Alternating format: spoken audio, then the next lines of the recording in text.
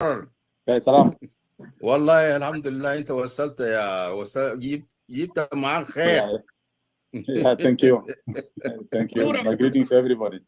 General Nawarta, good morning. قال نورت الدنيا. نورت. And you too. مصريين والله العظيم. Actually, we are live in Facebook, by the way. We are live in Facebook, and also people are listening from the clubhouse. I'm going to play the music until they start.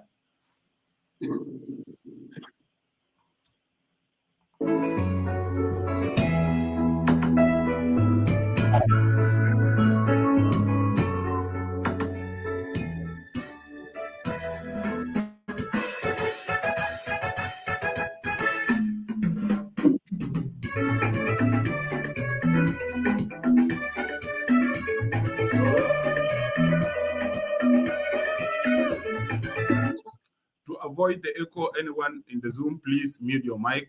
Mute your mic from your side. Mute your mic so we can avoid the echo. Thank you.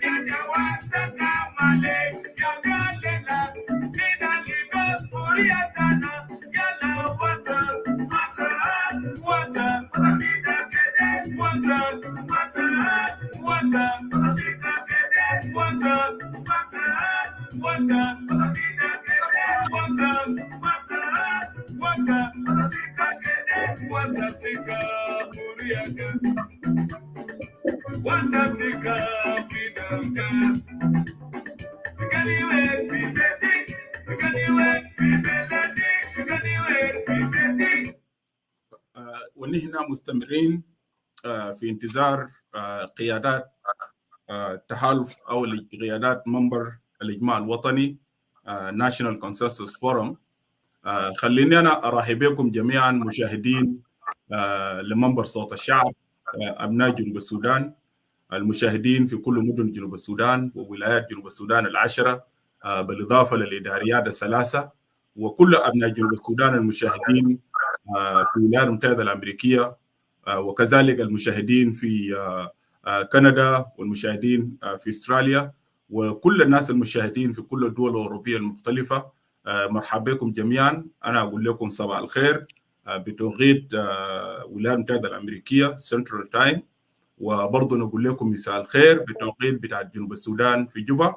مرحبا بكم. أنا عامل المقدمة بالعربي لكل الناس المشاهدين عشان انتوا تكونوا ملمين بهذا اليوم المهم لقيادات المعارضة في الخارج والتحالف. زي ما انتم شايفيننا والليلة بنعلن منبر الإجماع الوطني لكل القيادات بتاعت معارضة اللي هم بيسعوا لإيجاد تغيير في جنوب السودان. فمرحبا بكم الناس المشاهدين في فيسبوك، عملوا شير لللايف فيديو. الناس المشاهدين برضو في كلاب هاوس في يوتيوب share it with your friends. الناس المشاهدين المستمعين في كلاب هاوس انتوا برضو عملوا شير لللايف، وبعد شويه ان شاء الله نحن نستمر في المزيكا ونحول المايك لقيادات بتاع National Consensus Forum for them to start the program. خليكم معي ونستمر في المزيكا. Please share the video.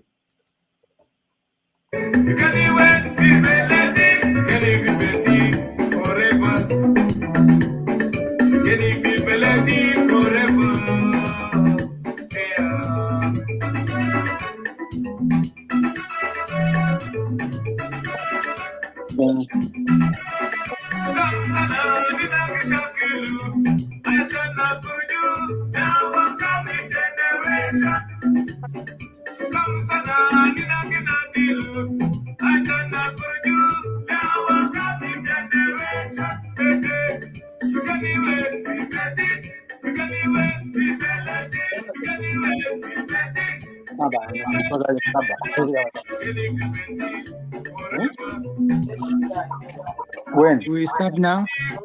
Yeah, Nas Bino Minag, is there anything in Agal? You can talk an house but to me it doesn't matter. Anybody speaking background, please mute your mic. Yeah. We are live in Facebook, in YouTube. People are listening in Clubhouse. Do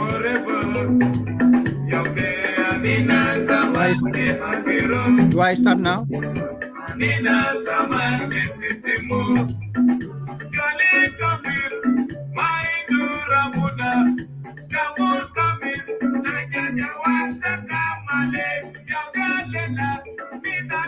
Do I start now? You're waiting for a go from Uncle David. So just hang on. You want to say something, MC? Yes. Do I start now or I should wait? Yeah, go ahead if you want to say something to the people of South Sudan. They're listening to you in through Facebook Live, YouTube Live, and also through live in Clubhouse. Yeah, I'm starting the program now. Greetings to you all, the esteemed leaders of NCF, journalists, and everyone who is tuned in wherever you may be. My name is Dr. Gambu Latio of SSNMC, and we are presenting this program together with my co-host, Chelsea Badan of NDM. This is a great time or a great moment we all have been waiting together for, and I invite you all as we start our program for today. Right now, as Chelsea sets us off by introducing the convener of this program. Chelsea, take over.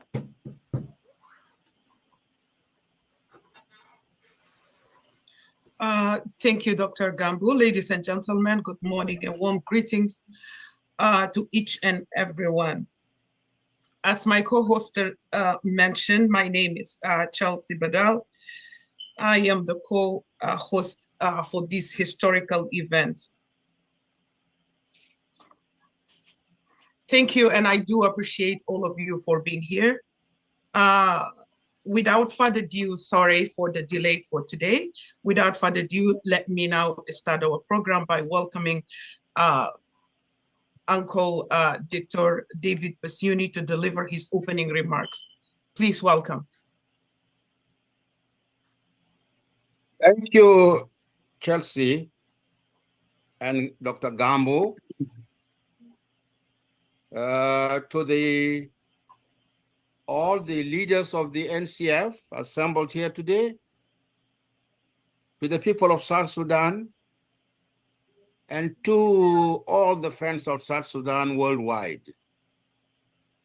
I welcome you warmly to this historic occasion. In every nation's history, there comes a time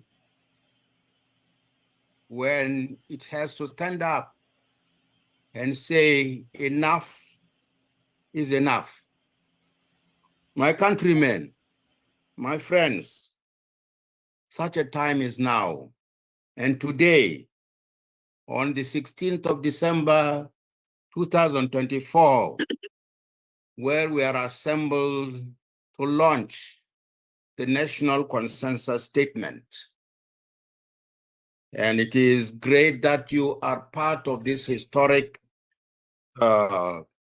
monumental historic moment in our history.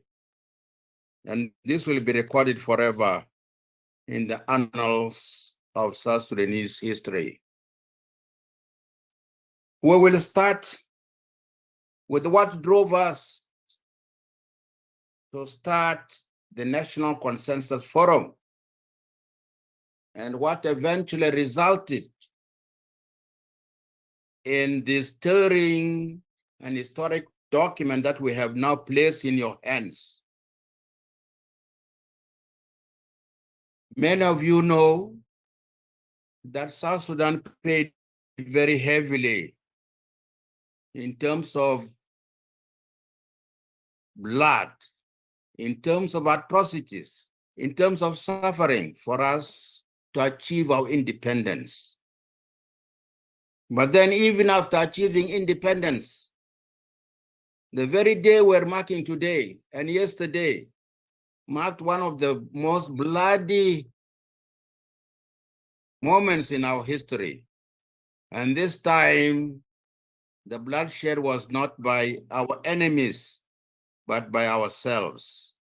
So let us at this time stand a moment of silence in memory of all the great heroes and heroines who paid the ultimate price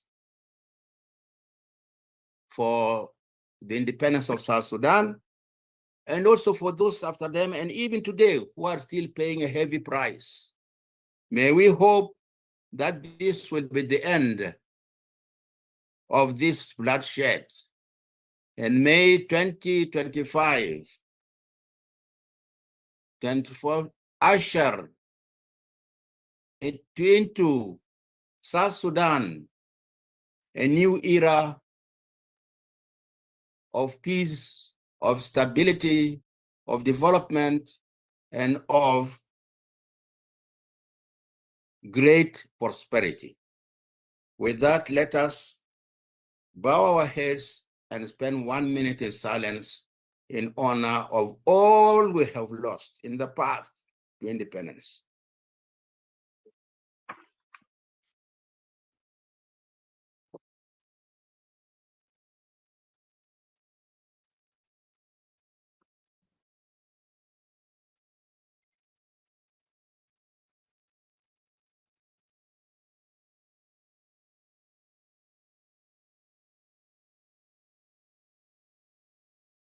Thank you very much. May their souls be rested in eternal peace. And for us to start the program, I ask our resident bishop, Mr. Wesley Kosa, to lead us in prayers. Thank you, Uncle David. Thank you all those who have got us selected for them to be here this hour. Let's bow our heads before our Lord. Father, we give you glory for this day. Let this day be remembered as we come together. We remember over 5 million people, 500,000 people lost their lives in South Sudan as a result of the making of their own leadership. We pray that those souls, let you rest them in peace. Let we uplift their families and their friends before you.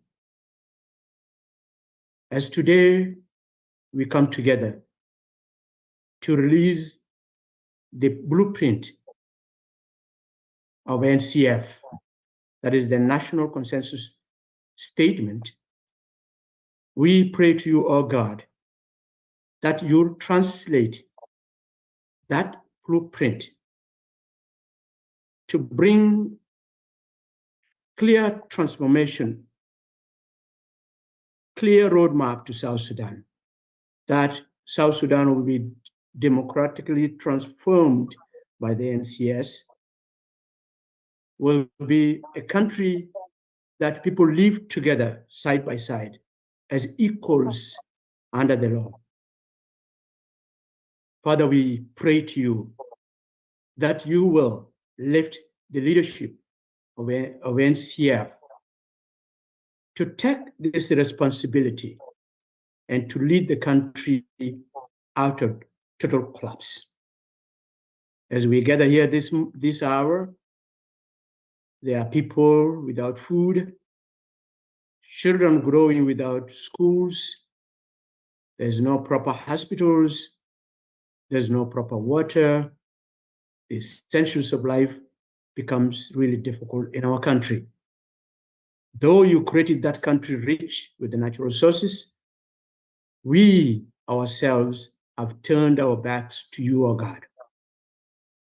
This hour, we pray that you will turn your face back to us because you are merciful, Father.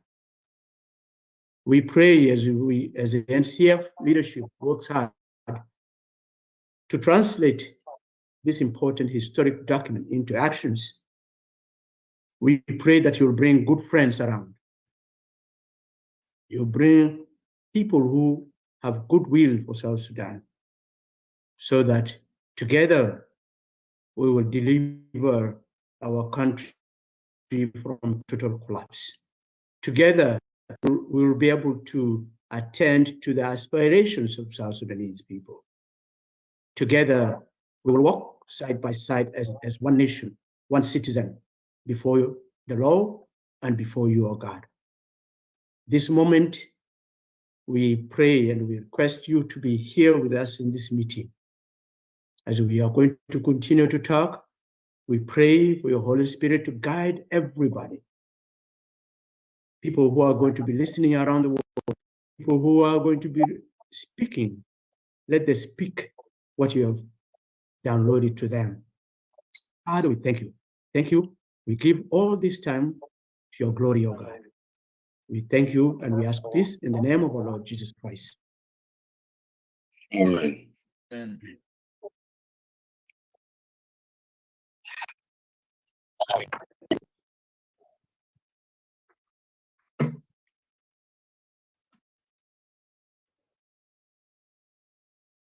Thank you so much, Brother Weasley, for this beautiful prayer. May God bless us and guide us today on this historical event. We appreciate and we bless each and every one. And I do appreciate our viewers for them to be present here and to focus and us since the beginning of this event, and they keeps supporting us, sending their messages and email on how to move forward as all of us as a position. Thank you so much. This is the day that the Lord has made, and I am rejoicing definitely in this unity and in this platform for the sake of South Sudan. Let me just go ahead and welcome again our elderly Uncle David Basuni for the moment of silence that he did. No, sorry, thank you so much. Now I'm calling on you to have to come for the introductions and remark. Take your time, Uncle David. You're welcome. Thank you, Ms. Badal, and thanks to our audience and the leaders and the people of South Sudan. Some of you may wonder what an old man is doing amongst young people like you. I was once also young, handsome like you, active, but God has allowed me to see and witness the independence of South Sudan. My beloved wife, Mary Basuni, was not fortunate enough to live to see our country come to independence. But nevertheless, we all are representing her. I'm here as a link between the past and you, the new generation, on whom we place all our hope for the future of our beloved country. Now let me give you an overview of how the National Consensus Statement came about. Came about as the handiwork of the National Consensus Forum. And you may rightly ask, but what is the National Consensus Forum? The National Consensus Forum is a South Sudanese multi-stakeholder forum which was funded to unite the people of South Sudan and to seek national consensus on core critical issues for laying a strong foundation for the current national crisis. It comprises of 21 organizations representing the political organizations, political, civil society, women, youth, the academia and professionals, faith-based organizations, and eminent South Sudanese. The National Consensus Forum stands for the unity of the people, the sovereignty and territorial integrity of South Sudan, and the promise of justice, equality, and prosperity for all its people, irrespective of ethnicity, religion, race, political affiliations, and or origin.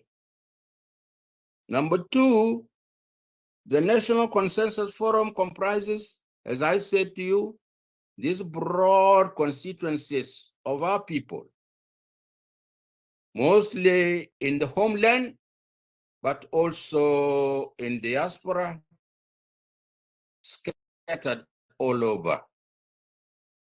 Third, the forum fully embraces democracy and democratic values of individual liberty, freedom, political, ethnic, and religious pluralism, and the rule of law and accountability, and the principle of checks and balances and separation of powers.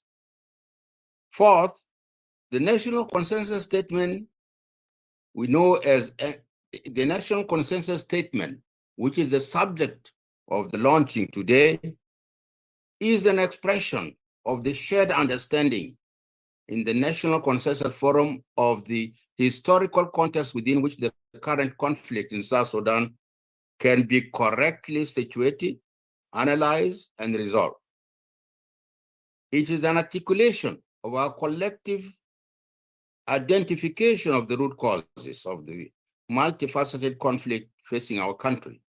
Number five, the statement is a manifestation of the path we believe South Sudan needs to take to escape the trap of political conflicts and persistent fragility. It is an affirmation of our shared vision for a South Sudan that holds the promise of justice, liberty, equality, and prosperity for all its people. Number seven, the National Consensus Statement is also an analysis of the strategic context that looks at the fundamental problems of South Sudan and their consequences, and proposes a new political dispensation for the country and concludes with a call for action. And the call for action is the holding of a South Sudanese all-inclusive roundtable, which we believe is the key to bring back peace into South Sudan, to bring back stability, to bring back development and services and prosperity. Let me turn to what the key element is. The key element of the NCS, which you are our colleague and respected statesman SG Pagan will dwell on later, is what we call the new dispensation for South Sudan. The new dispensation for South Sudan is designed to wean the country off from a current state of political chaos and human suffering, and to reduce sustainable and to realize sustainable peace and stability.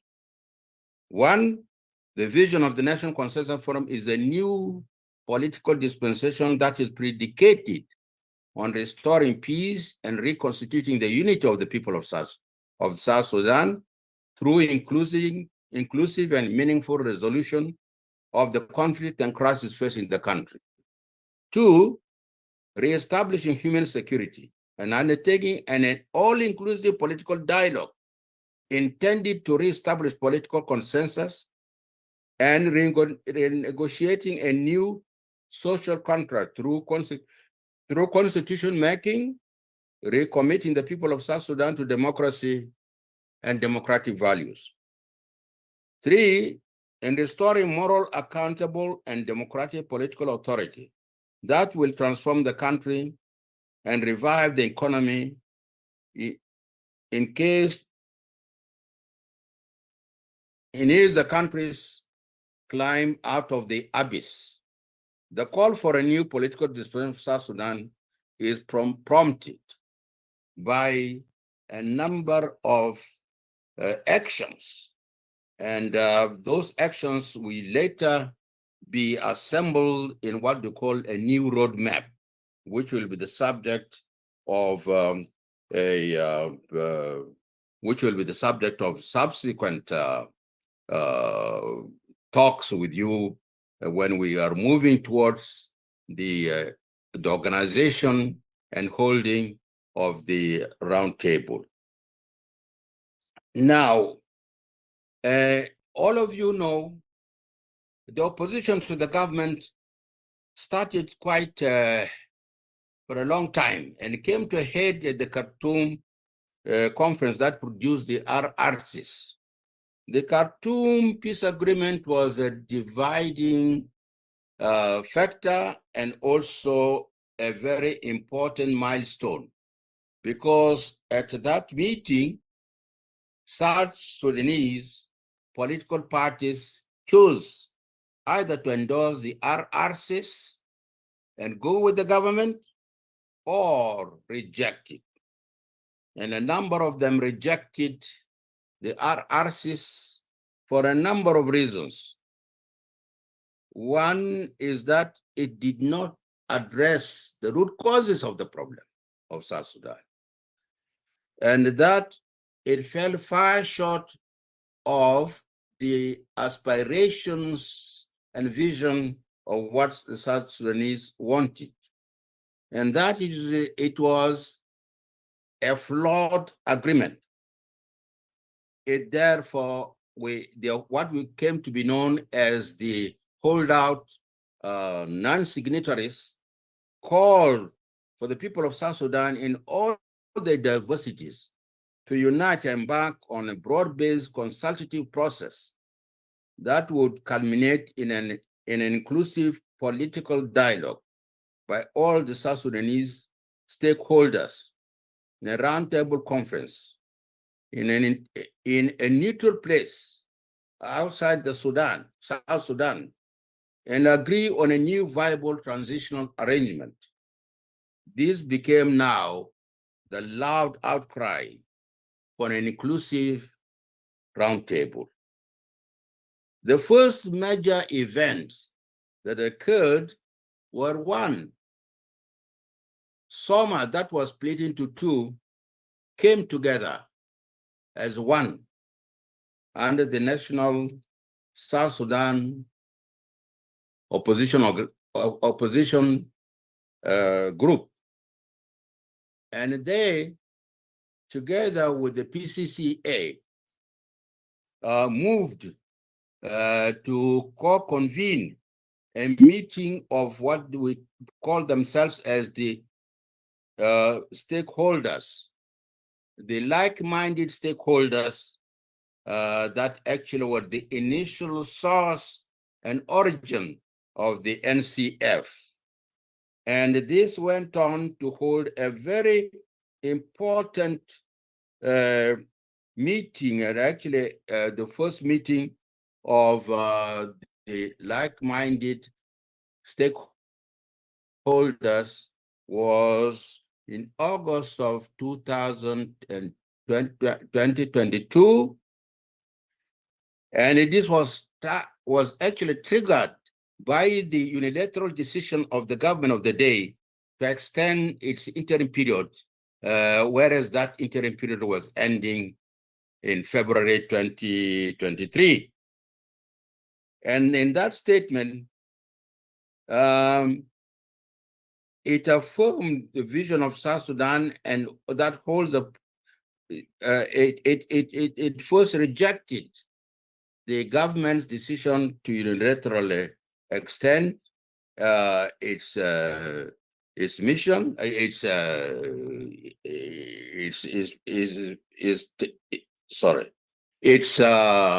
transition, and it then gave a very strong statement calling for a round table.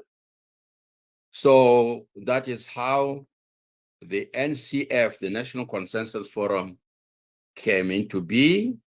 And then in August of that year, the like-minded stakeholders became the National Consensus Forum, which I introduced, of 21 organizations representing various constituencies.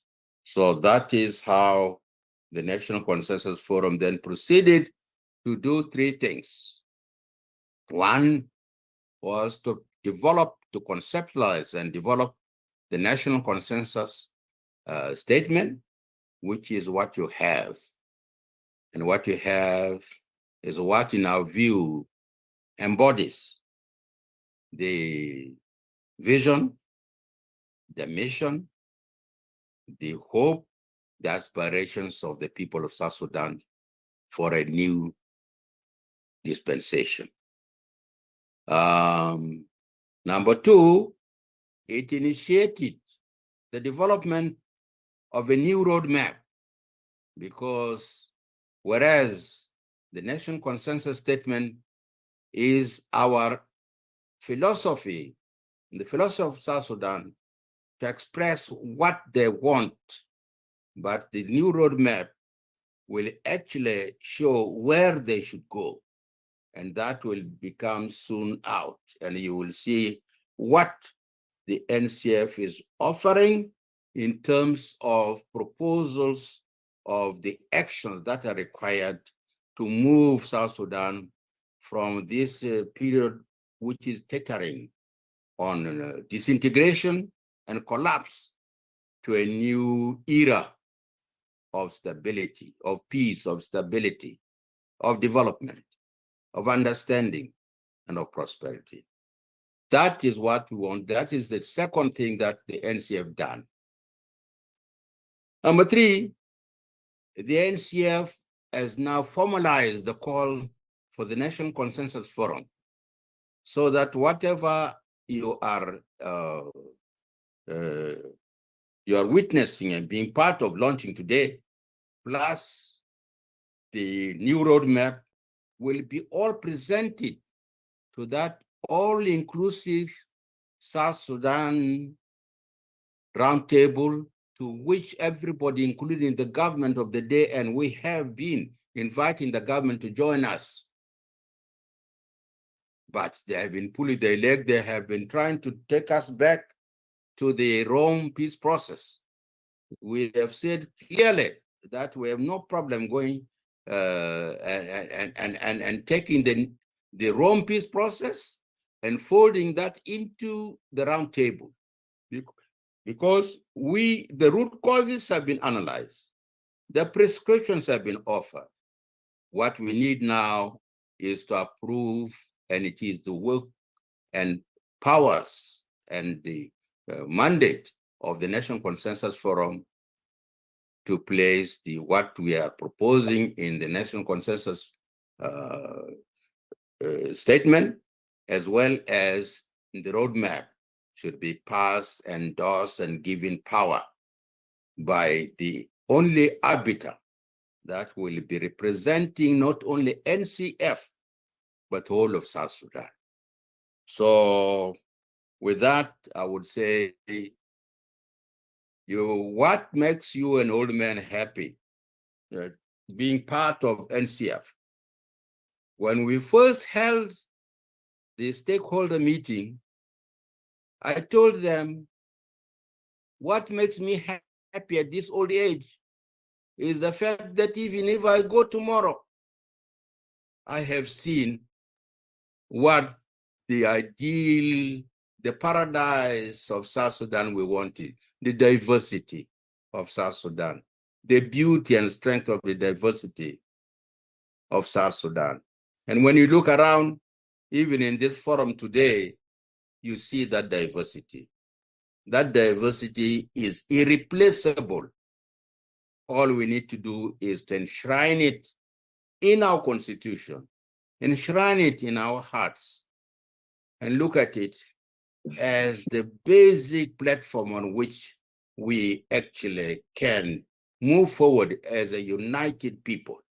And so, in our name, the consensus, it took us a long time for us to produce the National Consensus Statement.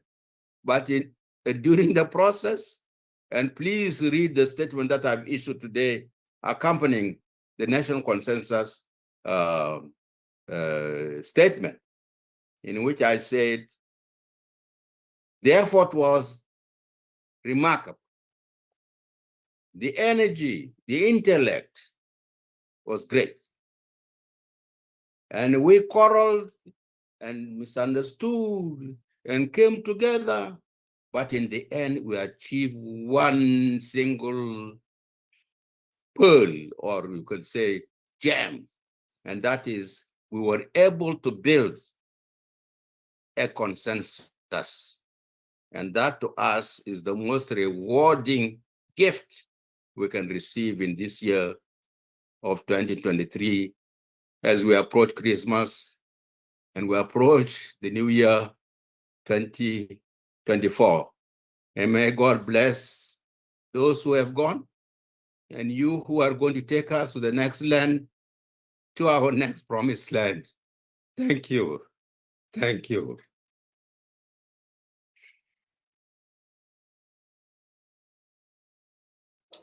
Well, thank you. Once again, welcome everybody. You've heard it all. I just want to not dilute it. Thank you, Uncle David, for your leadership and for guiding us and for the succinct summary that you've given us regarding the vision of NCF. And now we are sending out this blueprint as the NCS, which spells all of the things that you have pointed out. Now I want to take this opportunity to invite Honorable Pagan Amum, Chairman and the leader of NDM, to make a few remarks regarding the NCS statement. Welcome, Honorable Pagan. Thank you so much, Dr. Gambo. Let me just remind you, Honorable Pagan Amum of Real SPLM. You are welcome, Doctor. Thank you. Thank you very much. My sister, Chelsea Badal, my brother, Dr. Gambu Latio, and I thank you for managing this event wholeheartedly. And allow me to also thank our elder and leader, Dr. David Basuni, for choosing to be the link between the past and the future in the present moment. Today, we are launching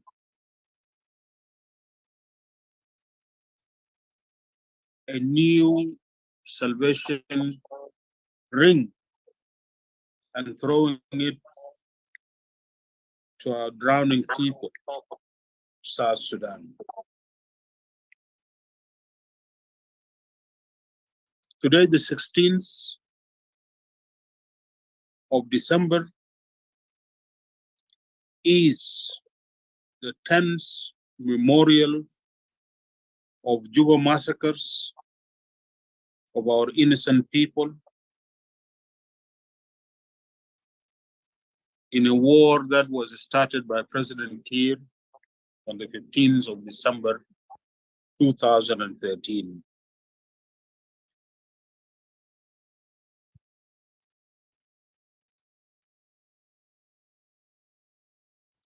"15th of December, 16th of December, and the days that followed were the most darkest moments in our history.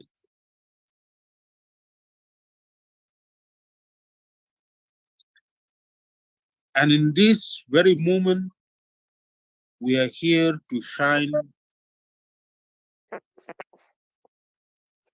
a light, to light a candle of hope. We call on South Sudanese to dialogue, to sit in a circle, in a round table,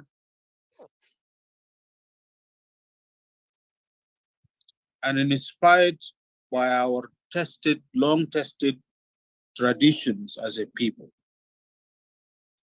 We are here to say enough is enough of conflicts, enough of killing each other, enough of fratricide.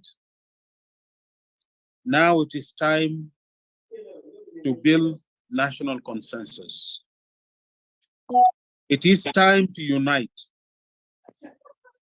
It is time to forge a new social contract in South Sudan. It is time to rekindle the common dream, to restore our dignity as a people. It is time to make all the people of South Sudan in their 64 tribes to come together. It is time to return the country to the path of state and nation building. Our current government has failed to deliver on the promises of liberation struggle. It has failed to build a peaceful South Sudan. All its transitions have failed to take the country into peace, good governance, and democracy. All the transition have failed. All the agreements have been dishonored, including the present transition, which has been extended for 2 years, Now, that transition is left with 11 months.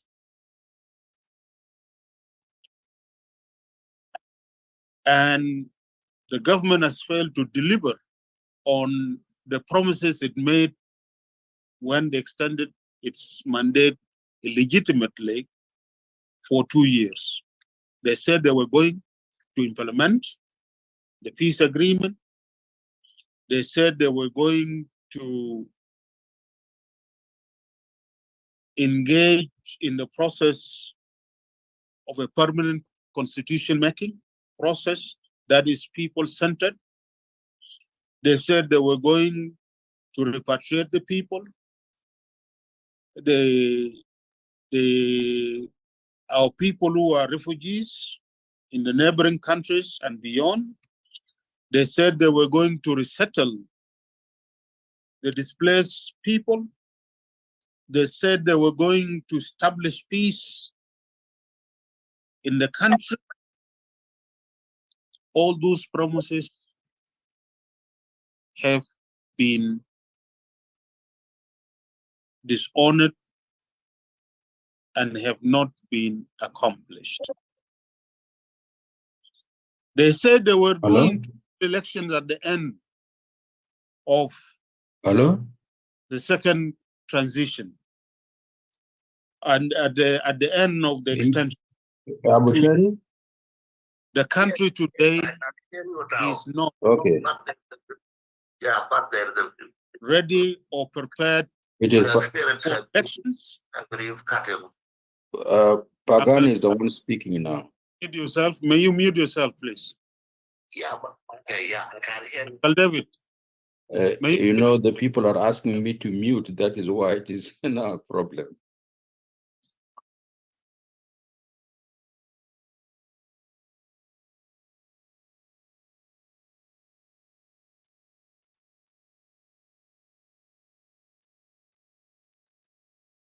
They said they were going to hold elections. And obviously it is clear that the country is not ready for elections. And if conducted, these elections would not be free nor fair.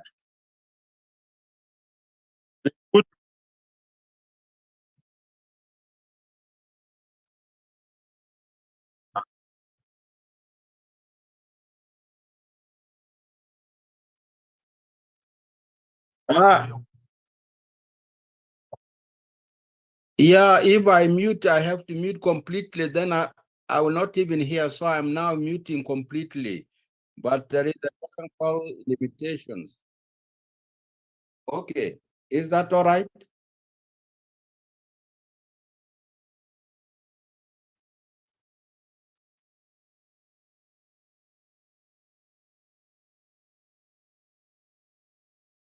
The country is not ready for elections, and if such elections are conducted, they would not be free nor fair, and they would be an attempt to steal the legitimate. Okay. Actually, the host is transferred to Ashek. But I put off I put off my whole mic. No, it's okay. We're still hearing you, but let's continue. Is that all right? Yeah, Uncle David, your mic is still hot. Yeah, that's the same thing with me. Just don't talk. You just don't talk. I mean, those elections would not be free and fair, and they would, if conducted, would be constituting an attempt to steal legitimacy from the people.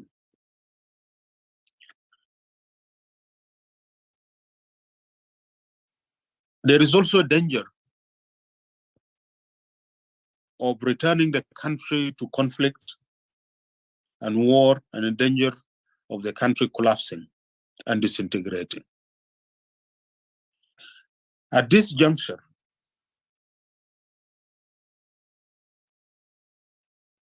the National Consensus Forum, as Uncle David introduced to you just a moment ago,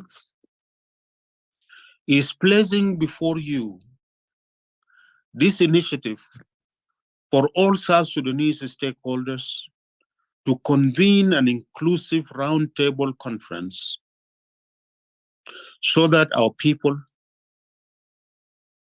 can have the opportunity to take the country beyond conflicts, beyond state failure and fragility.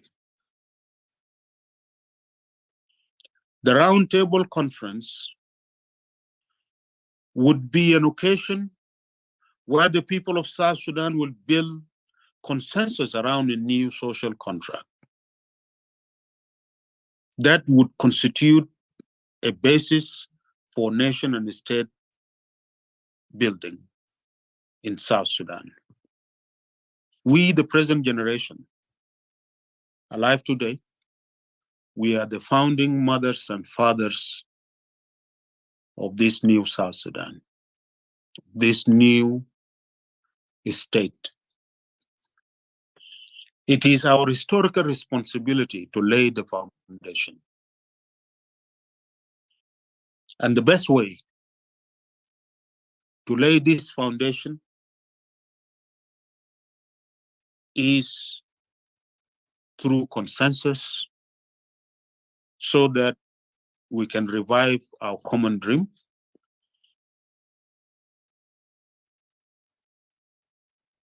The Roundtable Conference is expected to usher the country into a new political dispensation of a peaceful, just, inclusive, democratic, and prosperous South Sudan, where South Sudanese from their different tribes live together as equal citizens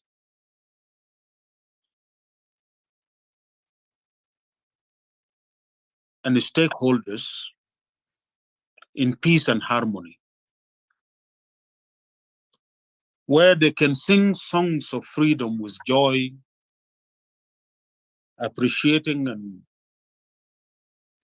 respecting their martyrs who have shed their blood for this country and provided the foundation, solid foundation of our unity.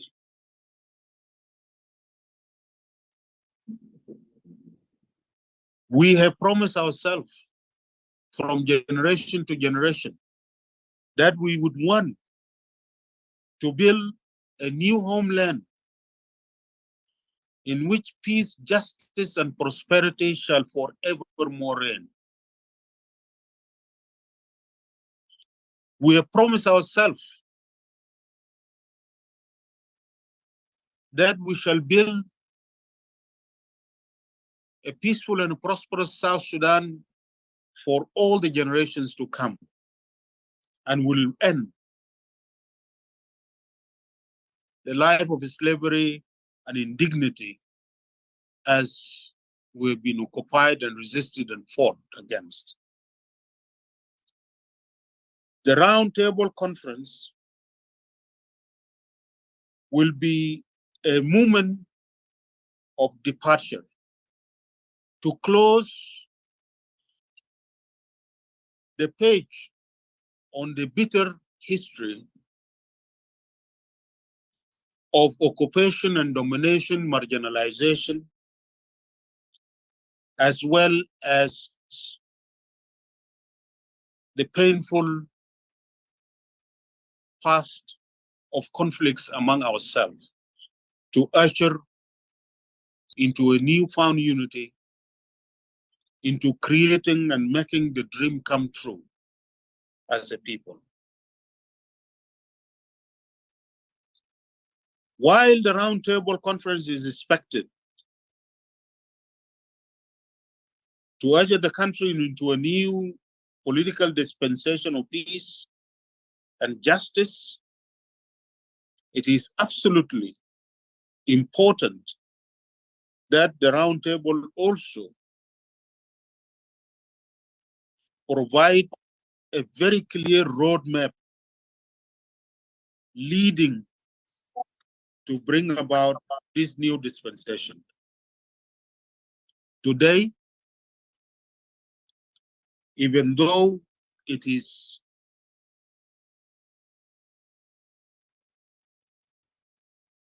a commemoration of one of the most darkest days in our history, the National Consensus Forum is here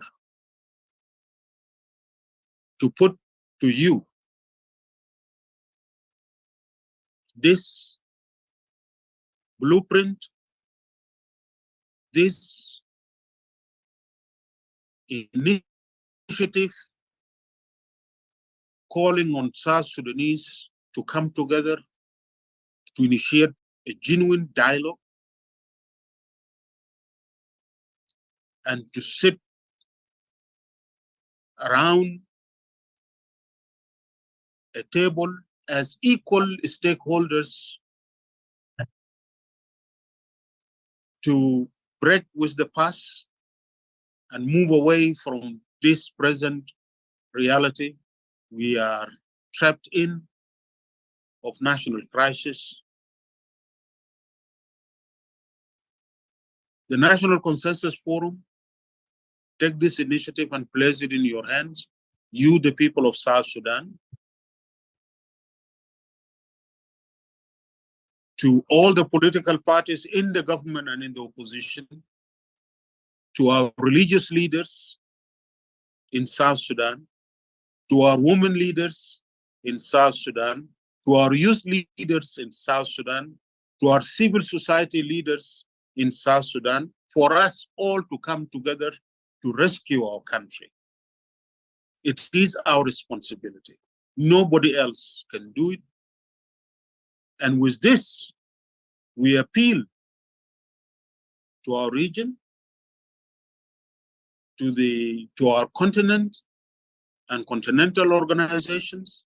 We appeal to the international community and all those who stand in solidarity with the people of South Sudan to join us to support this call so that we can hold a roundtable conference that will usher South Sudan into peace, justice, democracy, and prosperity. This is the statement we are placing to you and we are sharing with you, the national consensus statement articulating this proposal to rescue South Sudan, which my colleagues, the leaders of the National Consensus Forum, the 21 organization, will elaborate more and present to you the various aspects of this initiative, and we call and count on your support. The people of South Sudan, the region, the continent, and the people of the world at large, so that we can avoid the collapse of South Sudan and disintegration of South Sudan as a state into lawlessness and chaos, and provide an opportunity to build a peaceful, viable state that can serve its people and contribute to solving the problem of our region, the problems of Africa, and the problems of our humanity as a whole as we grapple with all these challenges. I thank you very much.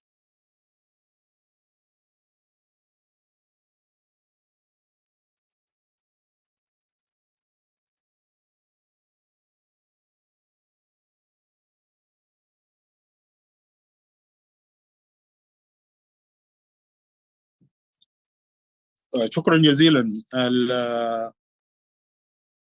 اليوم يوم 16 ديسمبر 2023 بياتي في الذكرى العاشرة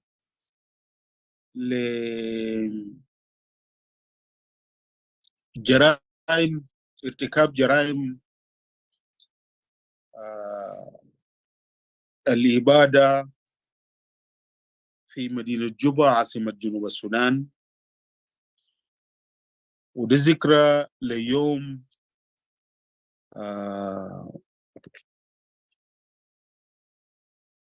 شيء ويوم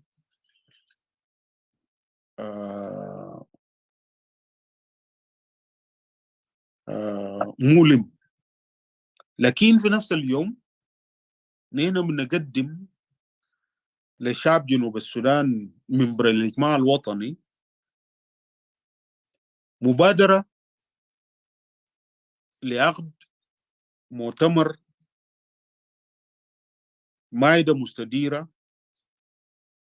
من كل أصحاب المصلحة في جنوب السودان، من الأحزاب السياسية في الحكومة وفي المعارضة وقيادات المجتمع المدني وقيادات الدينية وقيادات النسوية وقيادات الشباب، أن نلتئموا في مائدة مستديرة لبناء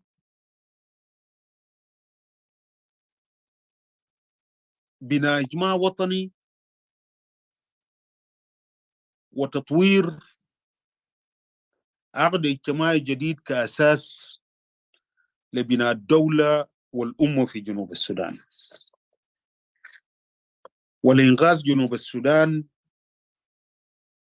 من مخاطر الانهيار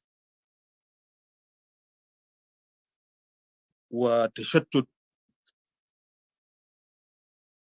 وسقوط جنوب السودان إلى فوضى. في هذا المنعطف التاريخي دعوة منبر الإجماع الوطني لعقد مائدة مستديرة جامعة يهدف لتطوير الإجماع الوطني والاتفاق على عقد اجتماعي جديد كأساس لبناء الدولة والأمة في جنوب السودان لتحقيق بناء دولة جنوب سودانية عادلة ديمقراطية جامعة وقادرة لإدارة التباينات المختلفة لكي ينعم شعب جنوب السودان بالسلام والوئام. نتوقع من المائدة المستديرة أن تخرج ببرنامج وطني لانتقال جنوب السودان إلى نظام سياسي جديد يقود إلى بناء دولة ينعم فيه شعبنا بالسلام والعدالة والديمقراطية، ويحقق فيه شعبنا الرفاهية والازدهار. وكذلك نتوقع من المائدة المستديرة تبني برنامج وخارطة طريق يقود للانتقال إلى دولة السلام والوئام ونظام حكم راشد في جنوب السودان. تقدم منبر الإجماع الوطني هذه المبادرة في هذا اليوم التي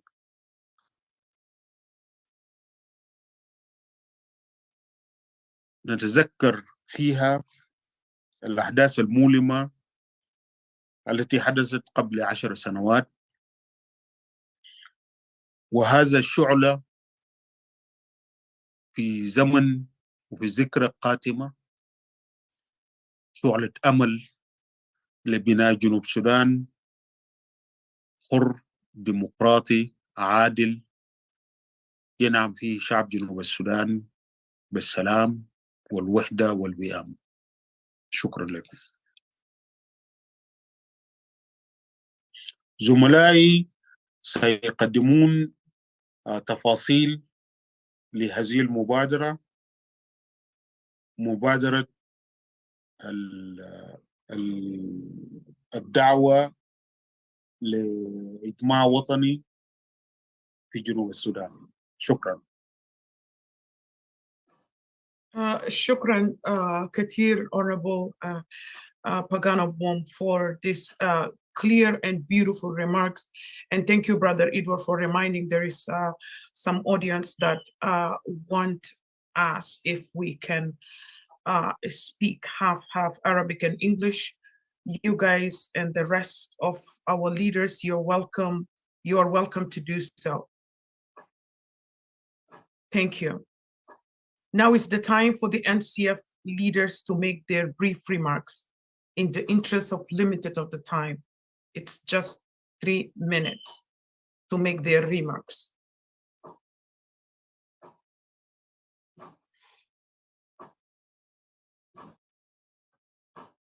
Dr. Latia, back at you. Thank you, Chelsea. Sister Chelsea has just mentioned the issue of time. Since we are introducing you, you don't need to reintroduce yourself so that you can focus on the remarks that you prepared yourself to offer us and our audience. And now I want to take this opportunity to welcome General Thomas Srilos Waka, Chairman and the Commander-in-Chief of NAS. General, you are welcome. Yeah, thank you very much, Brother Lotio. Let me first greet all of you, our leaders of the NCF, the National Consensus Forum, the moderators, the media houses present, and our people of South Sudan. As you stated before, this is a very remarkable moment for our struggle when we, sons and daughters, like-minded groups for people, decided to come together in order for us to unite and put together our efforts to rescue the country and the people. Previous speakers from Uncle David and Pagan and the rest, they talk about this initiative that we launched 1 year ago of the Roundtable Conference. We believe that unless we, the South Sudanese, we come together to discuss our problems and find a better solution, a sustainable solution, the country definitely will get disintegrated. Therefore, we, the leaders of the NCF, we came together and we presented this initiative of the Roundtable Conference, and we said, what are the issues going to be discussed in this conference? And of course, what brought us together is the issue of the war in the country, which is very destructive, as all of us know. So we said, unless we analyze the reasons of war, which we call them the root causes of the conflict, we'll not be able to get a sustainable solution to these problems. This is why we made thorough analysis with the political, economic, social situations in the country. And we found out that there are fundamental root causes of the conflict in the country. We have to talk about them openly so that everybody knows. It is a moment in history that South Sudanese should not hide anything. We should be open to ourselves, discuss our problems, and find that can really bring peace, unity, and good governance to our country. I'll talk very briefly on some of these root causes of the problem in the country that brought about this destructive war. One of these reasons is lack of vision and strategic direction by the SPLM ruling clique in the country. There is poor leadership that is now leading the country. They fail to achieve peace and unity in diversity and bring about stability and development to our people so that our people can prosper. You know, up to date, our people continue to suffer, not only because of war, but our people are deprived of food, medical service, education, and everything. Our people today are drinking water from rivers and wells like animals. So we lack vision in the country. The political elites that are leading the country are lacking vision and strategic direction to achieve what our people really want. And some of these issues are lack of consensual state or nation building projects that are based on patriotic national vision in pursuit of South Sudan national interest. You know that our country is captured by the elites in Juba. They tribalize the country and they made our people and the country to collapse. This is one of the fundamental root causes of the conflict, which are the lack of vision and strategic direction by the elites in Juba that, together with other causes of the war, that brought us and put our people in this misery. Second, the regime in Juba lacked political will. This political will is supposed to be there so that we gear the whole thing towards building an inclusive homeland that is free from the causes of self-destruction.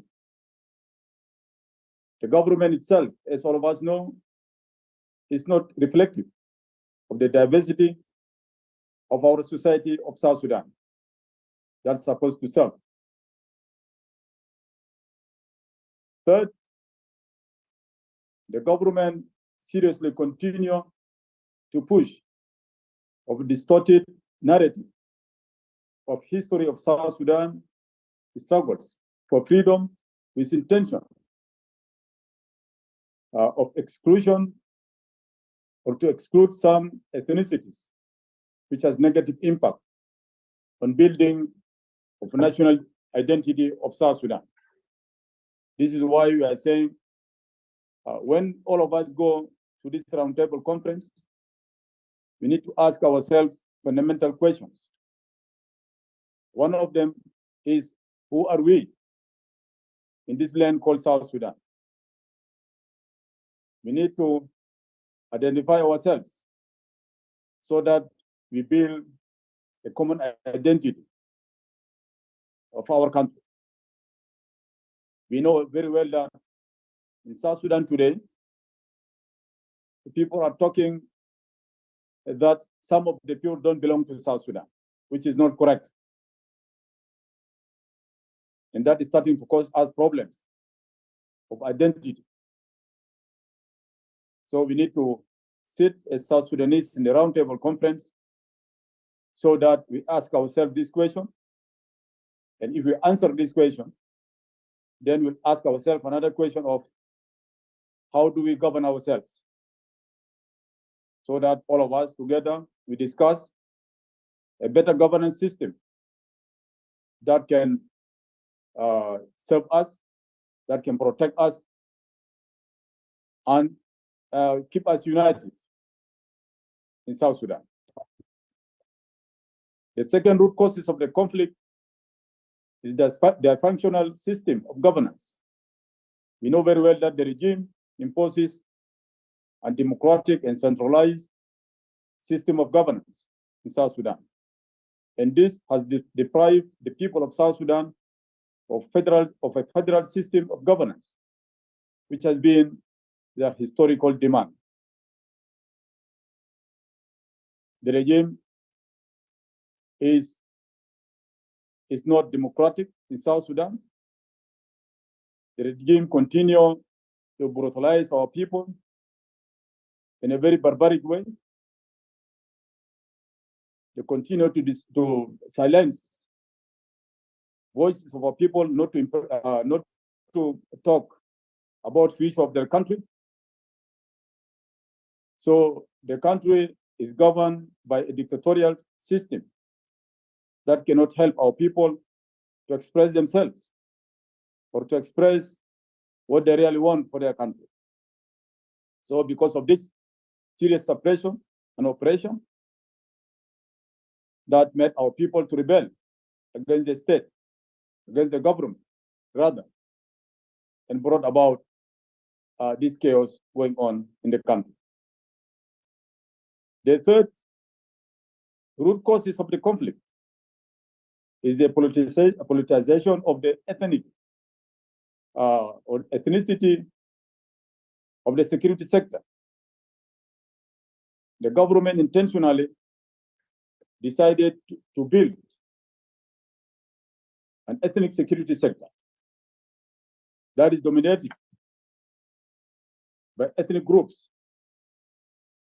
and used as a tool to suppress our people, used as a tool to keep the government in power, used as a tool to silence voices of our people, at the same time also used as a tool to loot the resources of the country. So this is a very serious root causes of the conflict. Dear people of South Sudan, and the regime until this moment continue to recruit ethnic groups, continue to tribalize the security sector. And the intention, of course, for them to continue sitting in power up to date. And unless we started to have a national security sector that is reflective of our diversity, of all our people, we'll never have peace in our country. Because this tribal security sector is being now used by this system for political, strategic reasons, as all of us know. Our people are suffering because of this tribal security sector. And the result of this, in fact, is the result of the war that happened in 2015. 15 September 2013, our people fought. And all of us know how our people started fighting each other on tribal basis. And the massacre that took place in Juba and other towns of South Sudan. It is this tribal security sector that was used by Salva Kiir and his group to kill our people, to destroy the country, to loot the resources.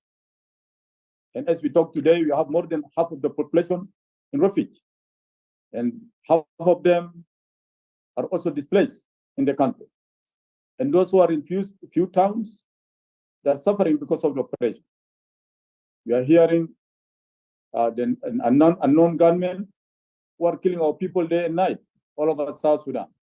And this is security apparatus of the regime that is killing our people. So this is a very serious, fundamental root causes of the conflict in South Sudan. That is the tribalized security sector. I will leave the rest of the reasons of the war to our colleagues to talk about them. But I will conclude by that at this moment, we are still remembering the horrible days of 15 December when the regime started the war and our people were killed in big numbers, and it was a massacre. So it was a tribal massacre to our people. This cannot be forgotten. I want to send a message to all the families in South Sudan that lost their loved ones at that difficult time. And the killing of our people did not stop. It is continuing up to this moment. We are with you. And we are doing everything possible in order for us to rescue you, the people of South Sudan, and the country from this dictatorial regime in Juba. We believe that unless we come together in a roundtable conference so that we discuss our problems and find a solution that can achieve peace, that keep us together as united people, and decide on a better governance system that can really render us services like in any other country, South Sudan will never be safe and the country will disintegrate. So with this few remarks, I thank you very much for listening. Thank you. Thank you so much, General Thomas Shirillo, the chairman of NAS movement. I have a lot of requests here from people inboxing and writing some messages that they want to hear you in Arabic Juba. Briefly, if you can come back and just give us a summary of it in Arabic Juba, that will be great. Thank you so much. Can you come back to the podium, please? شكرا لك أختنا كدال لكل جماهير الشعب بتاعنا في الجنوب في داخل البلد وفي دايسبورا. أنا بسلم عليكم سلام ثوري شديد. أنا بقول لكم أنه هنا مجموعة بتاع الإجماع الوطني من كل أبناء الجنوب المتمثلة في كل التنظيمات السياسية والمجتمع الدولي المجتمع المدني، مجموعات النساء والشباب ومجموعات الدينية. قررنا أنه هنا نجي مع بعض وننظم نفسنا عشان هنا نقدر ننقذ البلد من الانهيار. هنا قدمنا مشروع كبير جدا، مشروع وطني سميناه National Consensus Forum، اللي هو منبر بتاع الإجماع الوطني. ومنبر بتاع الإجماع الوطني بيمثلوا كل المجموعات ديل. وهنا بعد ده قدمنا مشروع لحل مشكلة البلد أو مشكلة جنوب السودان. هنا قلنا نحن لازم نجي مع بعض في راوند تيبل كونفرنس عشان نحن نقدر نقول مع بعض جنوبيين بكل مجموعات بتاعتنا السياسية والاجتماعية والمجموعات الأخرى عشان نحن نبحث بحلول شافعة، حلول مناسب لحل مشكلة الحرب. عشان كده هنا قعدنا نعمل تحليل منطقي لأسباب بتاعت الحرب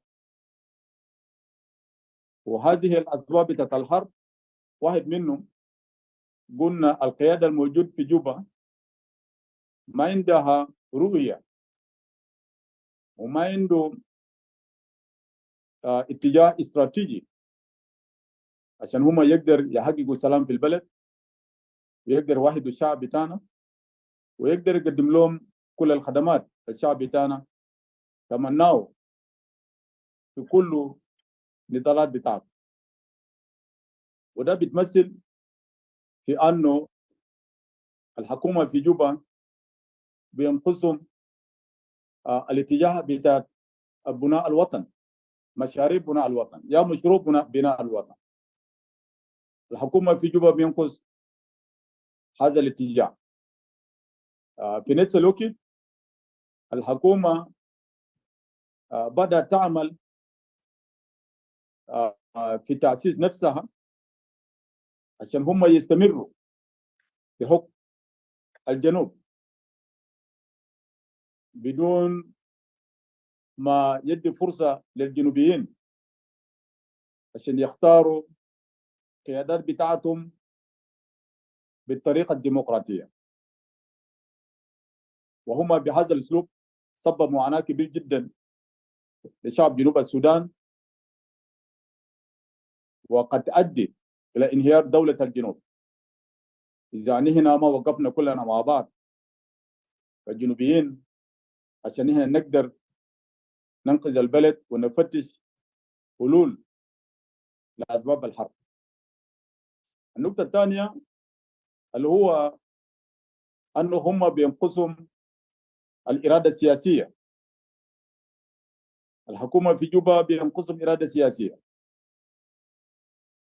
عشان هم بيقدروا يأسس البلد المفروض تعكس كل التنوع بتاعنا الثقافي والإثني والتنوعات الأخرى. الحكومة بدأت تركز نفسها في بناء إمبراطورية إثنية أو إمبراطورية قبلية للسيطرة على الجنوب. ده أيضا واحد من الأسباب اللي خلى الجنوبيين ينتفضوا ويتمردوا لهذا النوع من النظام. النظام في جوبا عملت يعني باجتهاد شديد جدا عشان هم يغيروا كتابة تاريخ الجنوب. وهم عاوزين يكتبوا تاريخ بتاع الجنوب أن الجنوب ده بدأ بهم هم وبالإدارات بتاعتهم. الحكومة في جوبا المسيطر على الإثنية هم باذلين مشهور كبير جدا عشان يكتب تاريخ مغلوط للدولة بتاعت الجنوب وللنضالات بتاع الشعب بتاعت الجنوب. زي ما نحن عارفين أنه النضال بتاع الجنوب ده ما بدأ حتى مع نياوان، ما بدأ حتى مع الاس بي ال. النضال بتاع الجنوب بدأت سنين كتير جدا لورا. لكن الحكومة في جوبا القبلية عاوزين يكتبوا تاريخ للجنوب أنه التاريخ بتاع الجنوب ده وخاصة تاريخ نضالات شعب بتاع الجنوب بدأ بهم هم فقط. وده تاريخ السبب بتاعته عشان هم يقدروا يشيل باقي الناس نضالات او هم يعني يخلي باقي النضالات بتاع باقي الشعوب في جنوب السودان غير مذكور في هذا التاريخ. وبالتالي هم بدوا نفسهم السلطه حتى هم متمتعين به ده بيس على اساس النضال اللي هم عملوه، باعتبار لانه هم النضال في الجنوب هم بيستحقوا يشيلوا الجنوب، يحكموا الجنوب، يسرقوا الجنوب ويعملوا كل شيء. وده سبب رئيسي جدا ادت الى الهروب الان في داخل البلد. وهنا بنقول لا، نضالات بتاع الشعب بتاع الجنوب شارك فوق كل قطاعات بتاع الشعب بتاعنا. والجنوب ده ملك لكل الجنوبيين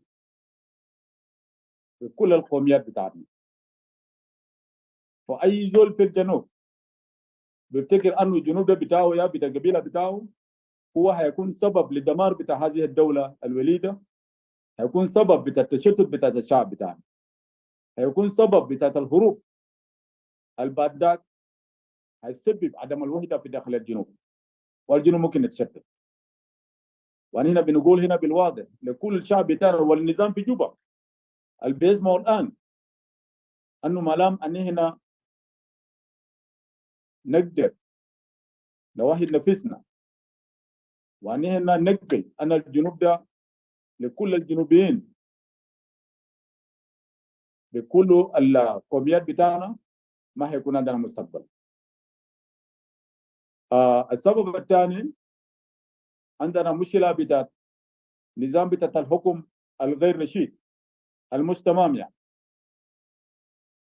زي ما عارفين حسا ان هنا عندنا نظام ديكتاتوري في جوبا، نظام ديكتاتوري اثني يا قبلي في جوبا.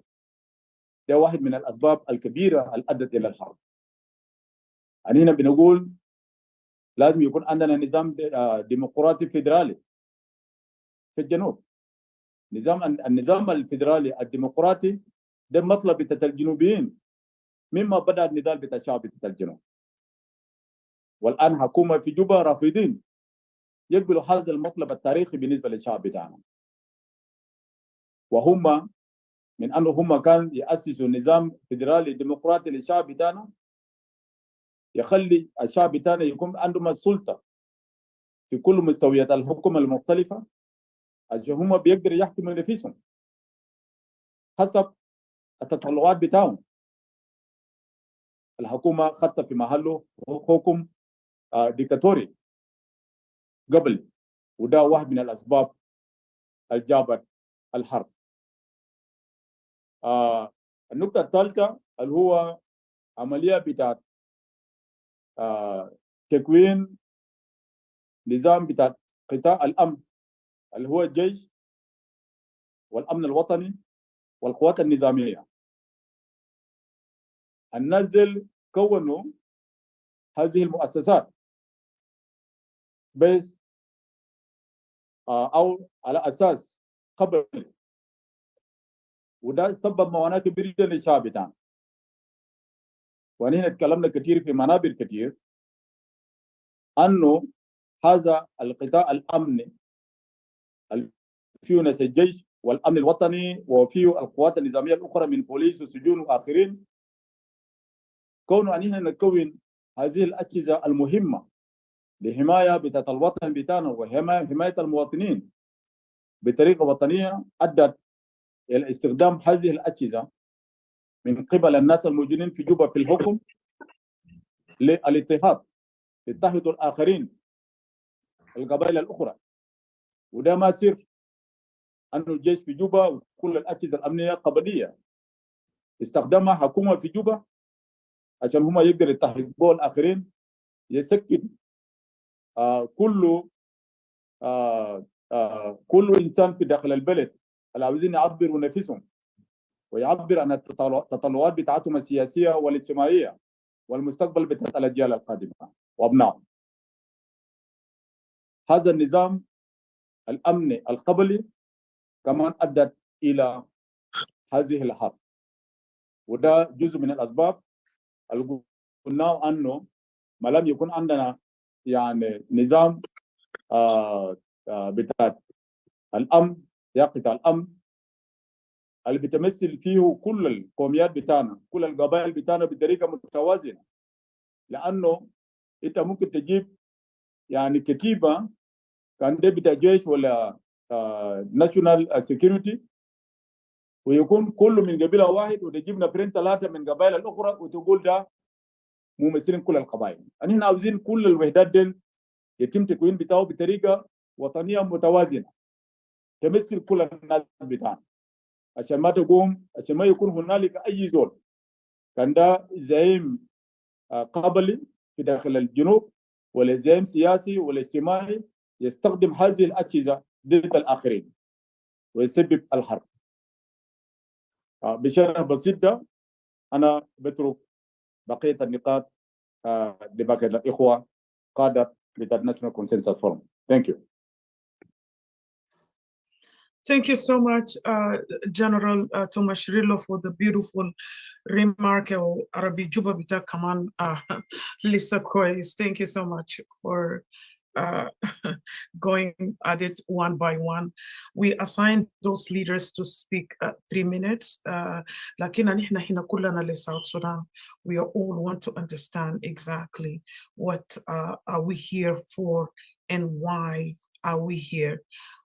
With that being said, again, I am going to call our uncle, Dr. David Basuni, to come back for 3 minutes or 5 minutes remark on behalf of Ambassador Emmanuel Ajawin. He is not here with us today, not because he is not present with us. He is not with us today. He is busy doing some other commitment, but he is going to join us in any second chance of us launching the National Consensus Forum. Dr. David Basuni, can you please welcome, make it in Arabic and English. If you can make it short, we will really appreciate that. And we understand today is very emotional to you, but yes, welcome. Thank you. Thank you very much, my daughter Chelsea. And I never miss telling this story in all interventions or talks that I actually attend and participate in. It's a very short story. On the 9th of July, 2011, in Juba, after raising the flag of independence, the leaders of South Sudan retired to a quiet place to contemplate and wonder over this great event that they never expected to see in their lives. One of them, Elder Isaiah Kolang Mabor, got up and said to his colleagues, all this time, we had been fighting for independence. One thing kept us united, the North. Now that the North has gone, what will keep us united? And nobody answered that question of Elder Isaiah. And nobody has answered that question. Therefore, the answer to the formula for our coexistence as united people has not yet been answered. And the national consensus statement that you saw today is our closest effort to answer that question. So أنا بحاول بالعربي لكن أنا خليت السودان لي سنين فما أعرف أنا هل بقدر ولا لا. المهم يوم 9 شهر 7 2011 في جوبا لما انتهى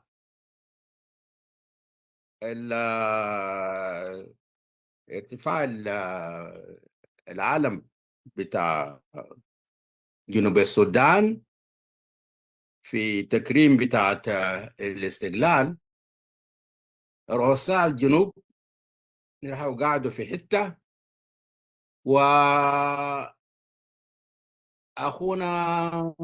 وأبونا عيزايا كولان مابور قام وجه لزملائه وقال لهم يا اخواني ويا اخواتي، انا طول الوقت اللي انا بنحارب لاستقلال جنوب السودان في حاجه وحيد اللي ارتبط وحده بتاعتنا، وهي الشمال. لكن اليوم الشمال مشى، والبديل شنو؟ في شنو بيقدر يربطنا كأسرة واحد، كبلد واحد؟ فما في حد رد على جواب بتاعه، وليه يوم الليلة ده ما في حد رد عليه. وأنا حولنا بين الناشونال كونسنسس ستيتمنت لأقرب حاجة عشان نحاول نرد على أبونا الكبير إزاي كلها. لكن ليه حاسة المفتاح والسبيل الوحيد الممكن يربطنا كأسرة، كبلد، كناس محايدين ومواجهين المشكلة بتاع الجنوب، نحن لسه ما وصلنا في مرحلة ده. فده أنا عايز أخلي الفكرة ده لكم، وأشكركم كلكم.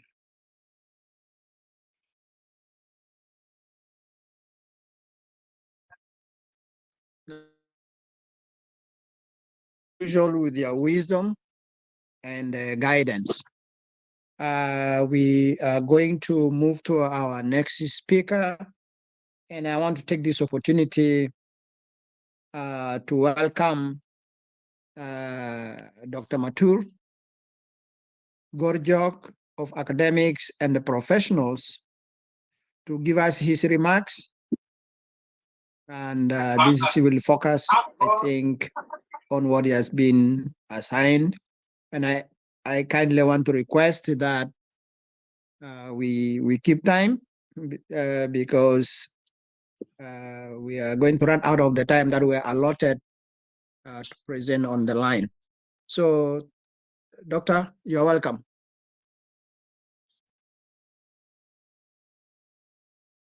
Yeah, thank you, brother, for the introduction.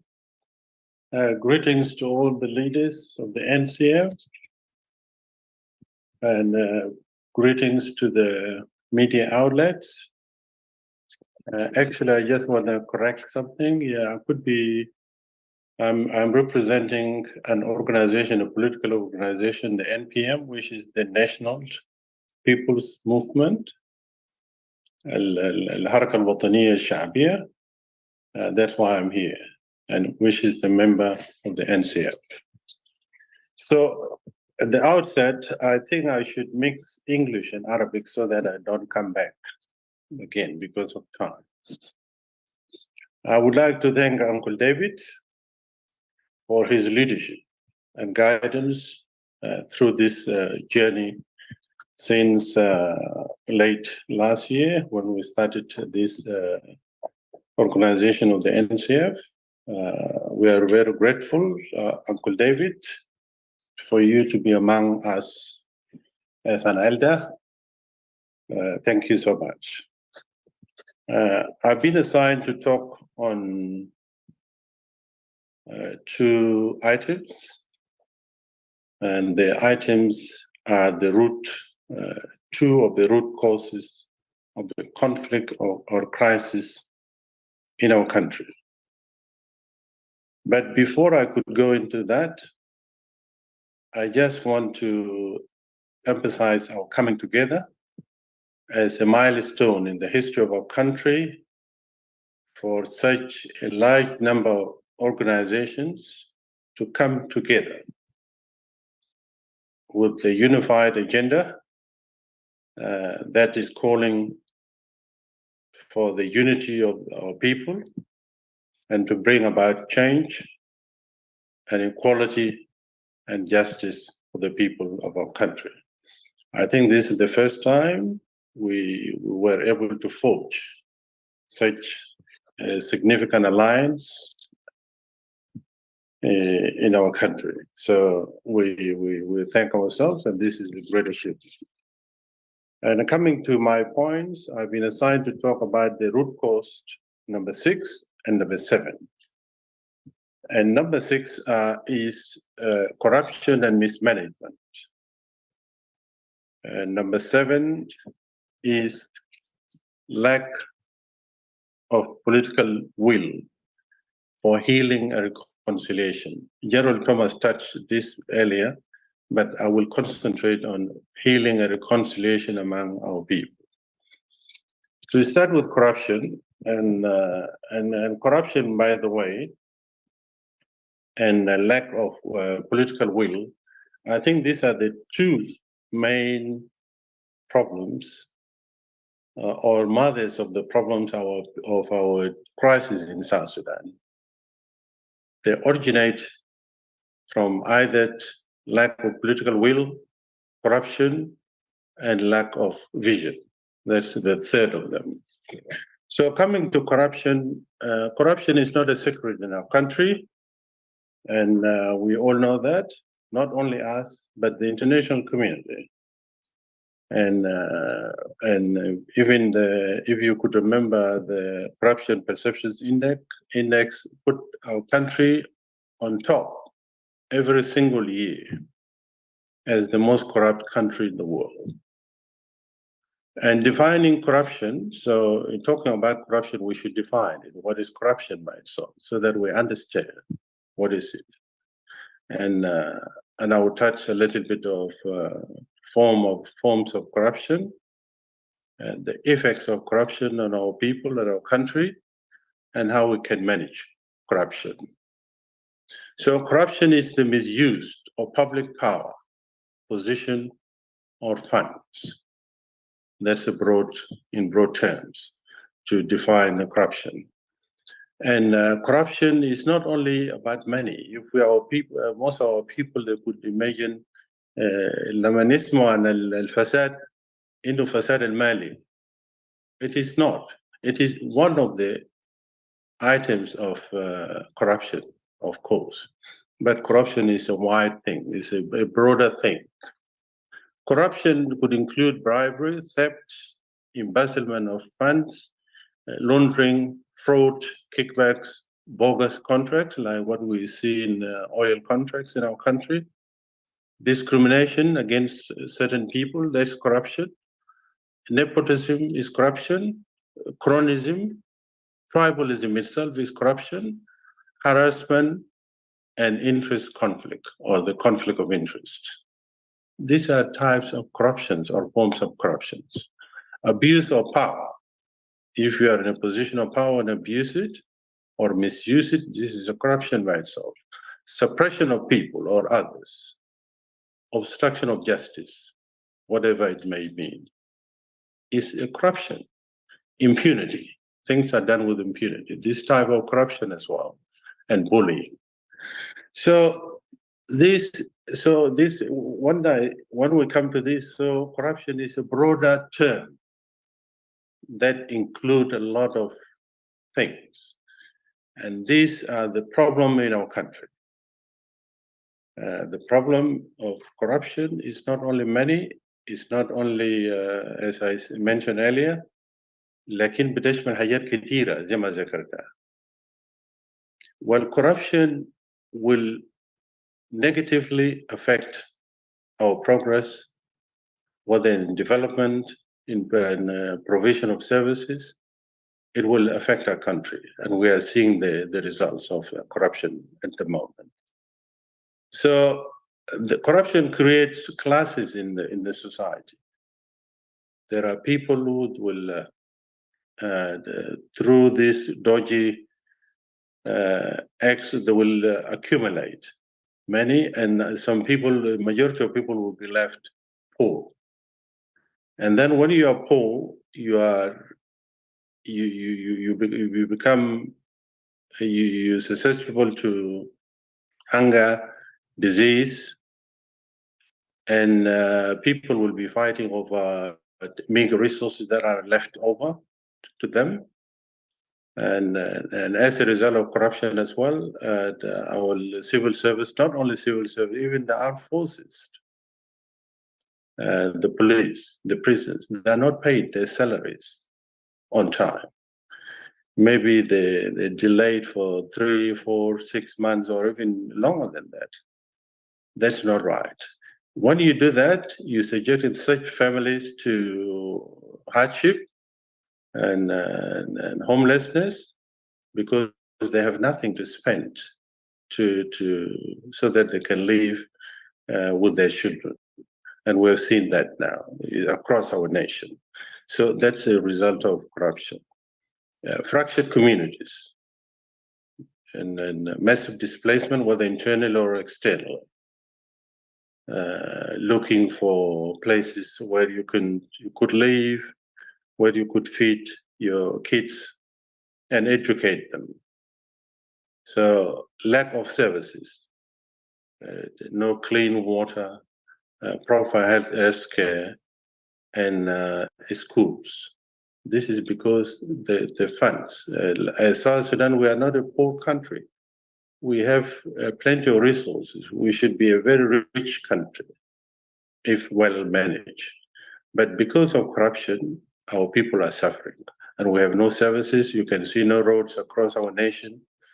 And you name it, is the suffering after suffering. So this is because of corruption. And the worst of all, the corruption is getting into our culture. And this is so bad. This is a warning sign to the next generations. So it's not a good thing. Now the corruption is being condoned by some quarters as part of our culture. If you become richer overnight, people will respect you, and instead of disdaining the situation, they will respect you and they will give you an endorsement or acceptance of this corruption to be part of the culture, which is not good. We should teach our kids and younger generations the proper ways of living, to earn your living through work, through hard work, through labor, through whatever, but not corruption. So these are the effects of corruption. They fall our country behind. That's why now we are falling back. We are very underdeveloped, and our people are suffering across the nation. And to fix the corruption, it needs determined leadership and visionary leadership to impose or enforce laws through anti-corruption commission.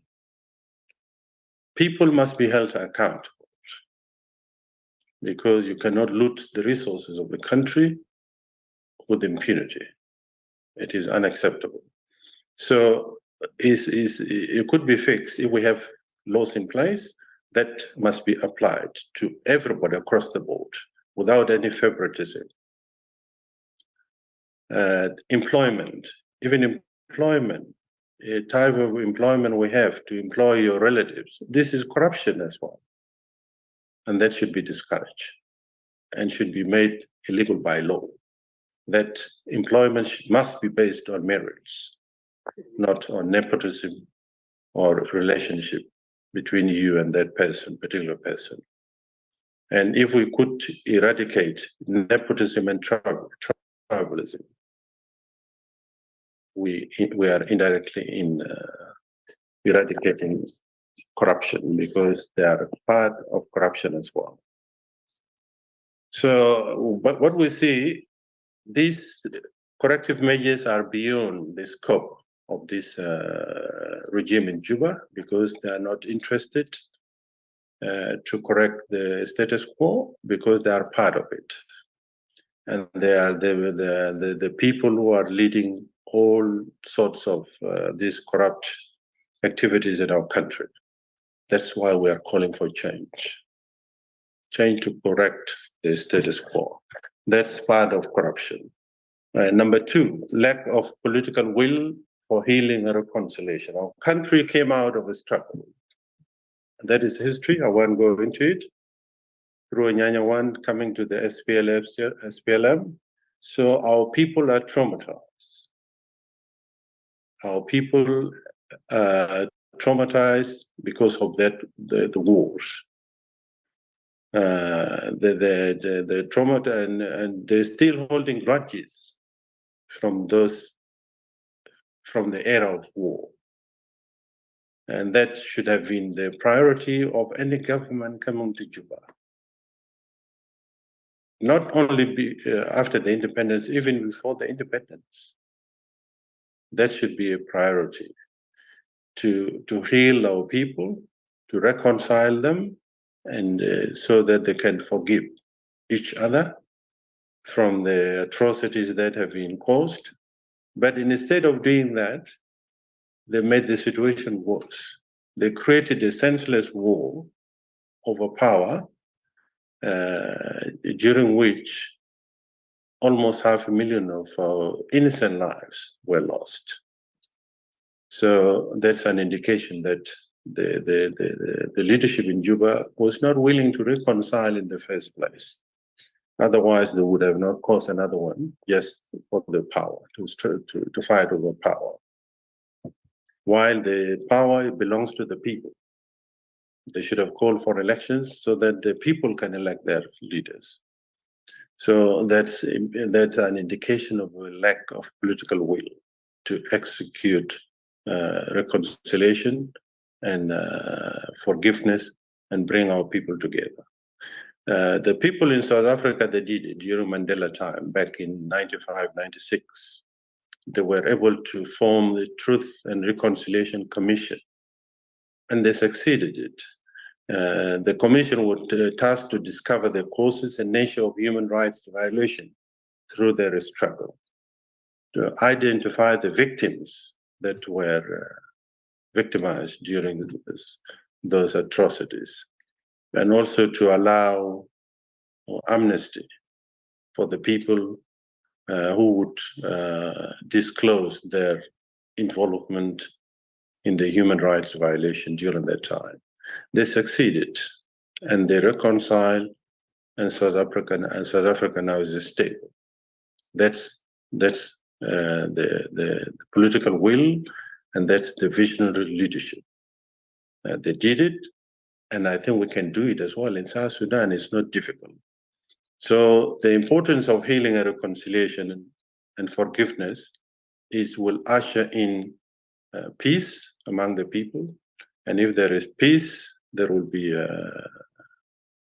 people will work for the unity. People will be united, because you cannot unite your people while they have grudges among themselves and you have not reconciled them.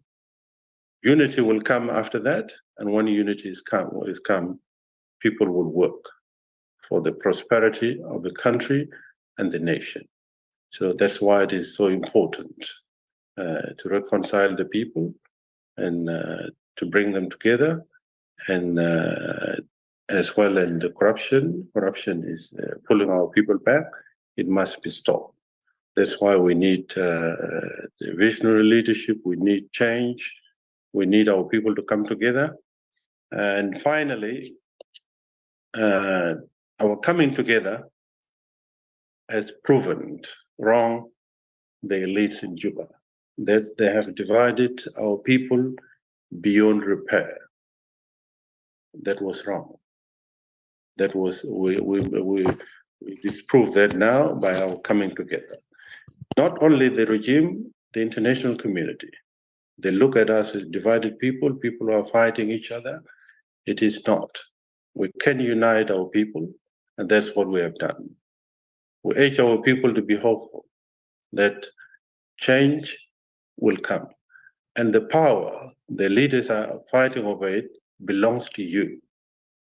You must be given the opportunity so that you can elect your leaders to lead you, to lay down the foundation of our country, so that the future generations will come to a peaceful place where our children would learn proper education, provision of health services, proper roads, and prosperity for all. That's what we stand for. And above all, we are united to maintain the unity and territorial integrity of our country. Thank you. Thank you so much for your well presented remarks.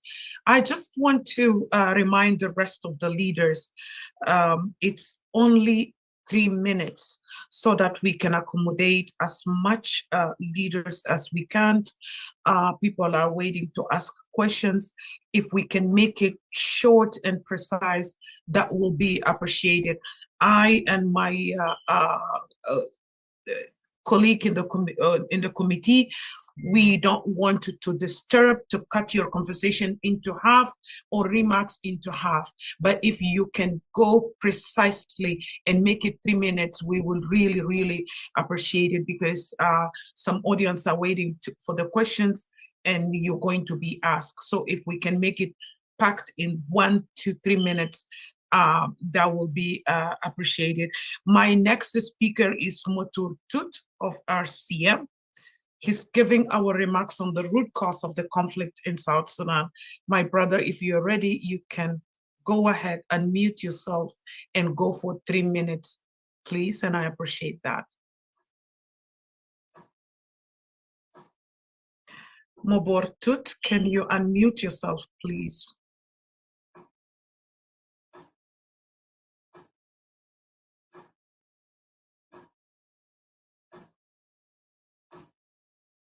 All right. If the RCM Mobortut is not here, we can skip that because of the time. Back to you, my co-host. You can go ahead, take the podium. Thank you.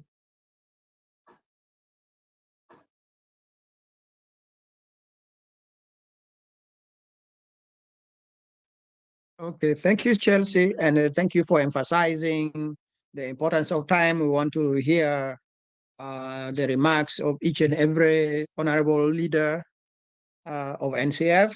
So let's be mindful of one another, and so that we can hear all the views, and elaborations can be during the Q&A or any other media outlet follow-up. I would want to welcome my sister, or our sister, Dr. Jane Kani Edwards, of academics and professionals. Sister, you are welcome. Okay, thank you, moderators. I would like to thank Dr. David Basuni for his leadership and patience with us. I also want to thank all the leaders, audience, and all the media houses who are covering this event live, so that our people across the world, including in South Sudan, will be able to listen to what we are saying. I'm given the task of the pathway in the document. So I just rename it How to Achieve Peace in South Sudan. يعني كيف أنا بلقوا سلام في جنوب السودان. There is no one but many ways to achieve genuine peace in South Sudan, which has been at war with itself since 2013. يعني ما في سكة واحدة أنا بلقوا سلام في جنوب السودان، لكن في سكات كثيرة أنا بلقوا سلام في جنوب السودان. And the NCF, or the National Consensus Forum, is one of these ways. The National Consensus Statement or document being introduced today to the public proposes a new direction. يعني بدي فرصة لطريقة جديد for peace in South Sudan. Like كيف أنا بدي go سلام في جنوب السودان. And this new direction for peace in South Sudan encompasses 3 key pillars. يعني عنده 3 نقاط مهمة شديد. ونقاط they already mentioned by our leader, Dr. David Basuni, and also by General Pagan Amum, and some of the speakers who spoke before me. And one of these is a new political dispensation, an important step for the achievement of genuine and sustainable peace and stability in South Sudan. النقطة الثانية is a new strategy or blueprint for implementing the principles of the new political dispensation for achieving sustainable peace and stability in South Sudan. والنقطة الأخيرة is an inclusive gathering, or what is called the Roundtable Conference, for all South Sudanese to address and resolve the continuing crisis in South Sudan. And each of these critical areas that I just mentioned proposes specific tasks or areas of concern to be addressed or implemented so that South Sudan will see peace and stability in South Sudan, and peace and stability. Or كنا أقدر يعني areas that the proposed areas, if we are able to implement them, جنوب السودان حيلقى سلام دائم في حياتهم، والناس في جنوب السودان برضو بلقوا حياة دائم في حياتهم. And most of these critical areas of concern will be discussed by the other leaders after I conclude my remarks, which I'm concluding now. Indeed, the achievement of these three crucial areas will be impossible if we don't come together. The achievement of these areas actually requires collaboration. It requires inclusiveness, and it requires commitment to collective efforts, not individual efforts, but collective efforts by all South Sudanese people, whether inside South Sudan or in the diaspora. So خلاص بتاعي إنه عشان نلقى سلام دائم في جنوب السودان لازم نكون committed للشغل الموحد. إحنا ما نشتغل برانا، أي زول داير يعمل شغله براه، أي زول داير يعمل شغل براه. لازم نشتغل سوا، وناس دول كله هيكون aiming at one objective اللي هو سلام دائم في جنوب السودان، ونازل وده نازل في الجنوب ولا نازل في أفريقيا ولا نازل في الدول البرة زي أمريكا ولا كندا.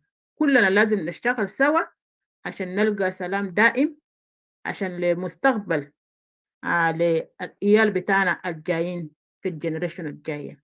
شكرا.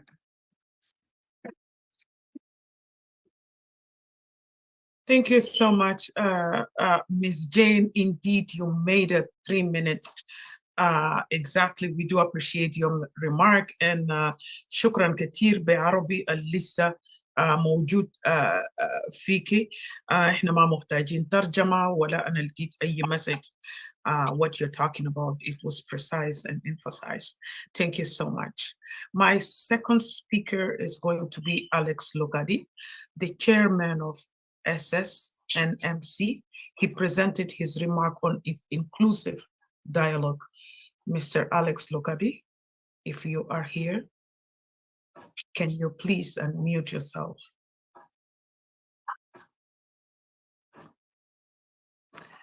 I'm calling upon Alex Lokadi Yata. Can you please unmute yourself? Thank you. Thank you so much. You're welcome to the podium. My name is Alex Yata Lokadi. I am representing the SSNMC. أنا اسمي أليكس ياتا لوكادي، ممثل للحركة القومية لتغيير لجنوب السودان. My pleasure to be among the NCF leaders to address this pivotal historical moment and attend moment of rejoicing and jubilation, launching of the NCF documents. Brothers and sisters, first of all, let me congratulate all of you who attended this important occasion. And let me recognize Dr. David Basuni, our elder, and the convener of this occasion. My recognition also goes to Pagan Amum, chairman of the NCF of launching committee. I should recognize also the media houses and our guests who attended this occasion. أنا بشكر شكر كثير وتحياتي لهؤلاء على حسب البروتوكول زملائي قادة في الحركات السياسية، وكذلك أنا بشكر أنكل دكتور ديفيد اس بسيوني اللي هو يعني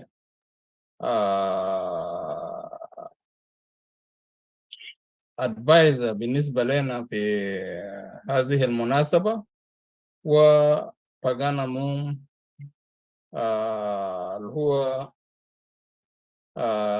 رئيس بتاعت اللجنة اللي هو نحن أسسناه لتوجيه هذه المناسبة.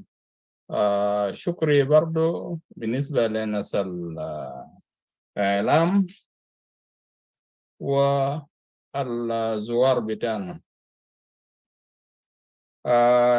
It has been a long time on this historical movement, almost 1 year. We are working on this difficult situation. نحن واجهنا صعوبات كتير شغالين في الدوكيومنتس اللي نحن شغالين فيه ده، ولكن في النهاية نحن قدرنا أن نتخطى الصعوبات ده كله. واليوم نحن أظن في الطور أنه نحن نديها هدية بالنسبة للشعب بتاعنا في جنوب السودان ولشعب جنوب السودان أجمع.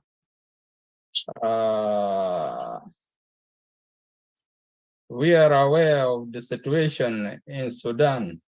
The country is in the verge of the collapse into anarchy, constitutional vacuum, manifested by failure of the regime to implement the national dialogue.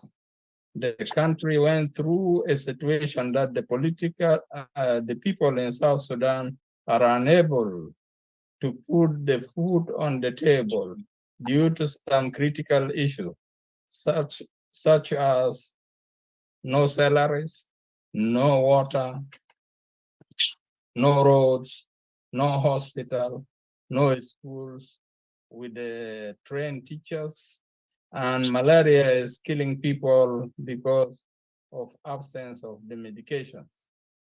نحن مرينا بطور صعب جدا في جنوب السودان، ونحن نعرف ذلك أنه يعني ما في خدمات، انعدام الخدمات خالص، ما في أكل، والإنسان مثلا في جنوب السودان ما قادر يخط الأكل في الترابيزة، نتيجة لأنه في ناس ما صرفوا لهم رواتب لفترة طويلة جدا، وكذلك صعوبة وجود المواصلات والطرق ذاته يعني والمستشفيات.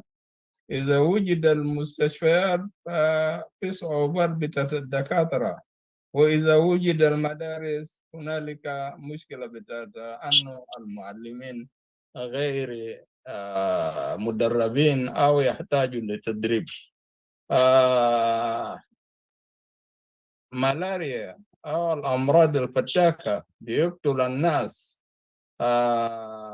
في تايفويد، انت بتسمع هسه لو انت ضربت في جوبا بتلقى الناس بيتكلموا انا عندي ملاريا وانا عندي تايفويد، وما في علاجات مثلا انه المواطنين ديل يلقوه. In this NCF statement, my colleagues are now discussing several issues. زملائي هنا بيناقش مواضيع كثيرة ونحن مختصرين في باب، وأنا بتكلم من باب الإجماع أنه كيف الناس كله يجمعوا مع بعض عشان ما نقدر ناخد رؤية سياسية. رؤية سياسية اللي هو بيجمع الفئات اللي هو ذكرها بعض زملائي من قبل. The country is moving fast towards collapse into disintegration. Basic services for the people are not available, which the people of South Sudan are yearning for. يعني نحن كلنا أنه لما شكلنا في مشكلة بتاعت الانفصال في جنوب السودان، نحن طلبنا خدمات على أساس أنه يكون في خدمات بالنسبة للمواطنين. هذه المطلب بقى ما موجود، يعني بقى في أو الرؤية دي تلاشى خالص أو انعدم. نحن الليلة أنه البلد في طور بتاعت أنه يتفكك. Therefore, it is an obligation in the NCF to seek for a roundtable conference. نحن طالبين هنا في المائدة دي على أساس أنه يكون عندنا في مائدة مستديرة وعشان يحل المشاكل اللي هو نحن نواجه. وفي المائدة المستديرة دي نحن طالبين الفئات الآتية اللي هو now the country is become ungovernable. يعني البلد بقى ما في نظام الحكم اللي هو بيحكم.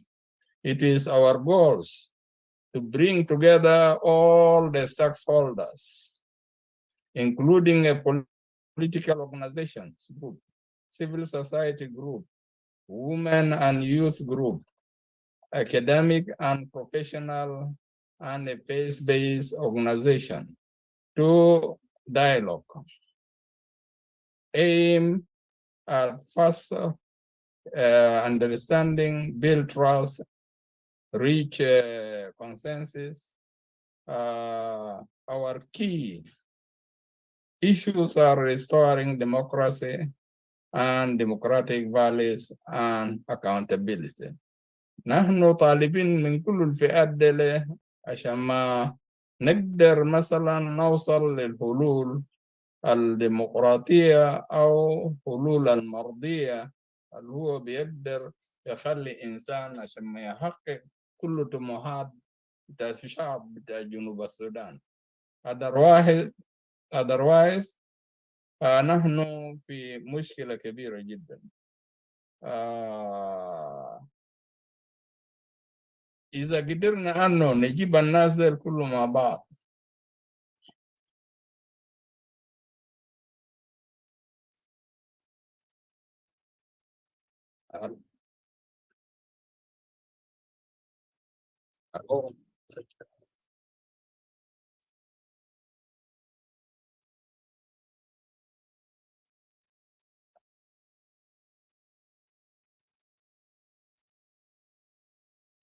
ألو Yes, Mr. Alex, your voice left a bit and now you're back. If you can make it to 1 to 2 minutes, your final remarks, please. If you can land your thoughts here, thanks. Yeah, by including everybody, we shall bring the voiceless people to express their demand that are unable to be requested and emerge with the united everlasting solution. نحن ما في الختام مطالبين أنه لو جبنا الناس دي الكل مع بعض في وعاء سوا نحن نقدر نطلع بكل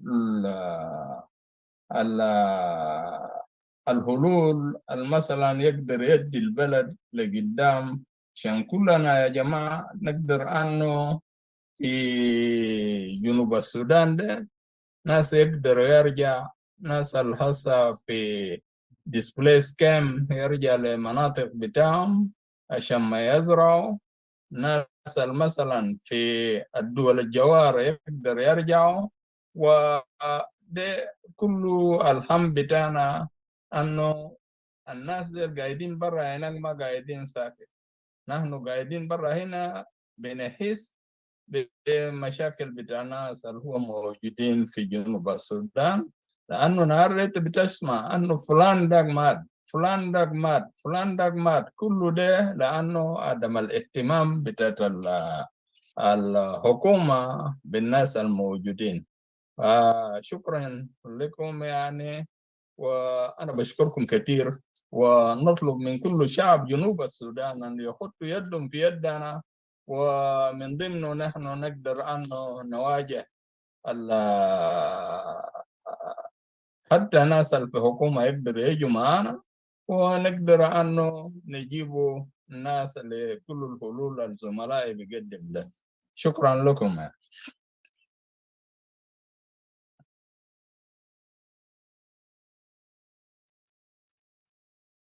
Hello. Hello. Yeah. Thank you, thank you, Alex Lucade, for your remarks. We are improving. I think people are really sticking to now the request we've made for us to keep time. If you are bilingual, it's good you interject in the two so that you don't have to come back and not get extra time that would be of somebody else. At this juncture, I just want to take this opportunity now to welcome Ms. Monique Nyamach of SSUF, who will present on restoring democracy and the reviving economy in South Sudan. You are welcome.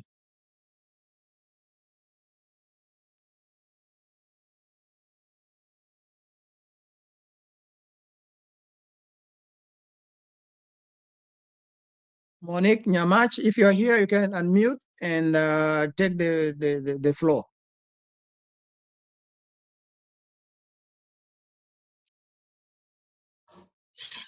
I haven't seen Monique Nyamach in my screen. I am not sure whether she is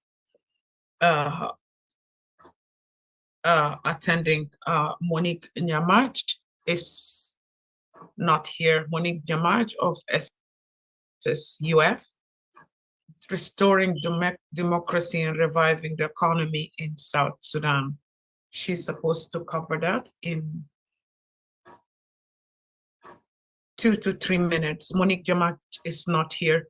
With that, I am going to move up my line to the next speaker, Dr. William Pei of SSPM. His remarks are on the Roundtable Conference. Thank you very much, Chelsea. Just a point of correction, not yet a doctor, but at some point. We all have to be generals and doctors. Yeah, I don't want to commit any policy as an academician. I think it's good to clarify those. Anyway, thank you. Uncle David, Honorable Pagan, and General Srilo. Good morning, and fellow countrymen, on behalf of General Stephen Y. Rolnyang, Chairman and Commander-in-Chief of the SSPMA, I am here to represent that organization and also as a member organization to the NCF. Our position has been very clear since day one when we met. We are both political and also a military organization. We strongly believe in settling our issues in dialogue because previous conflict have shown our first war that lasted for 17 years was settled on the table. The war also that started in 75 that lasts to present, to 2005, also was settled on the table. So dialogue is always very important. The same with our current conflict. We do believe that also we, as the people of South Sudan through the NCF, to bring about a roundtable discussion. And why is this vehicle important? There are two important areas that we want to make sure that this roundtable is to serve its purpose. And the purpose is to bring about all inclusive dialogue. I think representation is very important. We have 64 nationalities, and all those nationalities need to be on the table. So when we talk about proportional, it's not about me selecting my friends, but also the people of South Sudan who are the guardians and the custodian of this nation, not just the warriors, and also those who may participate. They participate in one way or the other. We have a shared destiny, and we do believe that all of us have a responsibility for the welfare of that nation. That is why we see the NCF roadmap calling for the roundtable conference being a prudent one, and it should be supported by the people of South Sudan. You know, whether large or small, we are all one nation, and we all have a responsibility to make sure that we have ability to see each other within our spheres. Also, this conference cannot simply be, we have learned that Juba has a very smart way of doing things. We do believe that this neutral, this conference need to be hosted and facilitated by a neutral body, not someone who is hanging out with Juba at night and at the same time calling themselves to be neutral body. I think the NCF called for a neutral and independent body. What do we mean by that? We need someone who is credible. We need somebody who is willing to also to challenge us, because there are reasonable and also unreasonable demands that do come from Juba. And as an organization, we do believe that the current system is not working. And it has to be challenged, either on the table or using other means possible. So, for the sake of time, I do want to encourage the people of South Sudan that this is an opportunity for you to add your voice, because by the end of the day, it's our own responsibility, all of us, wherever you are, whether you are in opposition or you are a supporter of the government. At some point, we need to come to our senses that we have to sit down and dialogue, because senseless conflict, as we have seen, as we commemorate the 10th anniversary of the Juba massacre, and that simple conflict now costs all of us. There is no home in South Sudan that can say I'm at peace. So it is no longer a honorable pain, it is our pain. So we have to figure out a way, and NCF has provided us this opportunity and calling for this inclusive, neutral, facilitated by a neutral and independent body. There are so many countries that we will be able to host, and I do believe that Juba has any credibility, because Juba has dishonored many dialogue, many peace, including their own national dialogue. So we have to be very, very precise and honest with each other here when we talk, because there are innocent South Sudanese that are at the stakes, their future, their livelihood, and our credibility as people who claim to want to be independent. Therefore, I want to encourage all of you out there as you listen to join the NCF in its call for this roundtable discussion. Again, I wanted to thank Uncle David for his tireless effort, and to all of us here who have gathered here, and the media and all of you, thank you again.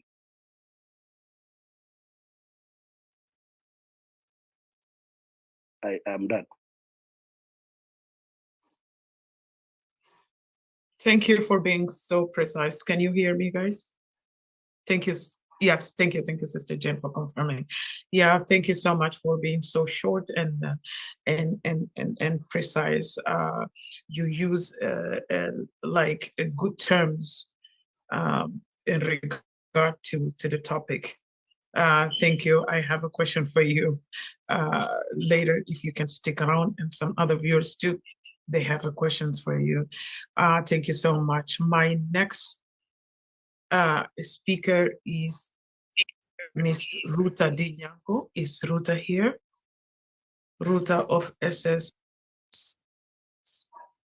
NMC, to give her remark on the comprehensive agenda of Roundtable Conference.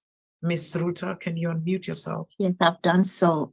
Greetings, everyone. I would like to thank Uncle David, the leaders of NCF, and I would like to thank specifically the team that worked so hard tirelessly to put this paper together. It's not an easy task. For one to work on a comprehensive document concerning a complex situation like South Sudan, it's not an easy task. I applaud you and I thank you for what you have put together. I was asked to talk about, to make remarks on the comprehensive agenda. The speakers before me mentioned the different issues that are of concern to South Sudan. And I want to ask to underline two words, which is inclusivity and neutrality. The team worked hard to be as neutral as they can and be inclusive as they can. But this document being inclusive gives us room to find ourselves in the document. For those who are saying, what is this NCS all about? What is the roundtable all about? All you have to do is read it and you will find yourself in it, because it will address issues of concern to yourself. For instance, for women, and I'm talking about women in a broader term, those who are educated in South Sudan are the minority, with the smaller group, including educators like my sister, Dr. Kani. Dr. Kani, I see you. These are the women who step forward to bring the concerns of women and put it on the table. They are the women who address issues of discrimination against women, the atrocities, the crimes, the violences that were committed against women because of the state of lawlessness in our communities in South Sudan. But also, these are the group of women that are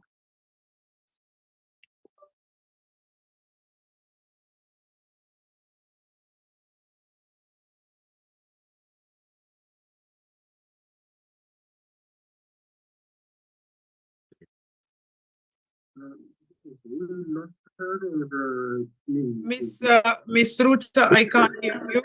Are you adjusting yourself to the mic or you left the podium?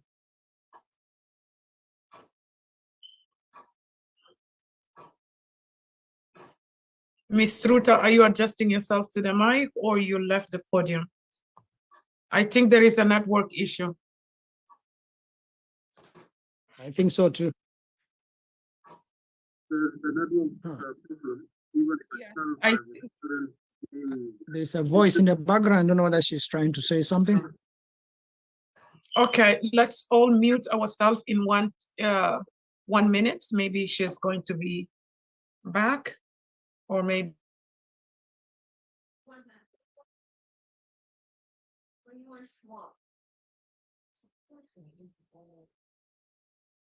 Okay, I do believe we lost Ruta.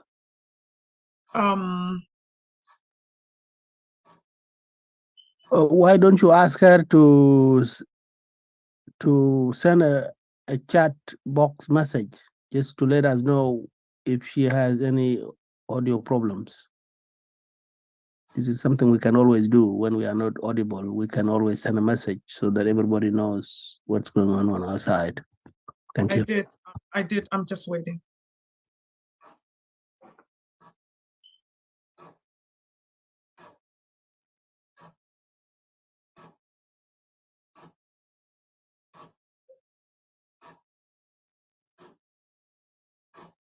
I think she dropped. She's not here anymore. Yes, I was looking at all the guests and I did not see Ruta. Oh.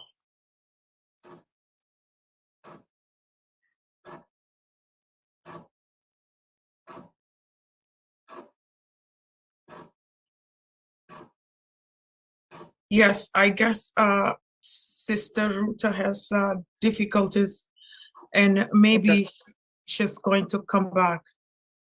By the time that maybe this is her network, I will join the same conversation because of the time, and I am assigned to talk on the importance of this roundtable. I don't want to sound monotonous because each and every leaders elaborate more on the key point on why we are all here today, united, and we want each and every South Sudanese from different walks of the political organizations to join hands in this roundtable conference. The roundtable conference is going to allow us to talk, to put our country together, and it will allow us to listen from each and everyone in the conference. In the same way, sorry, if I see Sister Ruta, I will bring her back, but she is not here. We got a lot of questions why the roundtable cannot be conducted like in South Sudan. We cannot conduct a roundtable in South Sudan because we want a country whereby there is no influence by the current regime, or there is no any other issues of the security purpose, or because we wanted to ensure all our problem is addressed.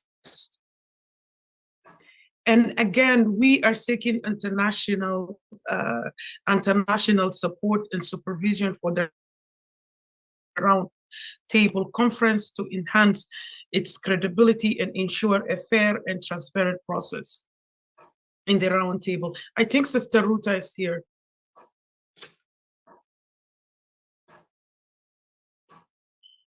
Okay, Sister Ruta is not here yet, and the time is passing.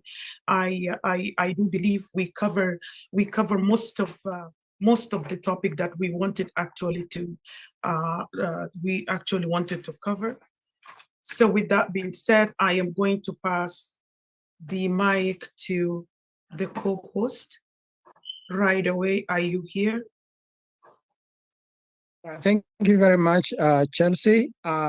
Again, you've done well. If an area has already been covered, there is no point to repeat that for the interest of time, and then also monotony of repeating. We will keep on where if Ruta comes back, she will be given the opportunity to finish her remarks at that appropriate time. Otherwise, for now, I just want to welcome Dr. Henry Lujukole of academics and professionals. And actually, he is the chairman or was the chairman of the National Consensus Statement Committee. And so this work is a result of his dedication together with his team, and along the way, everybody that has contributed. And therefore, we just want to take this opportunity to welcome Lejukole, and brother, it's your turn. Thank you.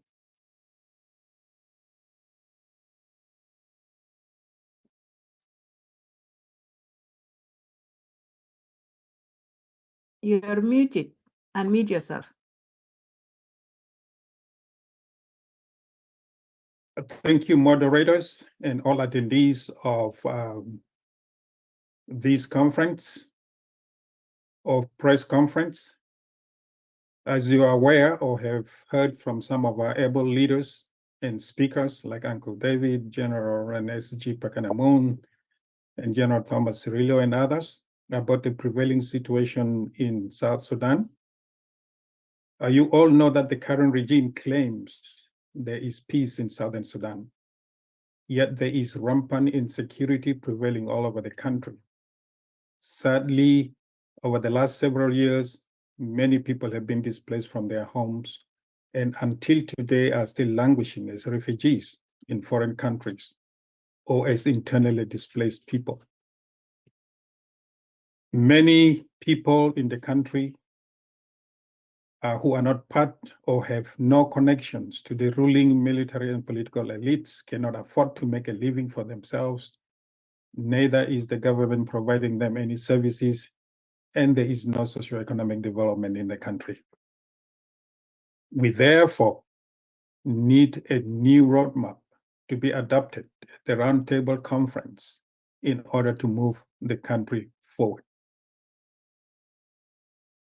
The roadmap is a set of action points that is to define the path forward to achieve a new political dispensation for Southern Sudan, which is necessary to realize sustainable peace and political stability in the country. A competent leadership, an effective political system, good governance, institutional reforms, adoption and implementation of policies necessary to overcome the root causes of the crisis in South Sudan are among the important things needed to actualize sustainable peace and political stability, democratic transformation, productiveness of the people, development of the country, and realization of prosperity for all. The realization of all these things is what defines the new political dispensation for South Sudan. I will mention some of the important pillars of the roadmap, and these include new leadership arrangements that are inclusive and reflect the ethnic diversity of the country as reflected in the three regions of Bahr Ghazal, Equatorial, and Upper Nile. The building of a new security sector that is inclusive, non-partisan, non-ethnic, and well-trained professionals. Delivery of freedom from fear and freedom from indignity all over the country. Repatriation, settlement, and rehabilitation of refugees and internally displaced people in their ancestral homes so that they can once again enjoy life as they had before. Upholding of justice and accountability and its timely implementation in order to enable genuine forgiveness, reconciliation, and national healing. And the adoption and implementation of a federal system of governance best suited for the country, as has been continuously demanded by the people of Southern Sudan. These, ladies and gentlemen, are among some of the pillars of the roadmap that we anticipate and we hope will be adopted at the Roundtable Conference. I call on you to access more details of the roadmap in the National Consensus Statement that is being released today. And in the interest of time, I will pass any Arabic translation of the same. And I want to thank you so much for listening. Thank you. You want to speak?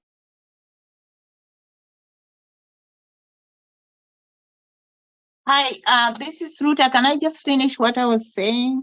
I apologize. I had a glitch with my tablet, so. That's okay, Sister Ruta. If you can mute yourself, I am. Oh, Dr. Henry was giving his. No, he's done. He's done. Okay, sounds good. Welcome, Sister Ruth. I'm sorry to distract you. Yes, please come on it.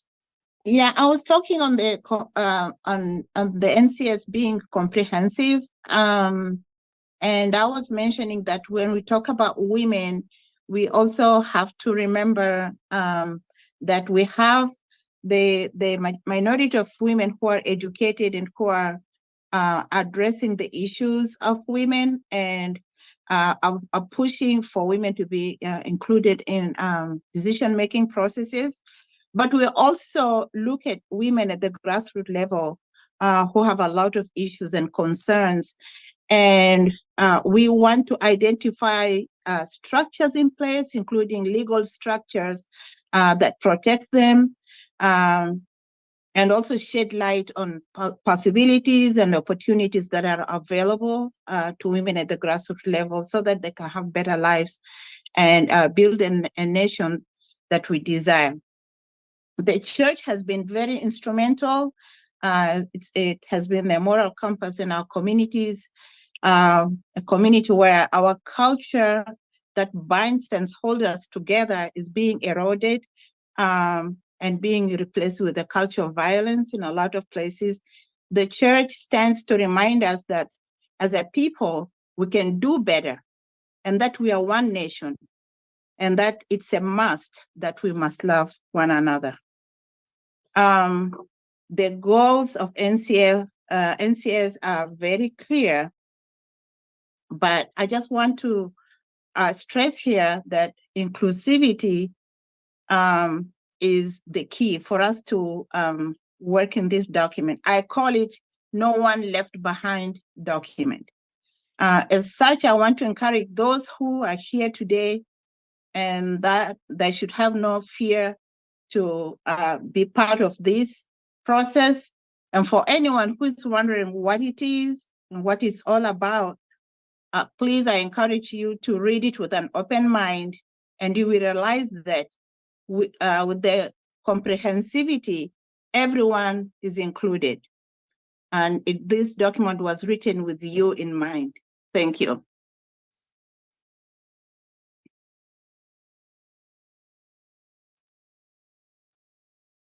Thank you, Sister Ruta, for coming back. As we women, if we did not finish, we cannot be comfortable, and we are all multitasking. Thank you so much, Ruta, for coming back and lend your point. At this, we are coming to the close to the end of our program. I don't want people who are ready to ask questions to leave. My second speaker is going to be Mr. Lual Dow, representing SSFU. Mr. Lual Dow of SSUF. He represents General Paul Malongawan, the chairman and commander-in-chief of SSFU. Thank you very much, Sister Chelsea Badal. And I also want to thank and greet Uncle Dr. David Basuni, SG Pagan Amum, General Thomas, Dr. Henry, and all the leaders and the media houses and everyone who are present in this call. On behalf of General Paul Malone, Chairman and Commander-in-Chief of the SSUFA, allow me to take this opportunity to make the following remarks. But before I do that, let me also join all the leaders to commemorate and remember our peoples who were killed in Juba, in Bor, in Akobo, in Malakal, in Bantu, across South Sudan, during those painful days of the December and early January 2013 and 2014, and people who have died later on in 2016 and beyond. May Almighty Lord continue to bless their souls and comfort their families. My remarks is, in my view, is an appeal for action. You have heard from all the leaders. And I think you ate all the food that was presented by our leaders. This is the dessert now. And it's the best part as usual. And it is a call for the appeal for action. What do we need from you, ladies and gentlemen?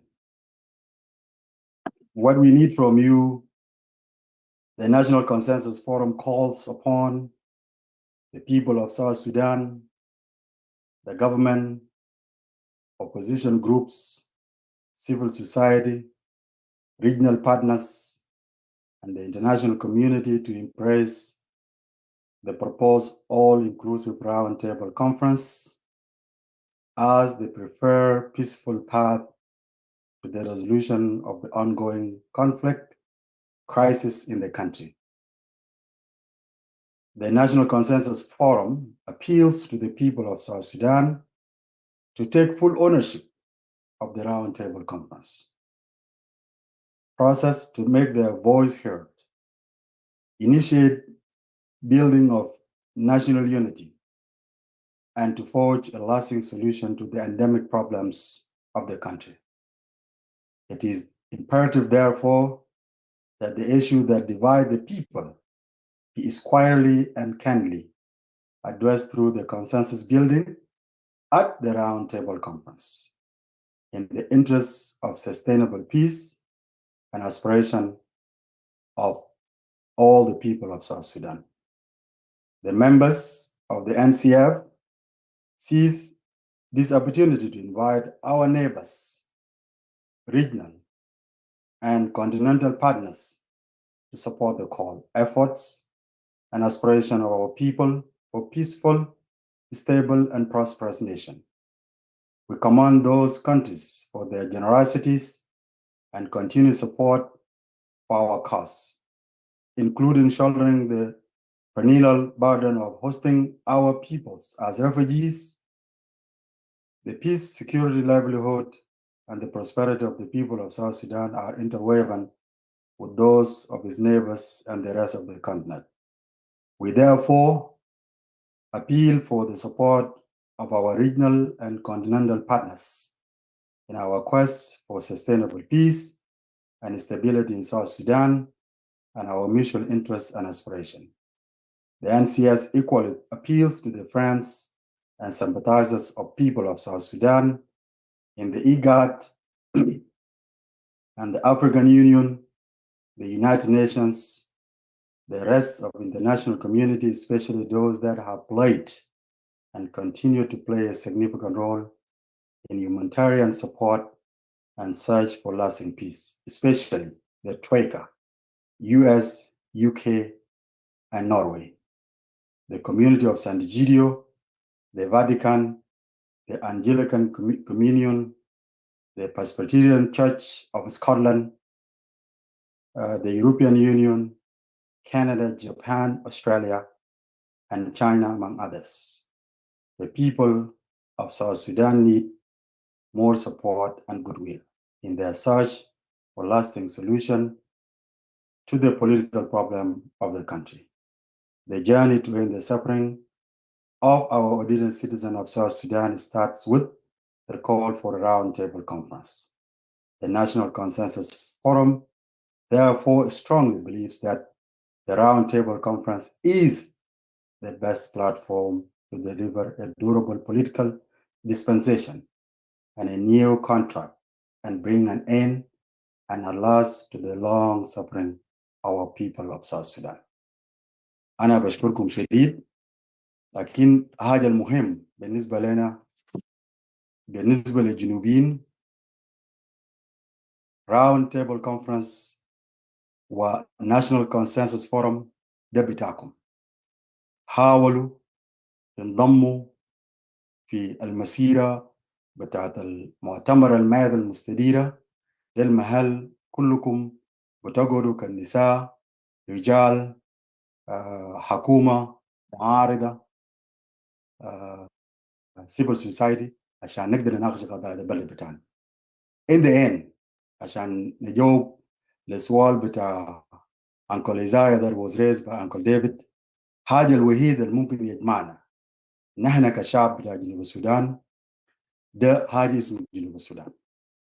القبيلة ما يجمعنا، ريجن بتاعنا ما يجمعنا، مناطق بتاعنا ما يجمعنا.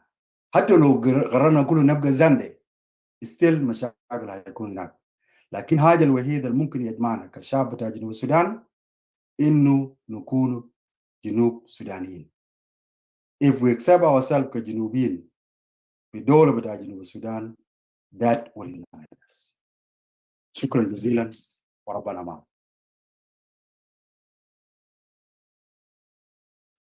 Okay, thank you, Ms. Alwal, for your wonderful remarks. Indeed, we need the international support and also our own unity and the commitment, as it has been emphasized by various speakers in this forum. Now, I would want to call upon Chelsea together with Edward to guide us in the Q&A session. And then after that, I will come to a conclusion, and then I shall call upon Chairman of the launching committee, Honorable Pagan Amum, to conclude for us. But for now, it's Q&A. Chelsea, take over. Thank you so much for co-hosting with me and being so patient with my authentic self and sense of humor. Thank you. I appreciate that. Edward is not in the studio. Edward, if you are there, if there is any question.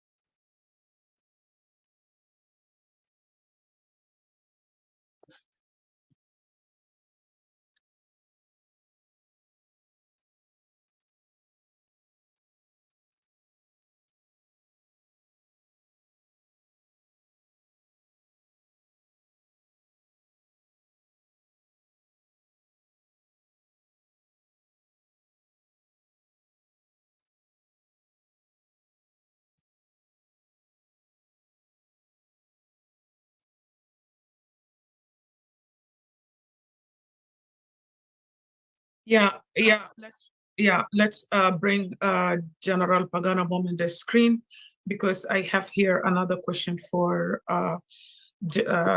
General Thomas Shirilo will follow the question after the chairman of the Real SPLM, Honorable Pagan Amum, if you can unmute yourself and come to the screen, that will be perfect.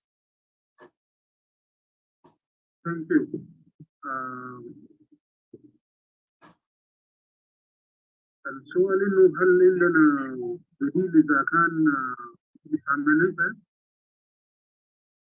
أيوة إحنا سامعينك. Do you wanna pass your time to General and you'll come back, or you're ready? Oh, No, okay. I'm ready. Yeah, come on, please. Yeah, thank you. Okay. المادة المستديرة كمنبر جامع لحل أزمة جنوب السودان ما ممكن يفشل، لأنه إذا المائدة المستديرة فشل أو تم عرقلة جنوب السودان ينهار. إبراك you are speaking لكن you are mute.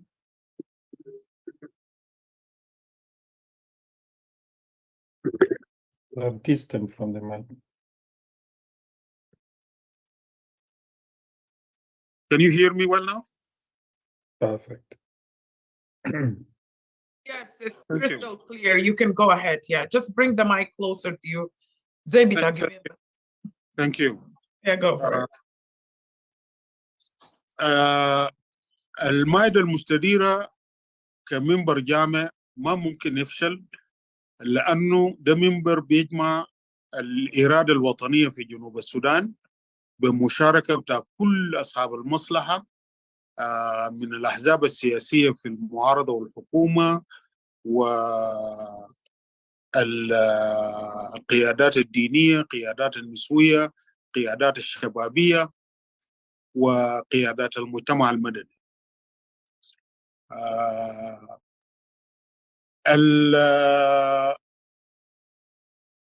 الخطر على المائدة المستديرة هو ممكن يكون غياب الإرادة السياسية، خاصة من جهة المجموعة الحاكمة في السلطة، اللي بيكون عندها تخوف من تقدم جنوب السودان في اتجاه السلام وتحقيق الوحدة الوطنية ونظام سياسي قادر أن يخدم شعب جنوب السودان ككل. ولكن يوجد إرادة وطنية لإنغاز جنوب السودان، لأنه المصلحة الوطنية اللي بيجمع الغالبية العظمى لشعب جنوب السودان حينتصر في النهاية. ومهما لو طال مدى الانتظار هيتحقق الإجماع الوطني، وهيتحقق التطوير الإرادة الوطنية لإنغاز جنوب السودان وبناء جنوب السودان ينعم بالسلام وبالديمقراطية والوئام وازدهار لكل مواطني جنوب السودان. شكرا. I have another questions here for you, Honorable Pagan Amum, because you're still here on the podium. The questions came from both Ngot Tud.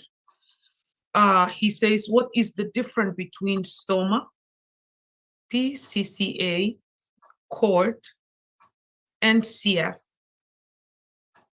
Or are all this group is still separated, or they are all under the NCF, as you talked about it earlier? Thank you. The NCF is a forum bringing together 21 organizations, as was introduced to you by Uncle David Basuni, and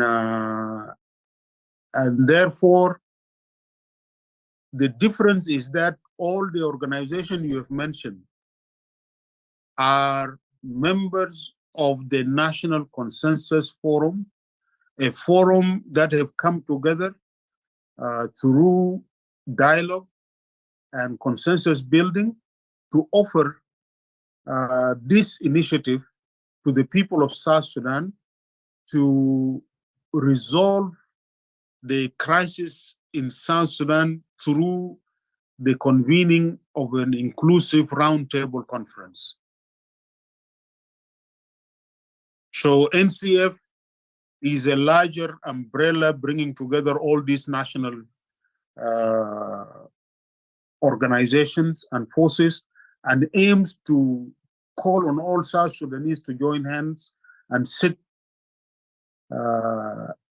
in a circle, in a round table, to dialogue and to build national consensus and achieve a new social contract as a basis for building a peaceful, just, and a prosperous South Sudan, and to agree also on a new roadmap that will lead the country to this new dispensation of a peaceful, inclusive, and South Sudan that we all dream of and for.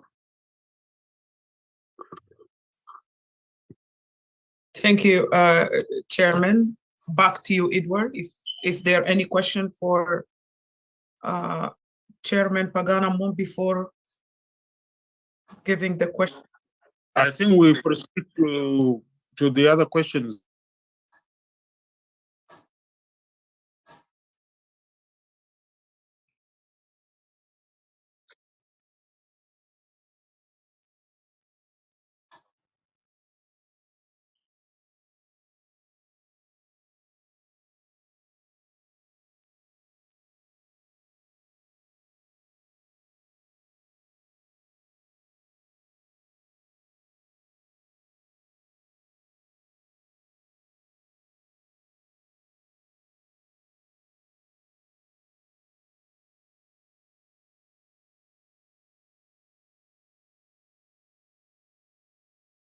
شكرا للأخ خليج لوال مانيو للسؤال بتاعك.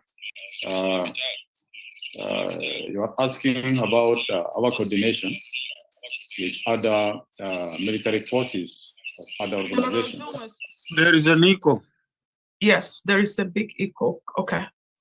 I will mute and then try again. Thank you. Yes.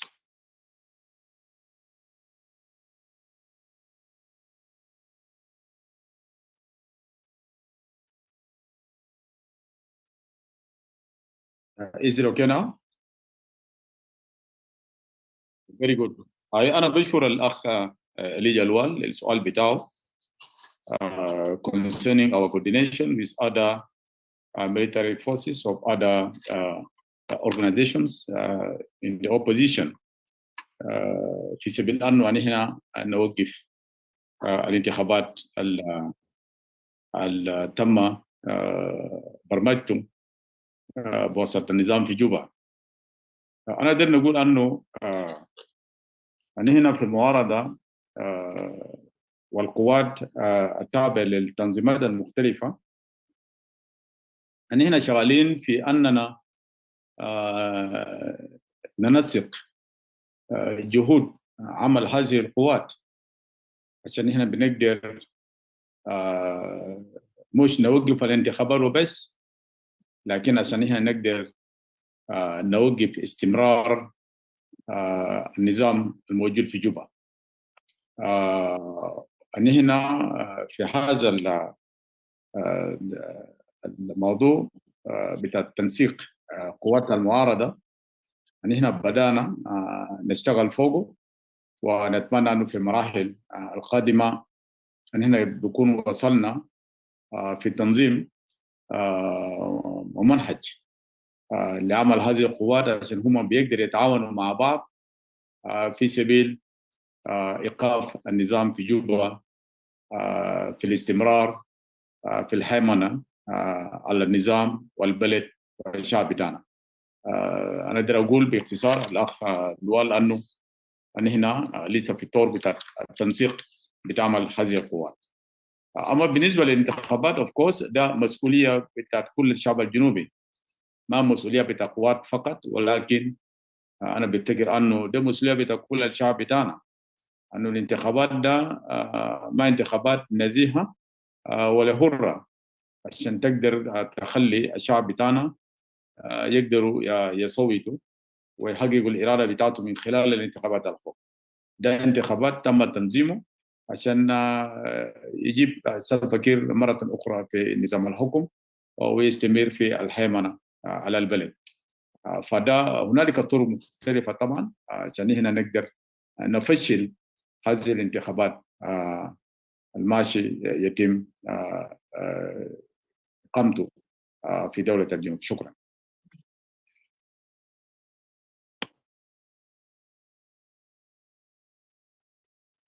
Unmute yourself, Brother Edward. You're not. Yes, unmute yourself and start from the beginning. Thank you.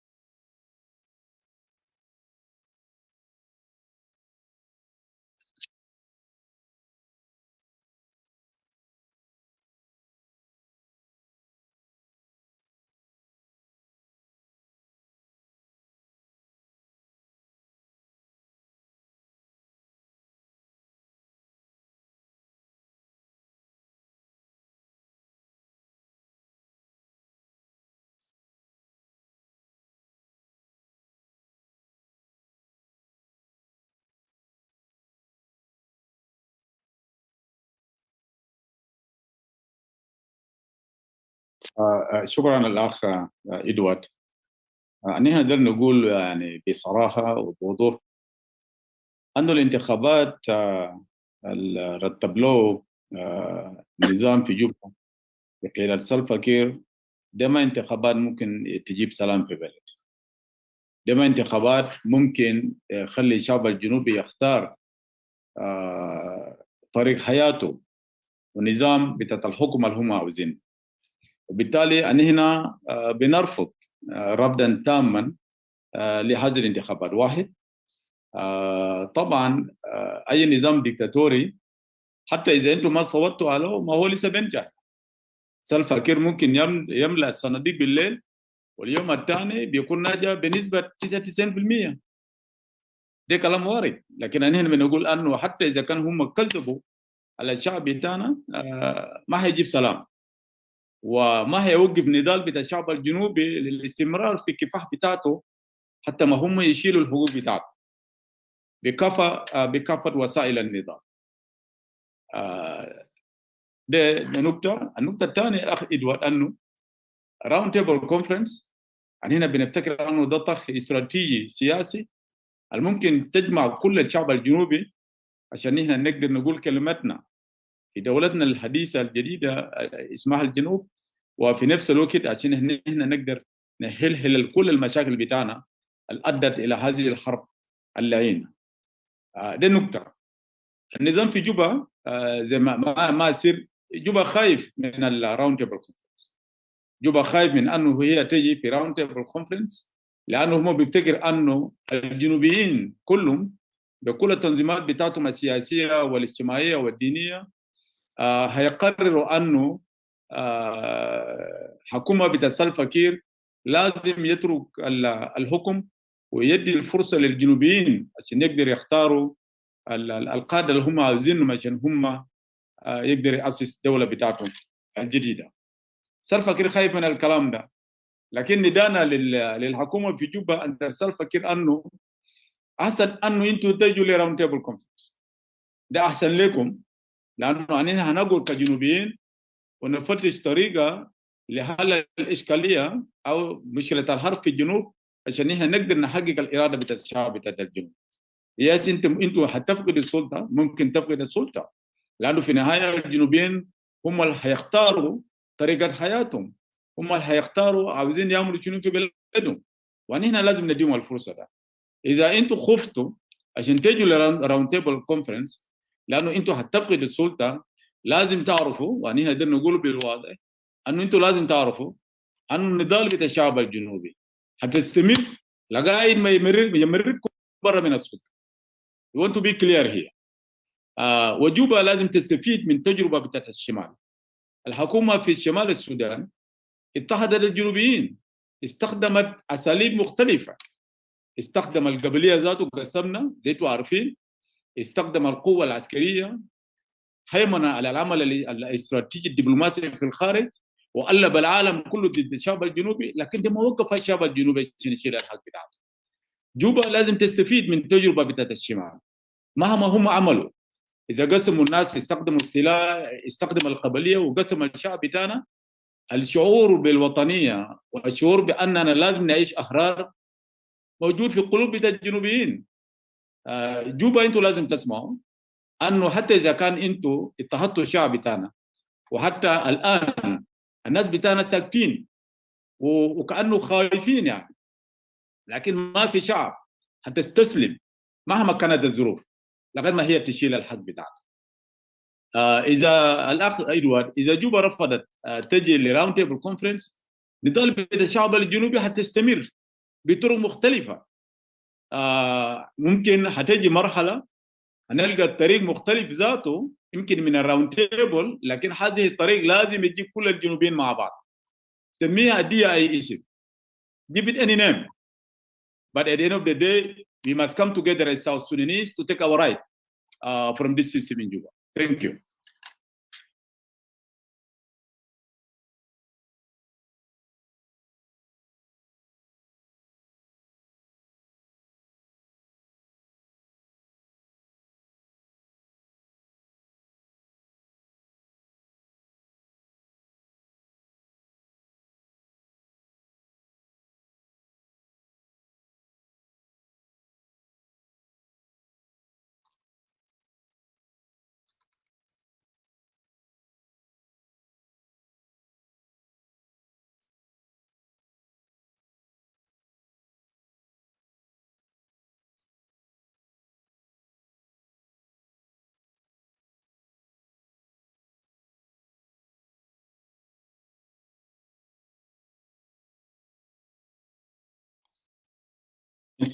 شكرا لك ادوارد. في النضال من اجل الحريه ضد نظام زي النظام بتاع سلفا كير في جوبا، نضالات بتاعت الشعوب بتستخدم اساليب مختلفه. يعني هنا في NCF لنا اساليب مختلفه، لكن هنا بنقدم الحل السلمي لانه حتجنبنا دمار البلد وموت بتاعت ابناء الشعب بتاعنا. عشان كده هنا بنقدم هذا الطرح بتاع راوند تيبل، لانه هو اسلوب سياسي سلمي يخلي الجنوبيين يجوا حول المائده المستديره عشان هم يبحثوا اسباب اللي خلاهم يختلفوا ويقتلوا في بعض، يفتشوا حلول سلميه لهذه الحرب. ولكن في كل النضالات اذا بقيت عندك حكومه زي في جوبا، اذا هم في نهايه المطاف رفضت انه هم يجوا عشان نحن نقعد كجنوبيين عشان نحل الاشكاليات الحدثت في داخل البلد بالطرق السلميه، انا متاكد كل مناضل شريف هيستخدم كل الاساليب الممكن including the military wing or military might for us to take our right whether they like it or not. And we want to be clear here انه احسن لجوبا انه يقبلوا صوت العقل ويجوا يسمع كل الجنوبيين عشان نحن بطريقه سلميه نقدر نحل مشاكلنا ونلقى حلول ناجعه لهذه الحرب. ولكن اذا جوبا، وانا بقول I'm addressing Juba, if you refuse to accept the peaceful means for us to resolve our conflict, then الشعب الجنوبي وليس NCF والمنظمات التنظيمات الموجودة في NCF، لكن جماهير بتاعت الشعب بتاعنا هيستخدموا كل الأساليب الممكنة اللي هم بيقدر له، وفي النهاية هم هيشيل الحقوق بتاعته. تجربة بتاع خرطوم خليها تكون درس لكل متجبر، لكل ديكتاتوري اللي موجود في داخل الجنوب، وحتى الديكتاتوريين اللي ممكن يجوا في مع بعض، انه ما في اي قوه على الارض ممكن يقهر اراده بتاعت الشعب مهما كان الظروف. والشعب الجنوبي انا بقول لكم في هذه المنبر، ما تخافوا جيوش بتاع سلفا كير، ما تخافوا الاموال بتاع سلفا كير اللي استخدمها عشان يقسموكم، ما تستخدموا كل الاساليب اللي خلاهم يعني يتحوروا على العمل الدبلوماسي في الخارج عشان هم يتم الدعم بتاعتهم للحكومه بتاعتهم. انتوا لازم تعرفوا العمل كبير. ما في شعب استسلم للظلم، ما في شعب استسلم للاضطهاد، ما في شعب استسلم عشان يكونوا عبيد. النضال حتستمر لغايه ما نحن نحقق الاراده بتاعنا. شكرا. بكل تأكيد تم الإجابة على السؤال، ما في داعي تاني أنا أخش، وممكن تمرر حتى لو الأسئلة جاية لنا ممكن يمشي لباقي الأخوان. شكرا. Edward, you are mute. شكرا كثير. Edward, do you have any other questions? Okay, go ahead, please.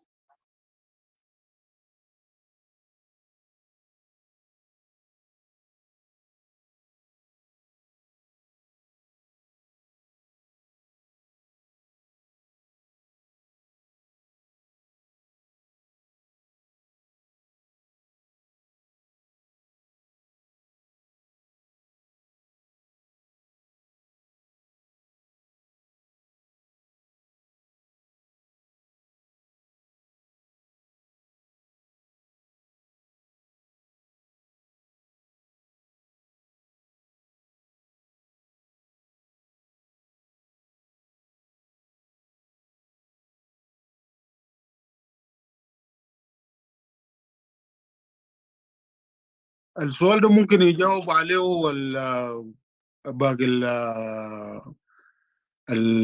الأخوان في القيادة، مثلا زي دكتور زي ويليام باي ولا دكتور جين ولا دكتور هنري.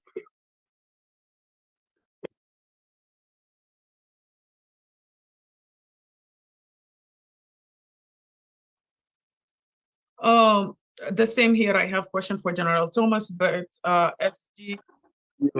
Why don't you give chances to the rest of our leaders, Magal Pagan? We'll appreciate. Yes.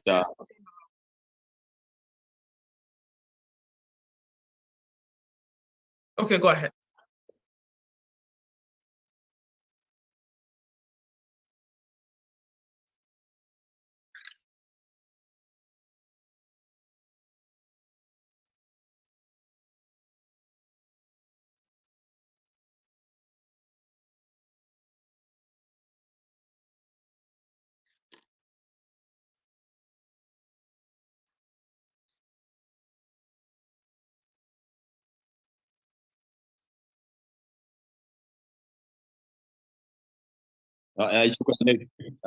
شكرا إدوارد. شكرا. لا شكرا.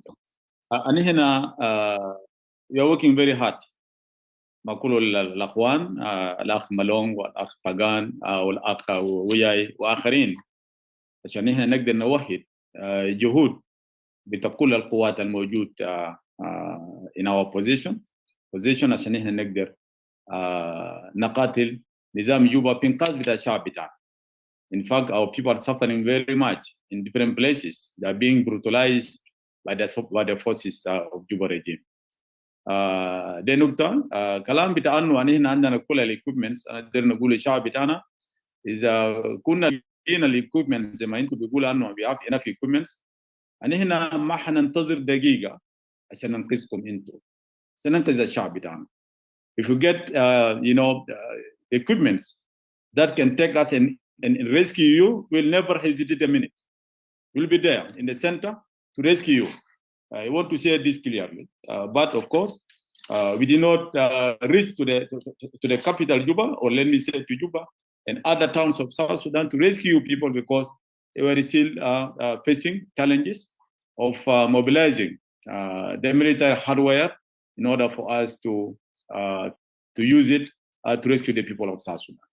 أنا هنا ما ممكن يكون عندنا معدات وعندنا كل القوة العسكرية والشعب بتاعنا بيموتوا كل يوم والنساء بتاعنا بيتم الاغتصاب بتاعتهم every day من الحبوبات للأطفال. قتل بتاعت الشعب بتاعنا بطرق مختلفة. الشعب بتاعنا خلوهم يقتلوا في بعض. يعني هنا في المعارضة ما ممكن ننتظر دقيقة إذا عندنا كل يعني whatever capacity that we should have to rescue the people of South Sudan. So we are working very hard to put our eggs together too. You're also mobilizing the resources, the hardware for our military wing for us to push to the country and to rescue our people. Thank you, Edward. I have a quick comment to make.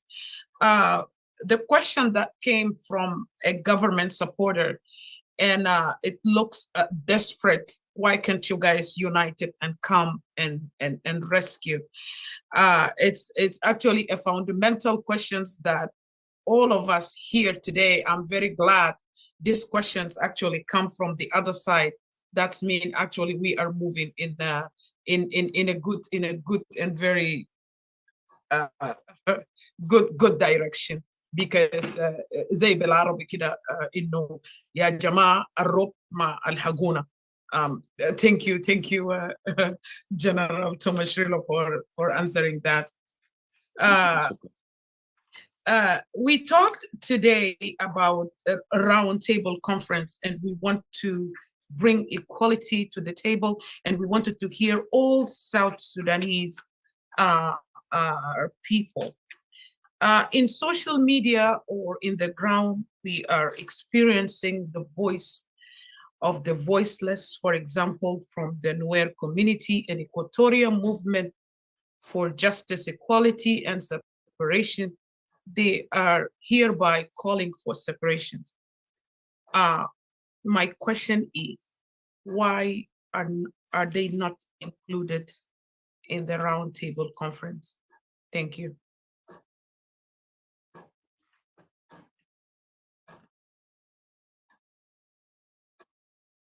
Anyone from the leaders, as General Chairman Pagan Amum says, if you wants to grab this, that will be fine. I think Uncle David Basuni, you will be in a good place to advise and answer this question. Is that okay?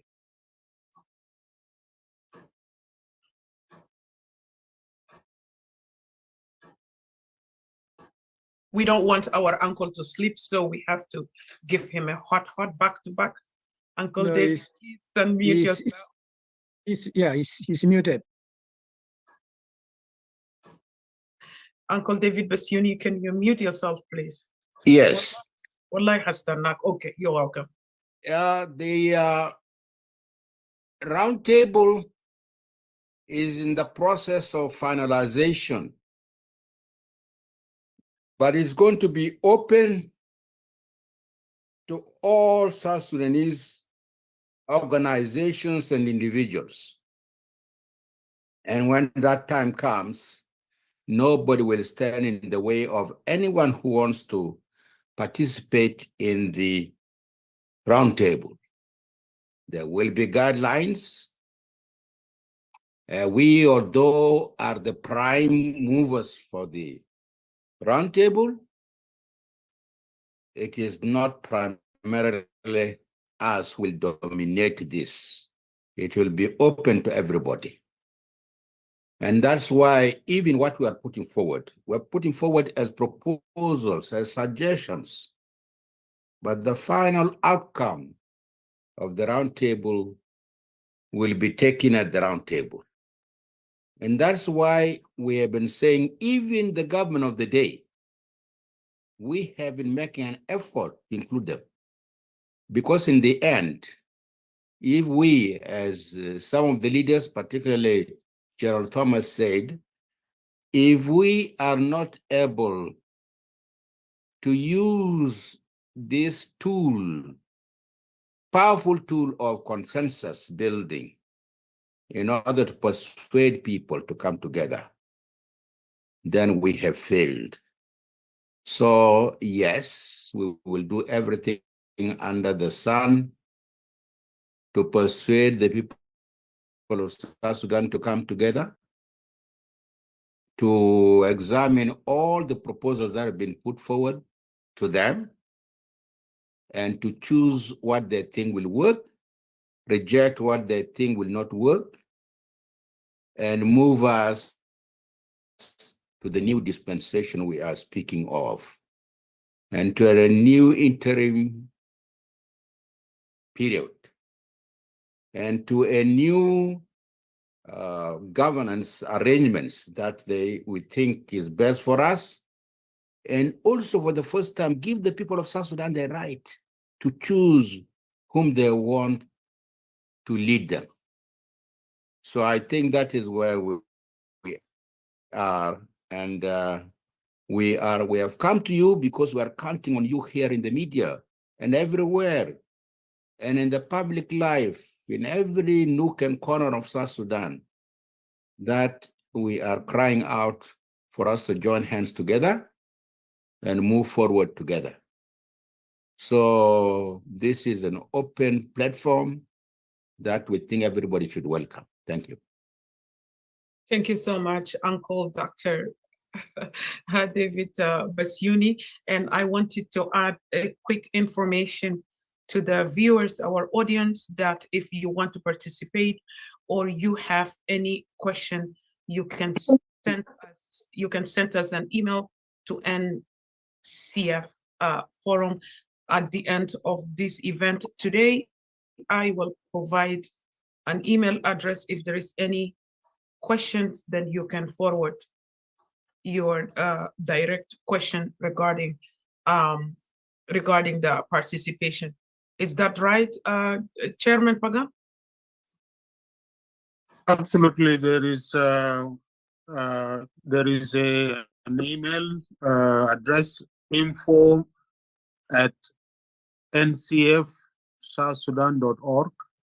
It is in the advisory media advisory document. I repeat, it is info@ncfsouthsudan.org. You can engage the NCF through that email. Thank you. Thank you so much, SG, for Edward. Yeah, go ahead. Yes.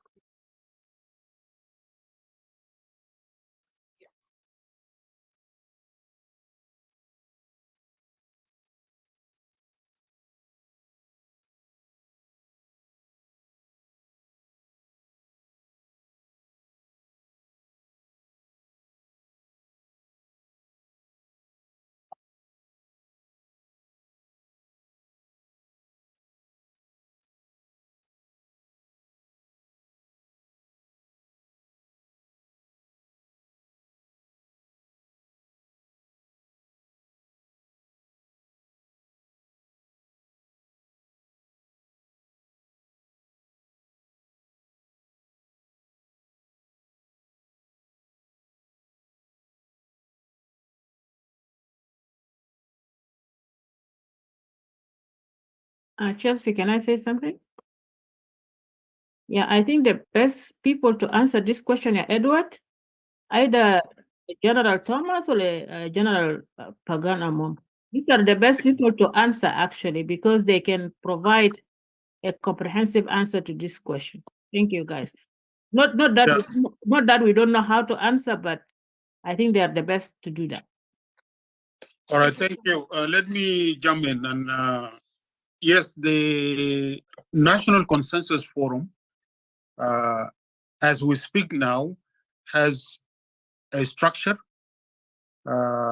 where all the members organizations, the leaders have a council, and they have a forum which is shared by and facilitated by Uncle David Basuni, who literally is the patron of the organization. And the leaders meet and take decisions and develop programs.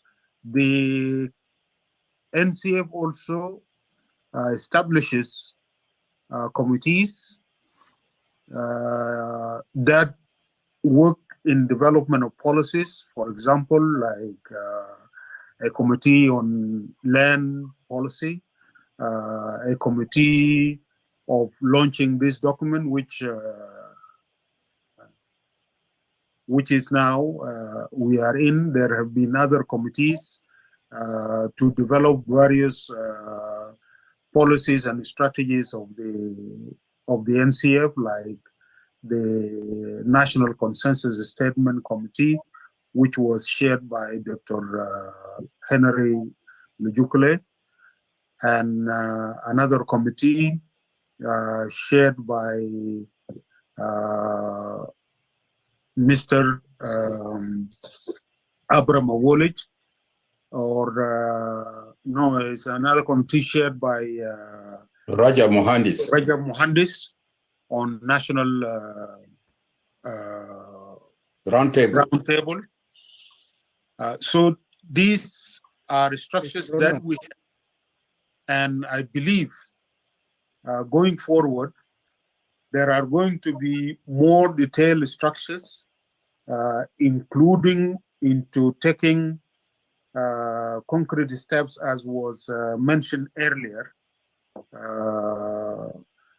in terms of implementing the various strategies and programs and making sure that the roundtable receive the necessary support from our people, from the region, and from the international community, so that we conduct it. So these are the structures which are there, and of course, whenever need arises for more structures, they will definitely be done, particularly as we move towards the establishment, towards the holding of and convening of the roundtable itself. There will be a lot of preparatory committees in covering various areas, so that we ensure the success of the roundtable. Thank you. Thank you. In addition from General Thomas, before I move to Clubhouse. I think what Pagan provided, I think it's fine. It's fine with me. And let us give chance maybe to questions, more questions. Thank you. Thank you so much. Let me apologize to my viewers actually. المشاهدين بتاع صوت الشعب ما كانوا بيسمعوا صوتي لأنه أنا ما كنت يعني خاطر نفسي في stage on. I did not put myself on the stage في Facebook. So I'm really very sorry. أنا قاعد نقرأ comment ناس بيقول we are not hearing the question from Edward, but actually that is actually my mistake. I think أنا خاطر نفسي في Zoom and I thought people can hear me here. I'm really sorry. Thank you, General Thomas. Thank you so much, General Pagan. That answering that question is very important. مهم جدا للشعب بتاع جنوب السودان because معارضة لنظام ديكتاتوري موجود في جوبا. إذا المعارضة دي ما قادر تعمل هيكلة لنفسها وما قادر تعمل مؤسسات لنفسها, that will be a challenge. That will be a big challenge. Thank you so much. Charles Taili, you have a question. Please go. You have chance of asking one question, and also I will ask Clara and Simon if they have question, and then I give the chance back to Chelsea. Then they can conclude and close. Charles Sahil, go ask your question, please. Thank you. Thank you very much, Engineer Edward and Clara. كل جنوبين المستمرين التحت وفوق وأنا وسلم كل إكواتوريا في تانا من Federal Democratic Republic of Equatoria. في مناسبة here, I also want to greet the leaders of the National Consensus Forum in colonial South Sudan. Edward, this is General Charles Pinson for records. General Charles Pinson. Go to question, please. Go to question. Charles, go to the question. Yes, but I have to introduce myself, please. Yeah, also you remember, this is a South Sudanese forum. I think if you are one neighbor, why are you coming here? Go ahead, ask your question. Okay, go ahead, ask your question. Thank you. Okay, so this is General Charles Pinson, the chairman and commander-in-chief of the Equatorial Bloc for Equality and Justice Movement, proud Equatorian, and from the Federal Democratic Republic of Equatoria. First, I thank you, Edward, for organizing this room for the launching of the National Consensus Forum. The moderator, specifically,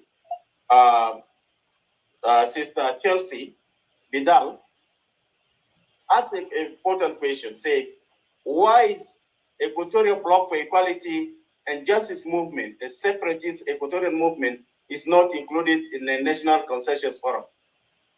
There was no answer for that. Because why?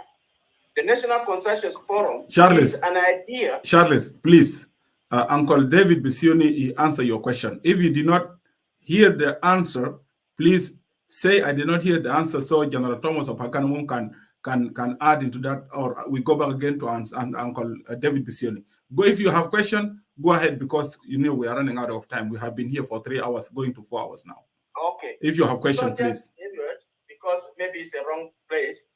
Let me say this. The National Consensus Forum is started with the discriminatory and marginalization. It is not an inclusive forum that addresses the needs of the people in the colonial South Sudan, and we as the Equatorian separatists or people who are questioning for independence of Equatoria. From all the speakers that have spoken, none of these leaders, including Equatorian sons who are in this leadership of National Consensus Forum, like General Thomas Chirilo. Charles, do you have question? Mention issues that affect Equatoria. Do you have question? Edward, please let him land his let him go ahead. Sorry, Edward. Thank you. Thank you. Please. You know, you're a respectful person. You brought me here. I brought you up for the question, Charles. It's not for the comment. Yes.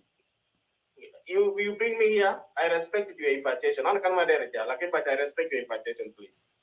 So give me a chance, because no, I'm not giving you a chance. Otherwise, you have question. Ask direct question. Otherwise, I'm going to remove you down. If you if you don't, you are not here to ask. Sorry, Charles. Sorry for that. General Thomas, Chelsea, Comrade Pagan, anyone he actually need to make a comment.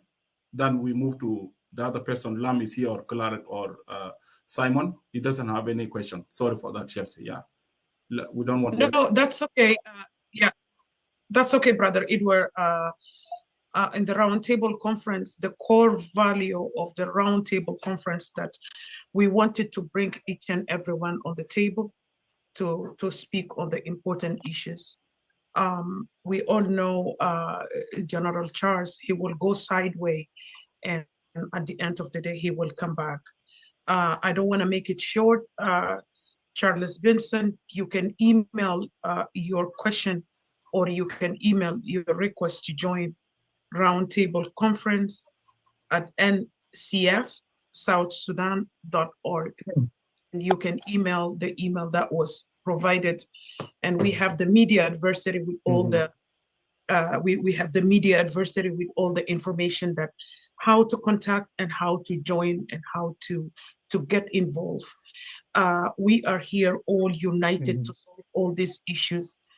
Your voice of today, your frustrations of today, it comes from the regime that we are actually fighting. Each and every voice, for me as a woman, I wanted to hear it, and I wanted it to be muted. I don't have no interest in divided South Sudan to, let me say, to branches.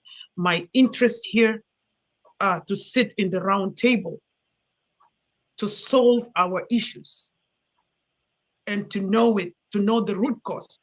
So if you were here from the beginning, General Charles, those are the root cause that was addressed by General Thomas Shirilo, and we are here respecting each and every one. Someone that you cannot respect and you can direct your frustration to is the regime leader that is walking in Juba, if he can walk.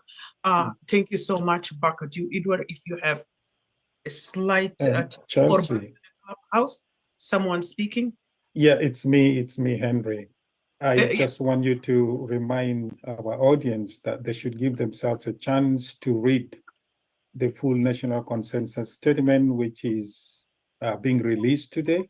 I don't know if it's already released, and better inform themselves, and then they can have some more discourse with the people in this leadership at any time. I think there's going to be several weeks of engagement with our people. This message is directed to the people of South Sudan, and there will be several weeks of engagement. Nobody here is shying away from engaging with any individual. So please, that's the message I wanted to add to what you just said. Thank you. Thank you so much. Thank you so much, General, for your. Chelsea? Yes, go ahead. Let me make a quick remark about Charles. Thank you. First and foremost, I know when he was introducing himself, people were laughing and joking about it. But this is the stage that our country at some point will reach if we don't figure a way to live as South Sudanese.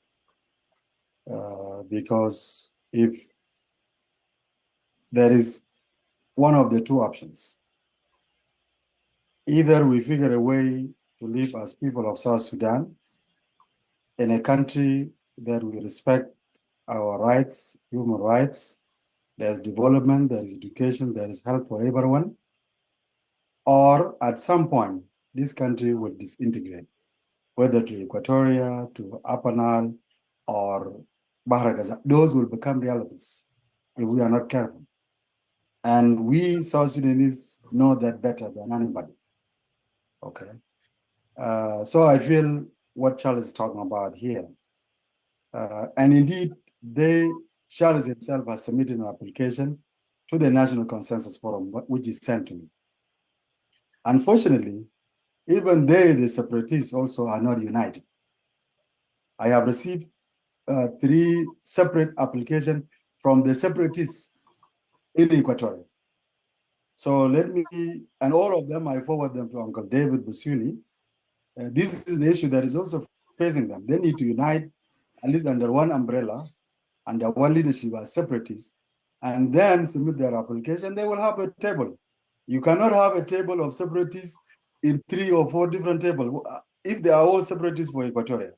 So this is one thing that I need to add, and this is something that I'm aware of personally, and I will stop there. Thank you very much. Excellent. Thank you. Yes, thank you so much, Lowell. General Thomas, you want to come in, please? Yeah, you can come just a small comment. I would like really to air it out at this moment, and especially to Charles and others, South Sudanese. You mentioned correctly, and others like our brother Lual, know our people are so frustrated as you talk. جزء من الناس بتاعنا وصلوا لمرحلة بتاعنا مش عاوزين حاجة اسمها الجنوب. And this is caused by the system in you.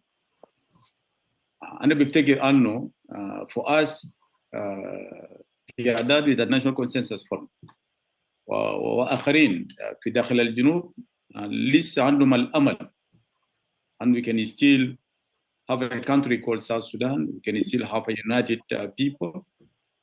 أنا بفتكر أنه we should really work very hard to reach out to all our frustrated people who are frustrated by the system in Juba and make them, in fact, to think of even walk away from the country called South Sudan. I want to be clear here for historical record that we should not blame anybody in South Sudan who is so frustrated because it is a system in Juba that made some of us today talking this language of suppression. It is the system in Juba which is so oppressive, so humiliative. وصل الشعب بتاعنا كله ينفق، وكأنه هم حقيقة عايشين في استعمار قبلي داخل الجنوب. ودخل كثيرين مش تشارلز براو، لكن كثيرين من أبناء وبنات بتاعنا في داخل الجنوب في أبا نايل وفي برغزال وفي الاستوائية بيفتكر أنه إذا كان هم هيعيشوا في دولة اسمها الجنوب وهيعيشوا عبيد وبشر أقل من درجة ثانية بدون كرامة وبدون حقوق، فهم بيفتكر أنه أحسن يطلعوا من هذا الجنوب وأحسن يعيش في، حتى إذا كان صغير لكن عايش كإنسان في هذه الأرض وبكرامة وبحقوق بتاعه وبنظام هو ممكن يخلقه عشان يخدمه، مش عشان يقتلوا ويدمروا and to humiliate them. أنا بفتكر أنه كلنا كجنوبيين قادة بتاع الناشونال كونسنسس فورم وآخرين داخل البلد وخارج البلد، let us continue to reach ourselves and talk to these frustrated individuals and groups in South Sudan أنه لسه عندنا الأمل عشان نكون بلد موحد. لسه عندنا الأمل أنه هنا بنقدر نشيل الناس اللي دمرنا وفرق الشعب بتاعنا وقسمهم لغير خشم بيوت. هنا لسه عندنا القدرة في أننا نشيل الناس دي ونبني بلد بيسعنا كله، بيشيل الشعب بتاعنا كله and can take all our frustrations. So الأخ Charles هنا معك في الفرستريشن بتاعك. All of us are frustrated. الشعب بتاعنا كله تعبان. But let us work together. الأمل لسه موجود. We did not reach to the end of the tunnel. أنه ما هيكون في دولة اسمها الجنوب. هنا في National Consensus Forum we think أنه لسه عندنا الأمل. Let us work very hard. Let us reach out to our individuals and groups who are frustrated عشان هنا to dialogue with them in fact. وده جزء من السياسات بتاع National Consensus Forum that we reach to ourselves and we dialogue. نحن نفذنا. Let those separatists نابانايل برغزال in Equatoria, let them also convince us أنه حاجة اسمها الجنوب خلاص ما عنده أمل. أو also we convince them أنه أنتوا أرجعوا ورا في مركب اسمه الجنوب عشان هنا نلحقها وهنا نقدر نبني مستقبل باهر لنا كله. شكرا. Shukran Katir, General Thomas Shrillo. I have questions specifically direct to you, and while you're here, you may as well answer this question. I did not see the name, but I'll just go right into the questions. It's number 2, the first one for Uncle David Basuni. You get ready, Uncle. But this one is for General Thomas and Honorable, both of them, Chairman of the real SPLM. If you can have attention to. Both of you fought in the bushes of South Sudan under different confused visions of New Sudan and ended up with South Sudan. Both are now saying the current government in Juba lack vision and strategy directions. What is your vision for South Sudan?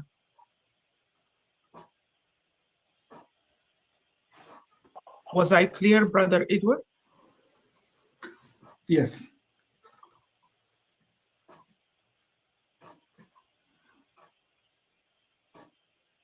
The podium is your General Thomas.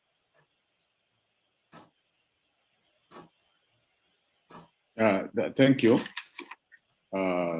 In fact, for us in the National Salvation Front, we have a very clear vision.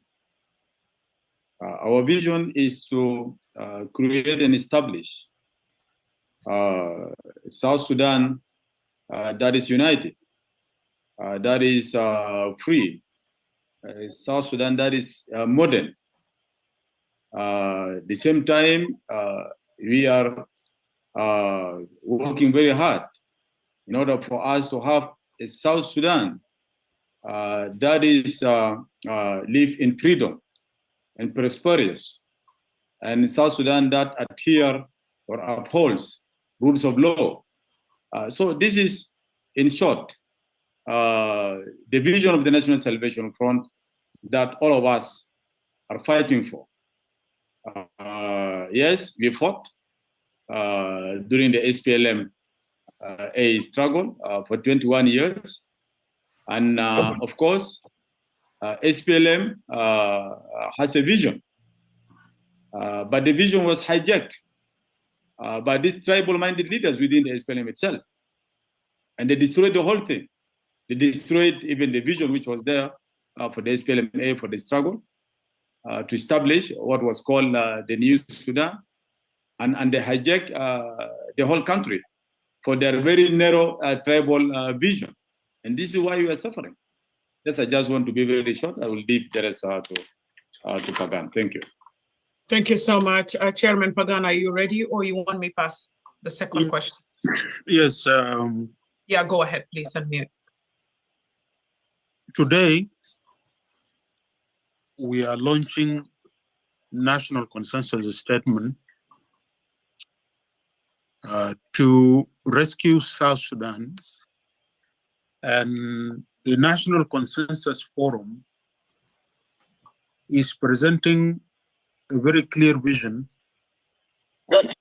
that of a peaceful, just, democratic, prosperous, and inclusive South Sudan, where South Sudanese people can live in peace and harmony in their homeland, united and working together to achieve a better life for all South Sudanese present and for the future generation.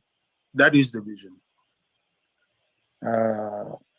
And this call to convene the roundtable is in fact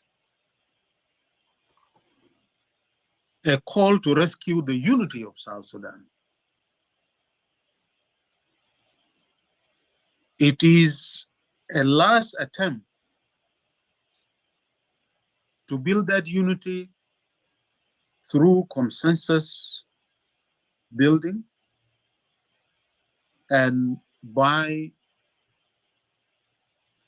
working together as South Sudanese to craft a new social contract which will articulate what type of a country that we want to achieve. And that roundtable, that process is for South Sudanese to unite and articulate how to achieve that and agree to a new roadmap that will lead to bring that dream to life, to make it come true. Now, to say that we were in a struggle with a confused vision, it was not a confused vision. Actually, it was the vision that led, for the first time in history, for the people of South Sudan to achieve their goal of self-determination. Self-determination did not fall from heaven. It did not come as a gift from anybody. It was not granted. It came as a result of employing that vision, and under the leadership of our late leader, Dr. John Garang Demapior, we were able to achieve it. And as SPLM, as having been a fighter, we are proud that the people of South Sudan, under the leadership of SPLM, were able to achieve this goal, which has eluded the people of South Sudan under different leadership and different generations. And we were able to build on their struggles and achieve it. Now we have a challenge. And the challenge is how to build that state, how to build this nation.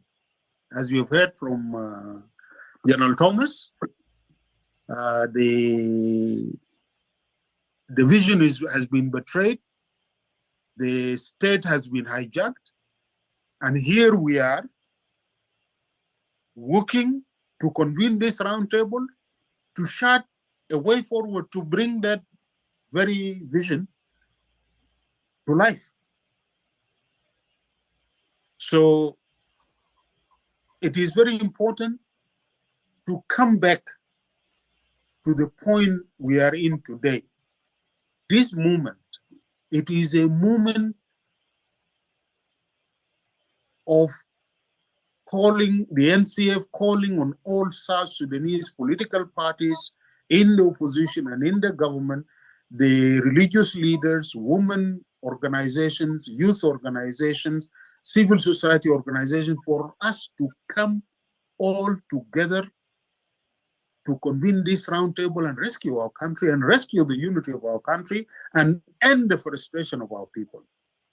This is the most important message. It is not any other thing. It is not the fight that we are making. It is not even about the problem that we are facing. Here is a proposal, is an initiative, is a candle in the darkness which is being lighted to show our way forward out of this difficult situation we are in. And it is very important that we focus on this. This is the child that we must never throw out with the water. And let us not drown ourselves into the history and the past, and come to this very moment and the historical importance of this event. Now we are calling on you to support this initiative. We are calling on our people to support the convening of the roundtable. We are calling on the government to give the people of South Sudan a chance to rescue the country. And this is the core of the message by the leaders of the National Consensus Forum today. Thank you. Thank you so much, General Pagan, Chairman Pagan Amum. I totally understand how South Sudanese think when they see all the opposition united and speak like this. They will come up with the negative questions. And we know most of them why some negative questions. With that, there is a question here that says, to all the political parties representing here, most oppositions came together like this before, only to go back to Juba when offered position. Is this another way for you to find your way back to Juba? And I want Brother Lual Dao to answer this question. Please, Brother Lual Dao, are you here? Brother Lual Dao, can you unmute yourself? Can we leave that question for now? Okay. Jane, do you want to make a comment on this regard of these questions as a woman? Are we here together so we can crawl back to Juba? Do you want to make a comment? Actually, I don't think I can comment on this, but because I'm just an academic, I'm an academic person, and my concern is that we need a peaceful country, a stable country that actually can allow our people to live in peace and harmony, to live in a dignified way, to allow mothers and parents to send their children to school in South Sudan, not sending their children to another country to study there, because not all parents in South Sudan will be able to do that. Not everybody has the means to send their children to the neighboring countries to study. We all need a South Sudan that has like credible and recognized universities globally, so that people like us who are teaching outside the country will be able to contribute, because we're a product of South Sudan. We went to school in South Sudan. Myself, I finished school in South Sudan when Sudan was one. And we didn't give back to the people there. So I think that's the most important thing to do. Another thing that I want to add is that I listened to some of our speakers here, and it seems like women are missing in this forum. I think they use the word countrymen, and brothers, but you have to recognize that there are women here. Although we are few, we are very strong people. We are the one who actually work behind the scenes. Yes. And I think all members of the NCF know that. We know how to push things behind the scenes to make things happen. But sometimes you guys forget that your sisters, your daughters, or women are here. So at least we have to learn how to address us. If we talk about inclusivity, we need to think about how to be inclusive, not only in terms of organizations, but in terms of gender.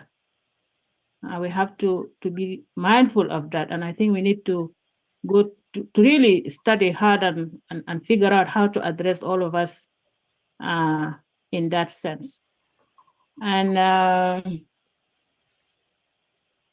feel like all people who are in this gathering, like the NCF, I don't think they want to go back. That's my assumption. But I feel like nobody wants to go back, because what do you want to go back if what is there is not actually helping everybody? It's just helping a specific group of people. So I don't think anybody wants to go back, but people wants to go back when everything is well and good for everybody in South Sudan and beyond. That's what I can say. Thank you.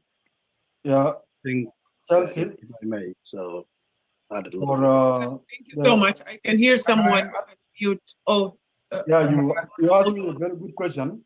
yes, go ahead, please. Thank you. Before I answer that question, I need to bring to Uncle David attentions that there are 3 generals in this call inside the Zoom. Elijah, Joseph, and Antonov, they have raised their hand for a while now. I think they want to speak. If you see them. And also, we have been here for more than 3 hours now. How long more we need to continue? This is a decision that I want you to make, so that we condense everything within whatever time we have left, whatever time. But the questions that was asked is very important question. That is opposition coming together today as a way to go back to Juba. What I want to make it clear to a brother or sister who asked that question, we are not coming together today. We are launching one of our documents in a series of a document that we will be launching for the period to come. We have came together a long time ago. First, we came together under an umbrella called SOMA. And through that, we were been negotiating with the government in Rome. So if was the purpose is to go to Juba, we would have been in Juba way back when we negotiated with the government in Rome. And then we also continue to have another umbrella, which is an alliance of non-signatories, also continue to engage in Rome. And then after that, 21 organizations came together about 1.5 years ago within National Consensus Forum. And that's where we have formed NCF. If the purpose was to go to Juba, we would have gone to Juba way back. But all in all, what we are calling here and what we are doing today, and to be very clear, we are launching a document called National Consensus Statement. And that is what we are here today. We are not forming a new alliance. We are an alliance that have been working for the last 1.5 years that is launching a document. I will stop there, but Uncle David, look into this and decide how long more we need to go so that some of us can go and attend to other stuff. I will stop there. I think. Can I add something? Just attention, please. Attention. Can everybody mute? I think it will be fair if you guys can distribute questions fairly. Oh yeah, definitely. That's why We're not I just said. here to observe. I think we also want to add our voices and you guys at least check our mic. So go ahead. Yes, definitely. I wanted to again direct the same question to you, General William Pei. And the questions came from my brother Antonov, because Honorable Lual Dao says I should pay attention to people that actually raise their hand. So, Brother Edward, can we just coordinate? Antonov? Yeah, I want to add something to. Sure, definitely. Answer Alex. that previous question. Yes, definitely. I will let you speak. So this question's, Brother Edward, is coming from Antonov. Yes, what I you need to say, Chelsea, are you hearing me? don't mute him now. We are just finishing with his question here. And then after that, you can go ahead, because عندك الخاصية, I think to bring Antonov to the podium later before. But now let me just do something second here. Let me give this opportunity for General William Pei to answer exact question. Is that correct? General, you want to answer exact question of crawling back to Juba? Well, I think it depends on how you left Juba, right? If you have a job in Juba and you want to go back, you can. That is something that. But if you left because there was a reason, I think as an organization here, we all have our own mission and vision, and also coming together here at the NCF forum is to harmonize those missions and visions so that we have a general consensus. By the end of the day, it is up to the people of South Sudan to decide the future of that country. For us is to advocate for a just society, whether through a civil mean, like forum like this, or through other means.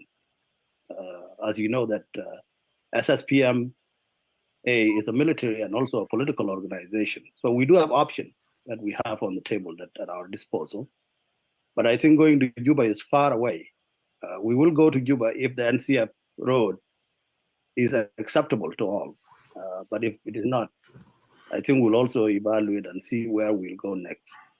I do believe that we reserve that right as an entity and also as a member to this body.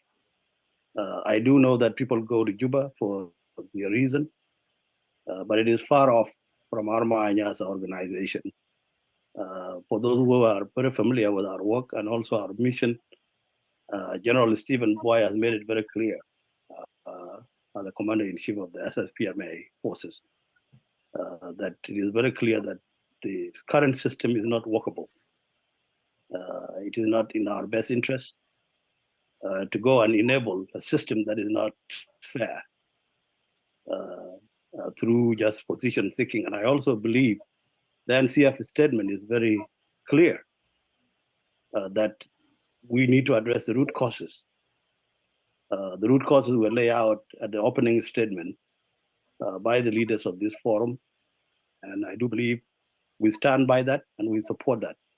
And we want to give the NCF platform an opportunity to call for inclusive dialogue among the people of South Sudan. And I would, for example, I think there was a slip of tongue that I saw some of my colleagues, when we say fellow countrymen, there is no woman without a man. Men come from women. And also women come from men. If we go back to the old, I think this idea of gender separation, I find it a little bit worrisome sometimes. I could be a woman, who knows? So I think it was just a slip of tongue, and I apologize if there are some who may have deemed it differently. But we all know that we all coexist because men come from women, women come from men. As we say, you know, we are all the same, so it shouldn't be an issue at all. So I will stop. Thank you. for the opportunity. Thank you so much. I want to add something. William Pei. I have yes, thank you for your last remark, and I do appreciate that. I have Dr. Alex Lokadi wants to add some point on the third questions that was answered by William. Can you come ahead? Yeah, thank you, Chelsea. Regarding the previous question, only I have to add the portion for the answer. That is it another way for the opposition to go back to Juba? I think the definition of the non-signatory when we before went to Khartoum for the agreement, and then the ARCAS was signed there. Non-signatory refused to sign that agreement. As a result, some of our members who agree with that, they have gone to Juba and they call themselves a SOA. And members of them are now in the government in Juba. But the reason the non-signatory refused to sign the agreement was that the root cause was not addressed. So with this today, we present to you that the root causes in the NCF's documents. If the root causes are all signed, if the government agree for the root causes, why not refusing to go to Juba? We are not going there because of the positions. We are not going there or to do anything like that. If it is the case, some of our members were in that agreement, and by this time they could be in Juba. I remember our chairman for the previous SSNMC, Bakasoro, was with us here, and he left because maybe he want to fulfill his own interest, and he is there. But for the rest of us who are outside here, we are still outside here. So I don't think that we want to join this coalition because we want to go to Juba. We can just go to Juba as long as all the root causes are addressed. Thank you.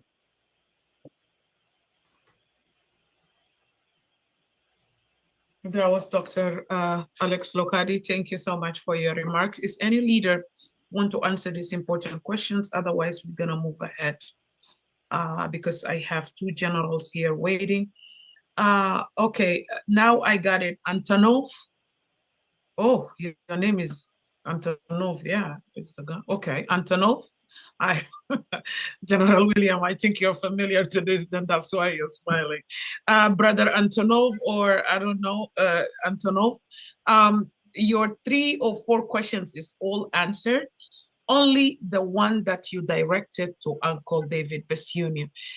With that, I will let Edward open, welcome you to actually ask this question direct to. Be precise, please.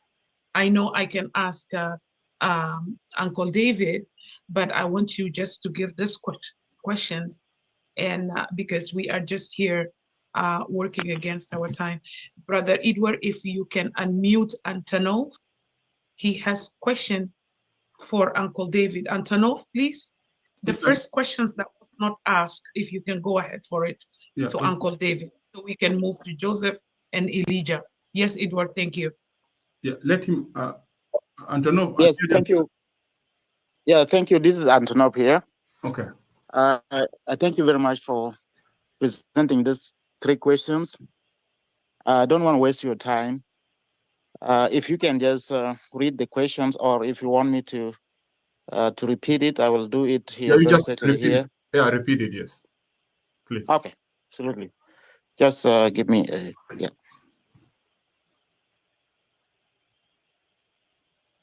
Okay. My question was directed to Uncle Basuni. I've been listening very attentively for his introductions and also the other speakers.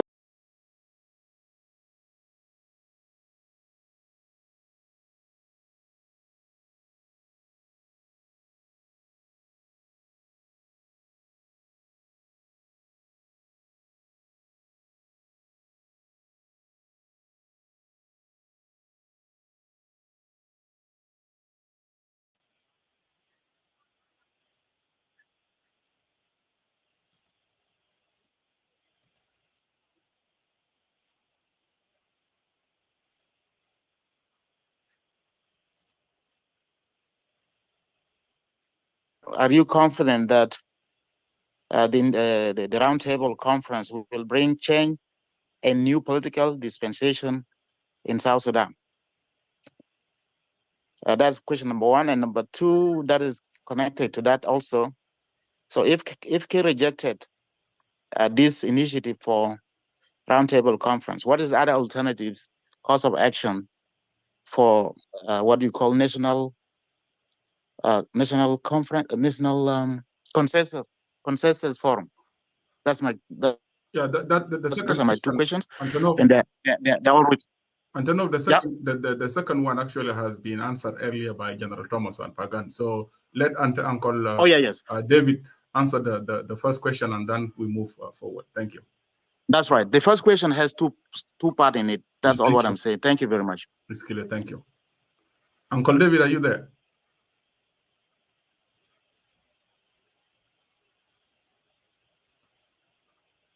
You Uncle can unmute David, him. can Yes, you he's there. unmute yourself, please, Uncle David?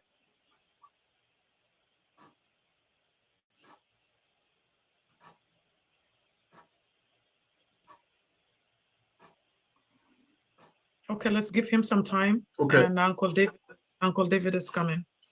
Otherwise, let's go to Joseph then, Chelsea, because almost Uncle David is ready. After that, the two generals. Uncle David, are you ready to unmute? Okay. Yeah. I'm coming in. Okay, yes, your question is what is our confidence that the the roundtable will succeed if it is clear that even the national dialogue that was sponsored by the president, he was able to shelve it. I think, again here, this was really very eloquently answered by General Thomas. He said, when we planned this, the round table, it was not planned for Salva Kiir or the presidency or the government of the day. It was planned for the people of South Sudan. And if we fail to sell this roundtable to the people of South Sudan and get them interested and get them participating, we will fail. It will fail.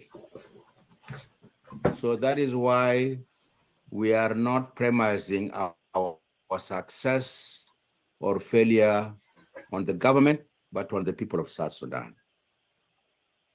And if there are ways that have been found to go around it by, for example, the rigged elections and power by deceit, that will be a temporary solution. It is what we call a plaster. You know, it is not a permanent solution. It will just postpone the problem. And the people of South Sudan will continue to cry for freedom, for justice, for their right to decide on their future. So we're not worried. We may delay, we may fail on one thing, but in the end, when the time comes and the people of South Sudan decide that the time has come for them to hold and sponsor the roundtable conference, no power on earth will prevent them from doing that. And if that is prevented by deceit, by any other means, it will be a temporary postponement. But then everybody will come around a round table, whether this one or others that might follow, to which all the people of South Sudan are sit around the table, decide on the future, decide on the way forward. So I am not worried about this, because what you are posing to me is what the likely position of the government is.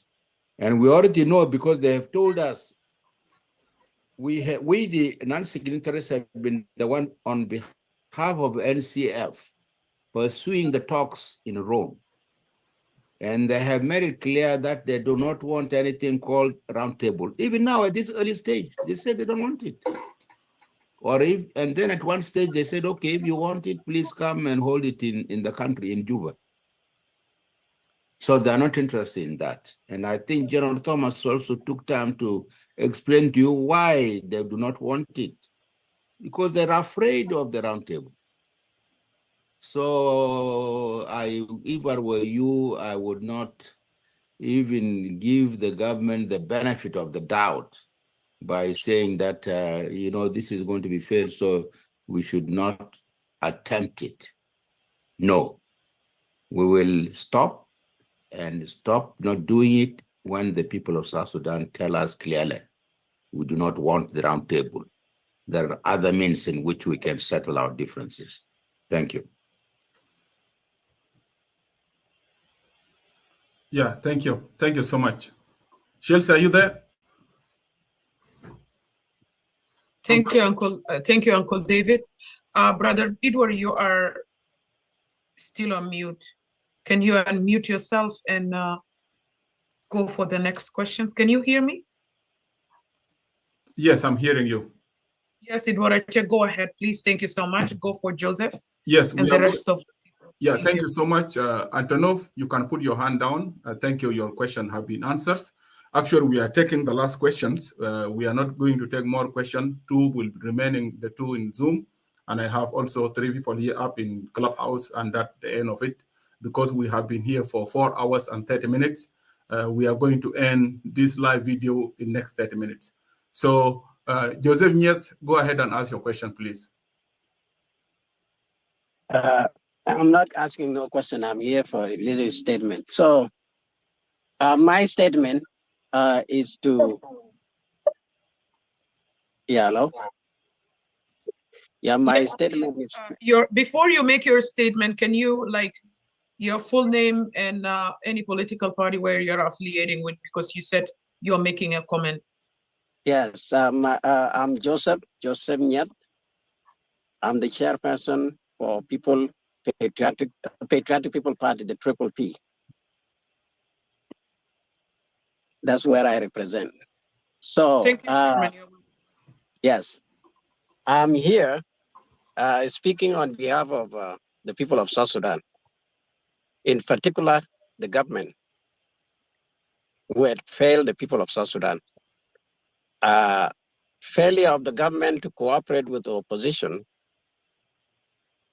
may create a more problem to our country. The government of South Sudan, which led by Salva Kiir, Riek Machar, has failed to cooperate with all the opposition, in particular the NCF here, which is calling for the unity of the all opposition in particular, and for the peace to come to our country. There was a question that was asked earlier about whether these groups are prepared to go to Juba for the job purposes. I don't believe that. Some of these groups, particularly, they were part of the 2018 agreement, which they disagree with what was signed for those who went back to Juba and joined the government. So my message is to the government of South Sudan: if you are for people of South Sudan, if you are for peace, if you want to bring peace to the nation, if you want to return the refugees back to the country, then you should accept the NCS that address actually the root causes of the country. I read the document, and the document is great. It addresses most important key that our people of South Sudan need, and if we really want to deliver in prosperity, or to our country, then the government of South Sudan should listen and accept the roundtable conference, because the roundtable conference bring together all opposition group and the government and the people of South Sudan to address the issues that are causing chaos in our country and the way forward. So this is what the document has actually elaborated, and I read it, and it looked great. So that is what I just want to put there, because we are going to 2024, and we have seen that the only candidate in the country is President Kiir, and we see that all opposition here, none of them actually came forward and said they want to run, because they see no safety in the country. And this is the part of why all opposition are here. The NCF is not is a diverse, is inclusive. So there is no fear that something will be negative in our country. So this is one thing I just want to address here, because we are here for the people of South Sudan. We are here not for the jobs. We are here to bring the change in the country. We are not here to kill our people. We are here to bring the solution to the people of South Sudan. That is what NCF is stand for, I believe. And if so, let not see the NCF as a threat and or anything. But to finalize my message, I will say this: those who think that there will be a war in the country, it is not a part of addressing in this platform. What people are addressing here is the way to come, how we're going to come together as the people of South Sudan and bring peace in our country. But nobody is discussing a war. But anyway, no matter what, this group, regardless of government acceptance, they will still move forward, because the people of South Sudan are more powerful than the present government. So that is one thing I will say. So there is nothing going to stop the NCF from moving forward. Thank you. Yeah, thank you so much. Yeah, let's go to Elijah. Elijah Luke, you can go ahead and ask your question. Thank you so much. Thank you very much, Edward. I think mine is a very simple question, and my question go to General Pagan Amum. General Pagan, as you learned so far that our President Salva Kiir and Dr. Riek Machar are not ready to plan a credible election for the people of South Sudan, and also they are not planning a national consensus forum to be a real way for the people of South Sudan that can reduce the risk of the people of South Sudan. They are not ready on that. So in this regards, What I was asking national is consensus. Federico, the National can you mute your Consensus mic? Forum. The National Consensus Forum. You got me now?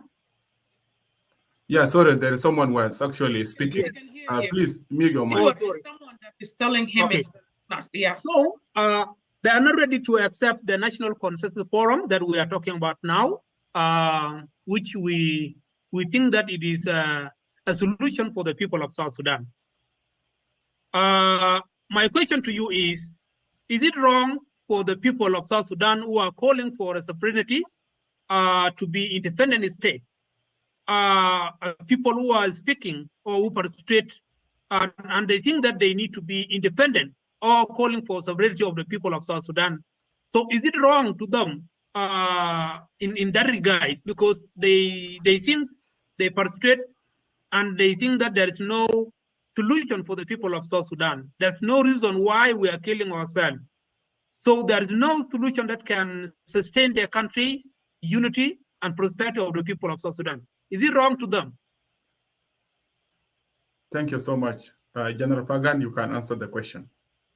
Thank you, Elijah.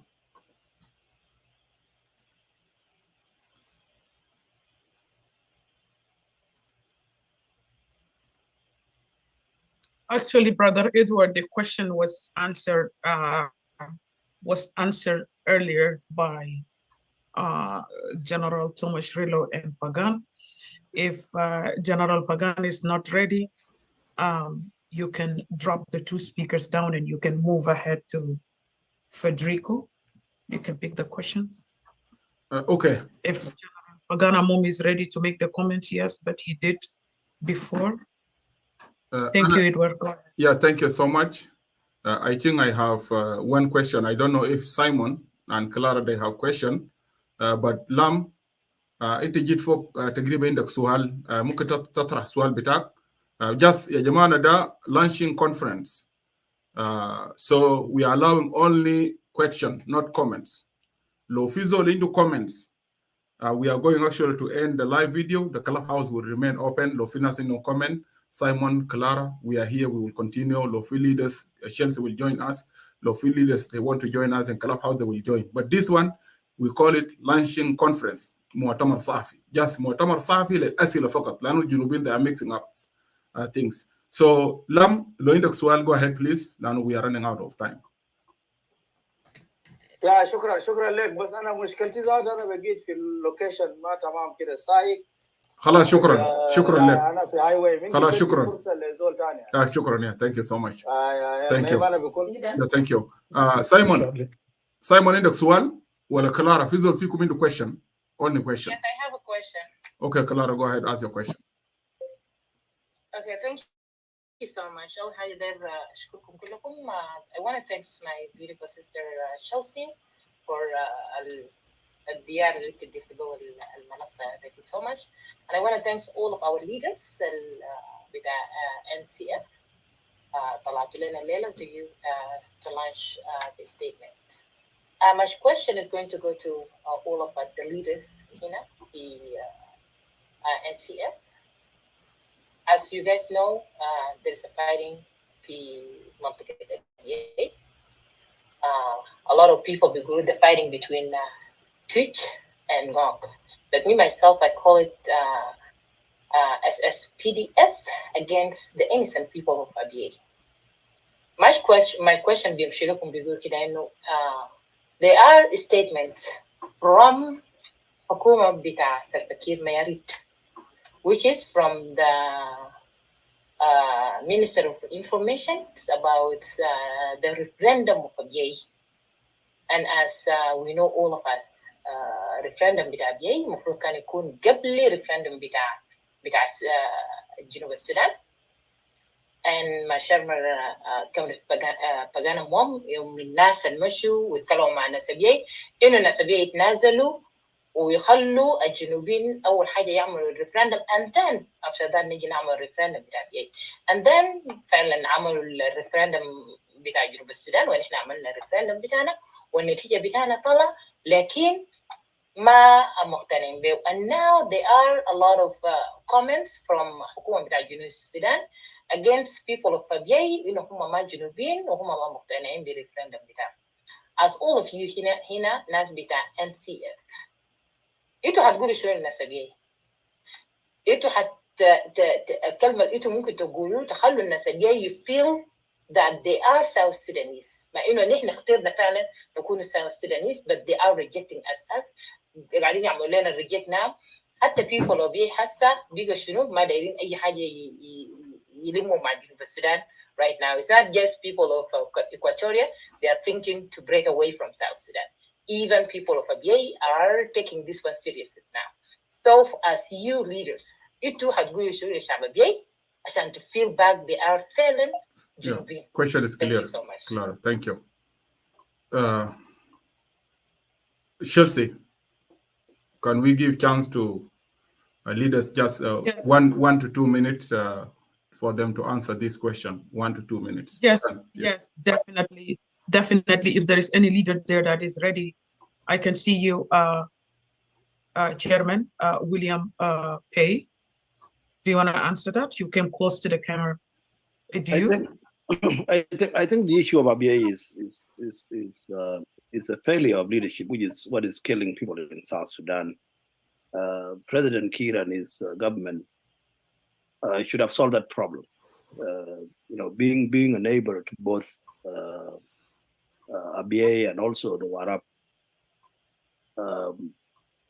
it is very unfortunate that the government, the Kiir-led government, is allowing the current conflict, especially when people are being killed in large number. I would say, even though the NCF have not come together to look at this, it's something that I will urge the NCF leadership to really look at this, if there is any consensus that can be looked at. But to the people of Abyei, it's very unfortunate that the government of South Sudan, led by President Kiir, has failed to mediate and mitigate the situation happening over a simple land conflict that can be resolved peacefully. I strongly do believe that the people of Abyei are Junubin and should never have to go through this. So it all factors into all the crisis that we are facing, whether in Equatoria or in Upper Nile, where we have now the Nuer separatists who are campaigning day and night, who wanted to have their own nation. So I would say let us just be patient. I think Kiir government is going to go. It's just a matter of time at some point. Our unity, I think, is very important. But I understand what is happening, especially when your own government is denying you, and also the killing that is being allowed. Not so long ago, 75 people were killed, 24 plus were killed. So it's just a very, very unfortunate. But I would urge the leadership here to look further the issue of Abyei and what can we do to incorporate, whether to bring about supporting both communities, either here in the diaspora or where things are happening.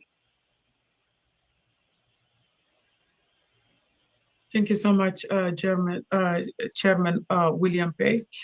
Any one of our leaders wants to make a comment regarding the Abyei conflict, or we should just move ahead? Can I come in, Sister Chelsea? This is Wesley. Oh, Brother Wesley, you're welcome. How can I say no? You're welcome. Thank you. Thank you. I have been quiet and listened, and I am very encouraged with the comments and questions of everyone. This is where we draw the consensus of people and participating to discuss the issue of our country. All this what we are seeing today, when some groups come that they want to be separate in Equatoria or elsewhere in South Sudan, is just displaying the frustrations that they have. And if we come together on the round table to discuss, all these frustrations will go. Hello, Lual? As we...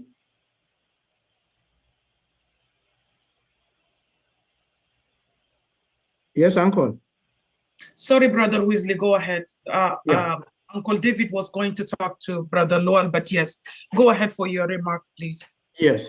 So that is why we, as the organization National Consensus Forum, think the conducive environment for us to come and air our frustrations and forge a new path to bring a sustainable peace to our country is very important.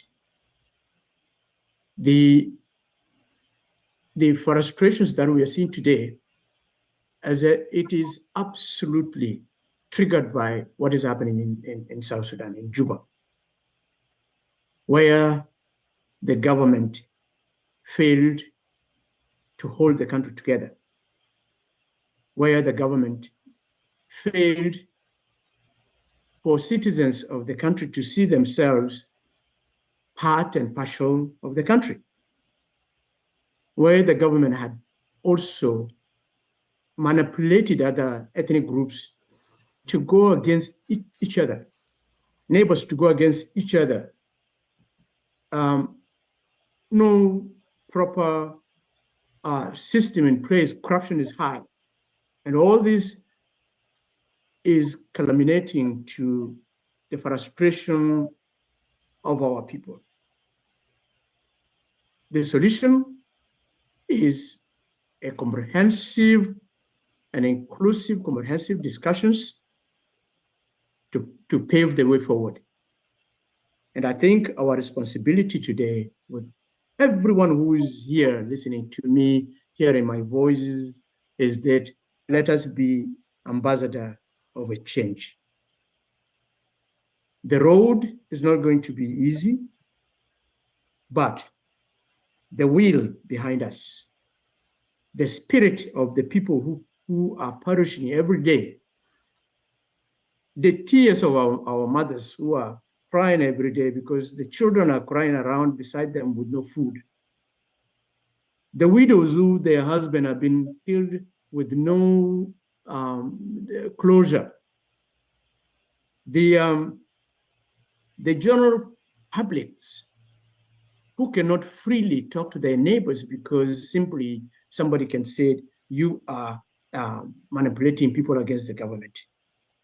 The freedom of our people to move and to come together, to associate, or freedom to be part of the country's issues and to talk freely about it has been taken away. And this is culminating to all this. The solution is we should not give up, because if we give up, then we have no hope.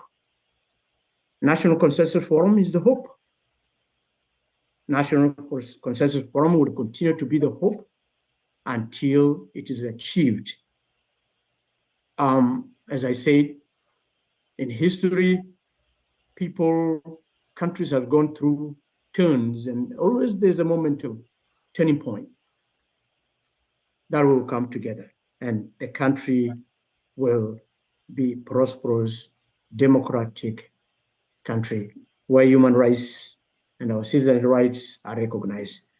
And I believe God is with us, and God will not let this country melt somewhere that nobody can not be able to put together. Thank you.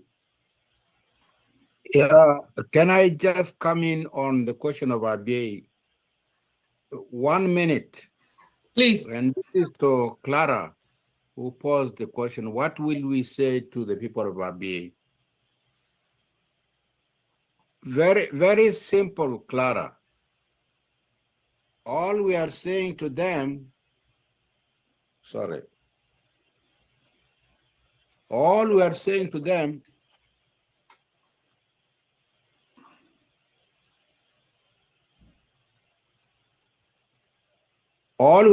them is that the Abiy people are an integral part of South Sudan. Nobody can dare to deny them their citizenship and their place in South Sudan.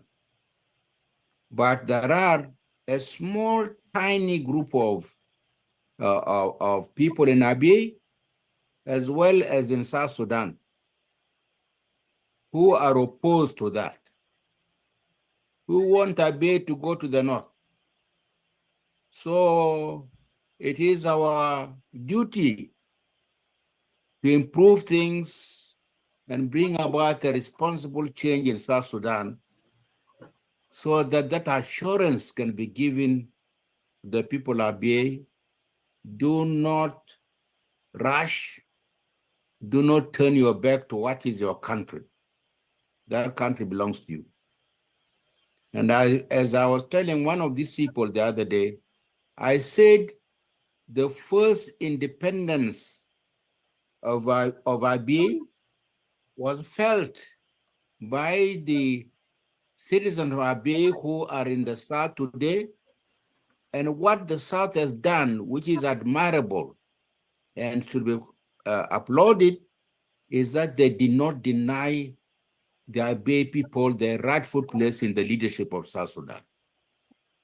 So today, the people of Abyei are in the leadership, not as guests, but they're there because they're citizens of South Sudan. So please let us be together and let us pass this difficult period. But Abyei will continue to be part of South Sudan. And we all want to also to go and live in Abyei. So please pass that message to the citizens of Abyei. Thank you.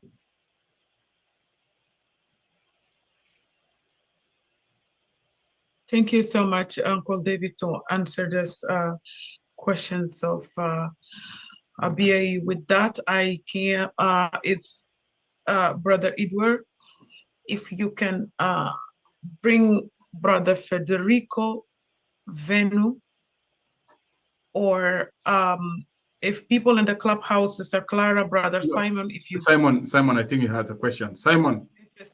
Okay, Simon is ready, go ahead. Do you have a question? Go ahead.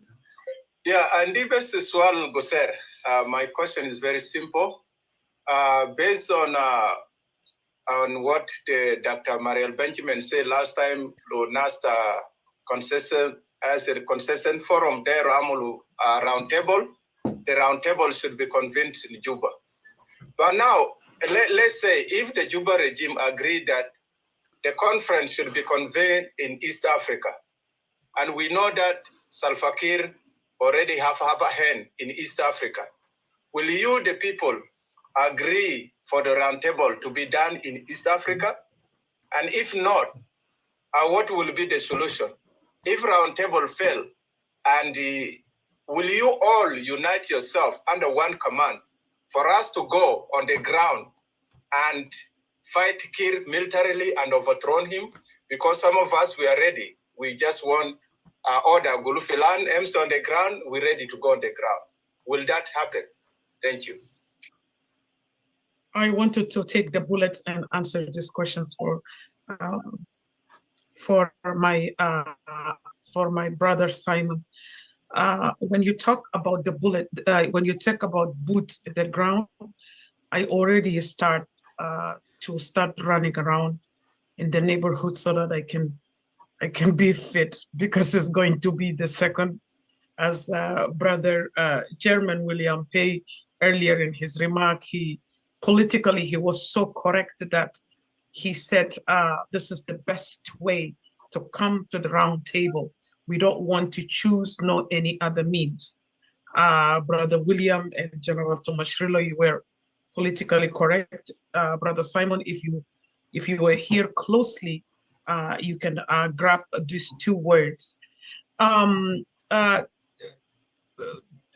Today, when I was given an assignment, of the importance of the round table, and I already talked about the international support and international supervision on the roundtable conference. And in the pamphlet or in the draft, I do believe that the NCF and all the umbrella, we all came and we rejected any other country that is going to conduct a roundtable conference. The suggestions is that I was just thinking when you're speaking, I thought about suggestion. Sister Jane, you may correct me if I am wrong from the document right away. You know, we're a woman, just support me, I support you. I think we suggested that we go to the country whereby they experience the same issues or the same problems that we experience. We are avoiding any other country that Kir regime's hand is extended to. We will choose a country that neutral rights. Sister Jane, you mentioned it earlier. You can pick it from here and put a 1 minute to it so that we can go ahead. Thank you. Yeah, I think you, Chelsea, and that's why reading is very important. And we emphasize in the document that it has to be conducted in a neutral place so that people will not experience pressure or intimidation or insecurity situation. And the determination of that neutral place is going to be determined by the leaders of the NCF. And we have to look at the characteristics of that country.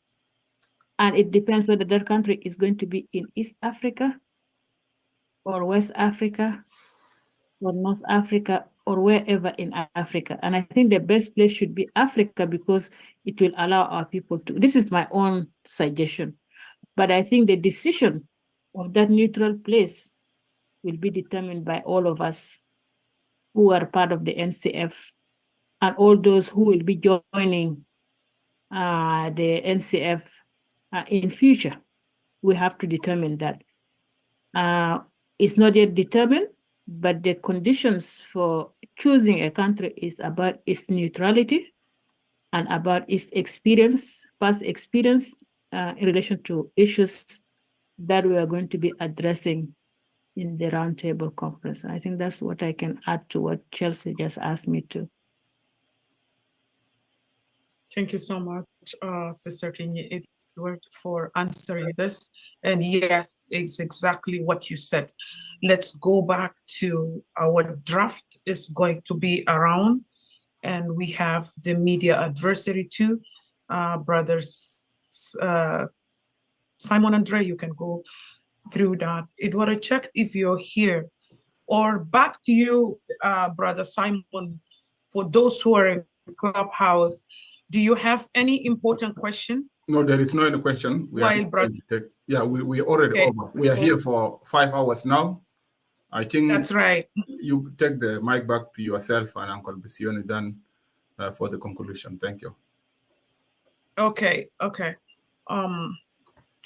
And that will bring me back to my co-host.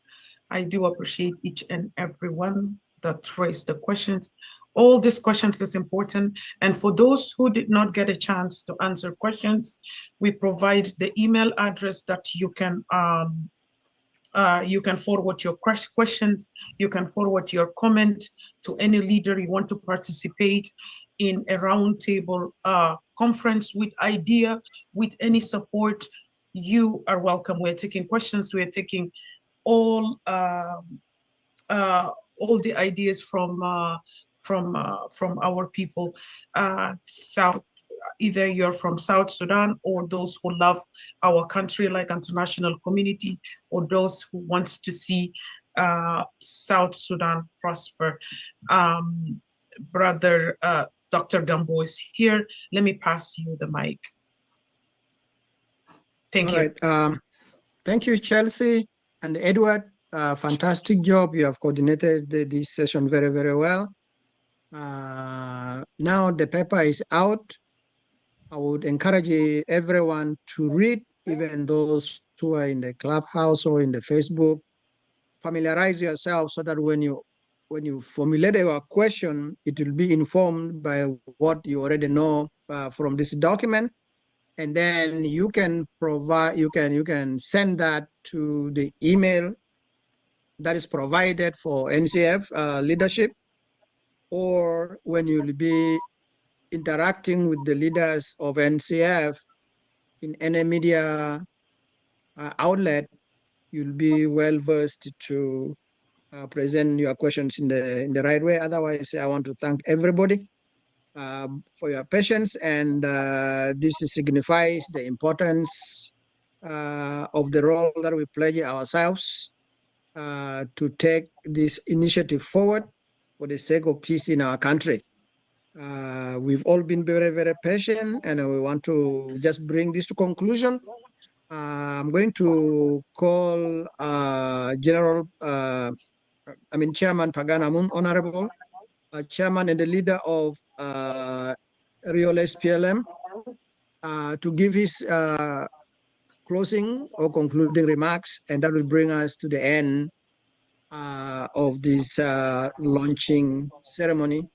Honorable Pagan, floor is yours. Thank you.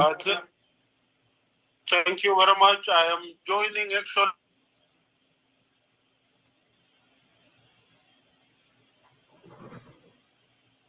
We can't hear you, General Pagan Amum. What happened here?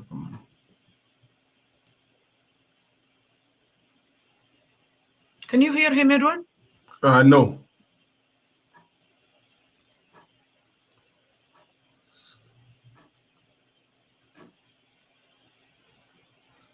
Chelsea, are you hearing me? Yeah, now I can hear you, but earlier you were talking and it was muted. Yeah, actually, because I don't know what went wrong with network when Pagan started speaking.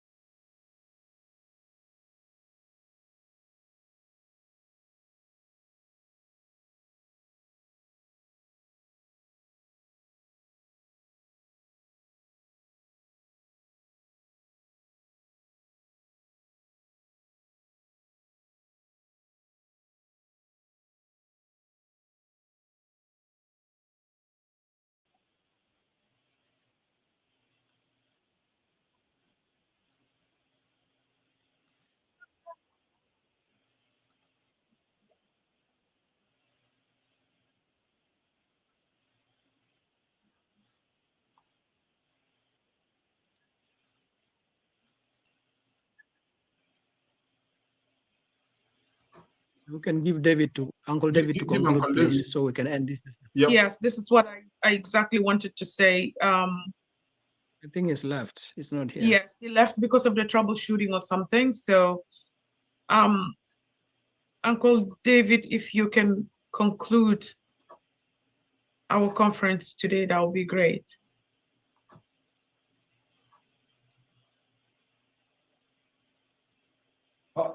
Uncle, you are muted. Unmute yourself, please. You are muted. Okay. Colleagues and the NCF leaders and members and our audience, the South Sudanese, this has been a great day for us all. We have worked tirelessly for this day. We have sacrificed, we have quarreled, we have differed, but we always came together in the name of unity, in the name of the bigger goal of a new dispensation for South Sudan. And that whatever difficulties we're facing now is a temporary setback. But in the end, we will prevail because God wants us to prevail. not for ourselves, but for the larger population of a country and a nation that is suffering now even more than when it was struggling for its independence. That may the spirit that God wants to shine on us, enlighten us, and open our eyes and ears that enough is enough. And the time has come for us to let bygones be bygones. And that is time of forgiveness. Is a time of sisters and brothers coming together. Is a time of looking at what is best for us, for our country, for our women, for our children, for the generations to come. So I thank you all for bringing this meeting to a very successful conclusion. We have been very much encouraged by the spirit that has been displayed in this meeting. We know that we are on an upward trajectory, and we will do our utmost in NCF not to let you down. And as we said to even our brothers and sisters in Abiy, this is your forum. And so with that, I would say thank you. We have a system laid in place, and we have Dr. Robin Latio and Madame Chelsea Badel, who will be receiving all your comments and questions and queries, and we will answer them as they come. We want to keep a very active platform on which people can ask questions and they will be answered. So again, in the memory of all our people whom we have lost, let us say we are on the right path. We are following the right direction. And we all pray that God Almighty gives us, by his divine power, the ability to move from this stage of helplessness to unity, to hope, and to the dreams of our new promised land. Thank you very much. Today we are free. Oh yes, we are free at last. Freedom has come today. Thank you, LG. Thank you. Thank you. Thankful for the conclusions. Thank you.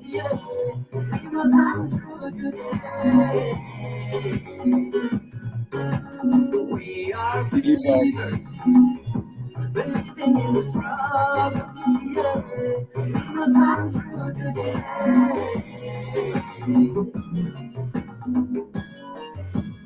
Shall I close here, Edward?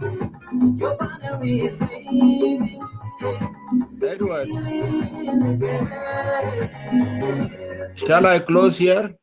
يا شكرا جزيلا لمشاهدين صوت الشعب في فيسبوك وكذلك في يوتيوب، وايضا مستمعين لصوت الشعب في كلاب هاوس. بنشكركم لقعدكم معنا لمدة 5 ساعات نيابة عن إدارة صوت الشعب جنوب السودان. أنا بشكر كل القيادات بتاعت NCF. أنا بشكركم للزمن بتاعتكم، بشكركم برضو للصبر بتاعتكم لمدة 5 ساعات. ده شغل ما سهل، كلكم بمقاماتكم المختلفة بنشكركم. بنشكركم برضو نيابة عن شعب جنوب السودان، المجهودات بتاعتكم الجبارة إنه أنتوا توحدوا نفسكم وتجوا في مكان واحد to create a platform which actually showing unity between opposition to the people of South Sudan and willingness of the opposition. They are determined to bring the change to the people of South Sudan. شكرا جزيلا. أننا نواصل في كلاب هاوس مع كلارا وسايمون.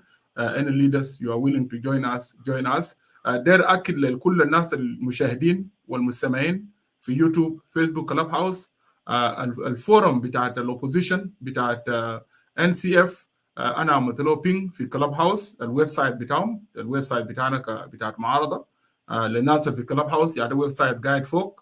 برضو في بيان البيان التأسيسي أو إعلان التأسيسي بتاع الإجماع الوطني الليلة برضو من 29 ورقة. البيان also you guys will find the statement on the website. Otherwise للناس بتاعتنا دايرينه I have the statement and also I will share it on the Voice of the People forum on the Facebook so it can be accessible to the people of South Sudan so they can read any question. There is an email down there also whereby you can reach the leaders of the NCF. شكرا جزيلا لكل القيادات بمقاماتكم مختلفة. أنا بشكركم. السلام عليكم. Uncle Basuni, stay blessed and thank you so much. Thank you. God bless you. All right. Thank you. Thank you. Thank you. Thank you. Thank you. Bye for now. I'm closing my live video. Bye.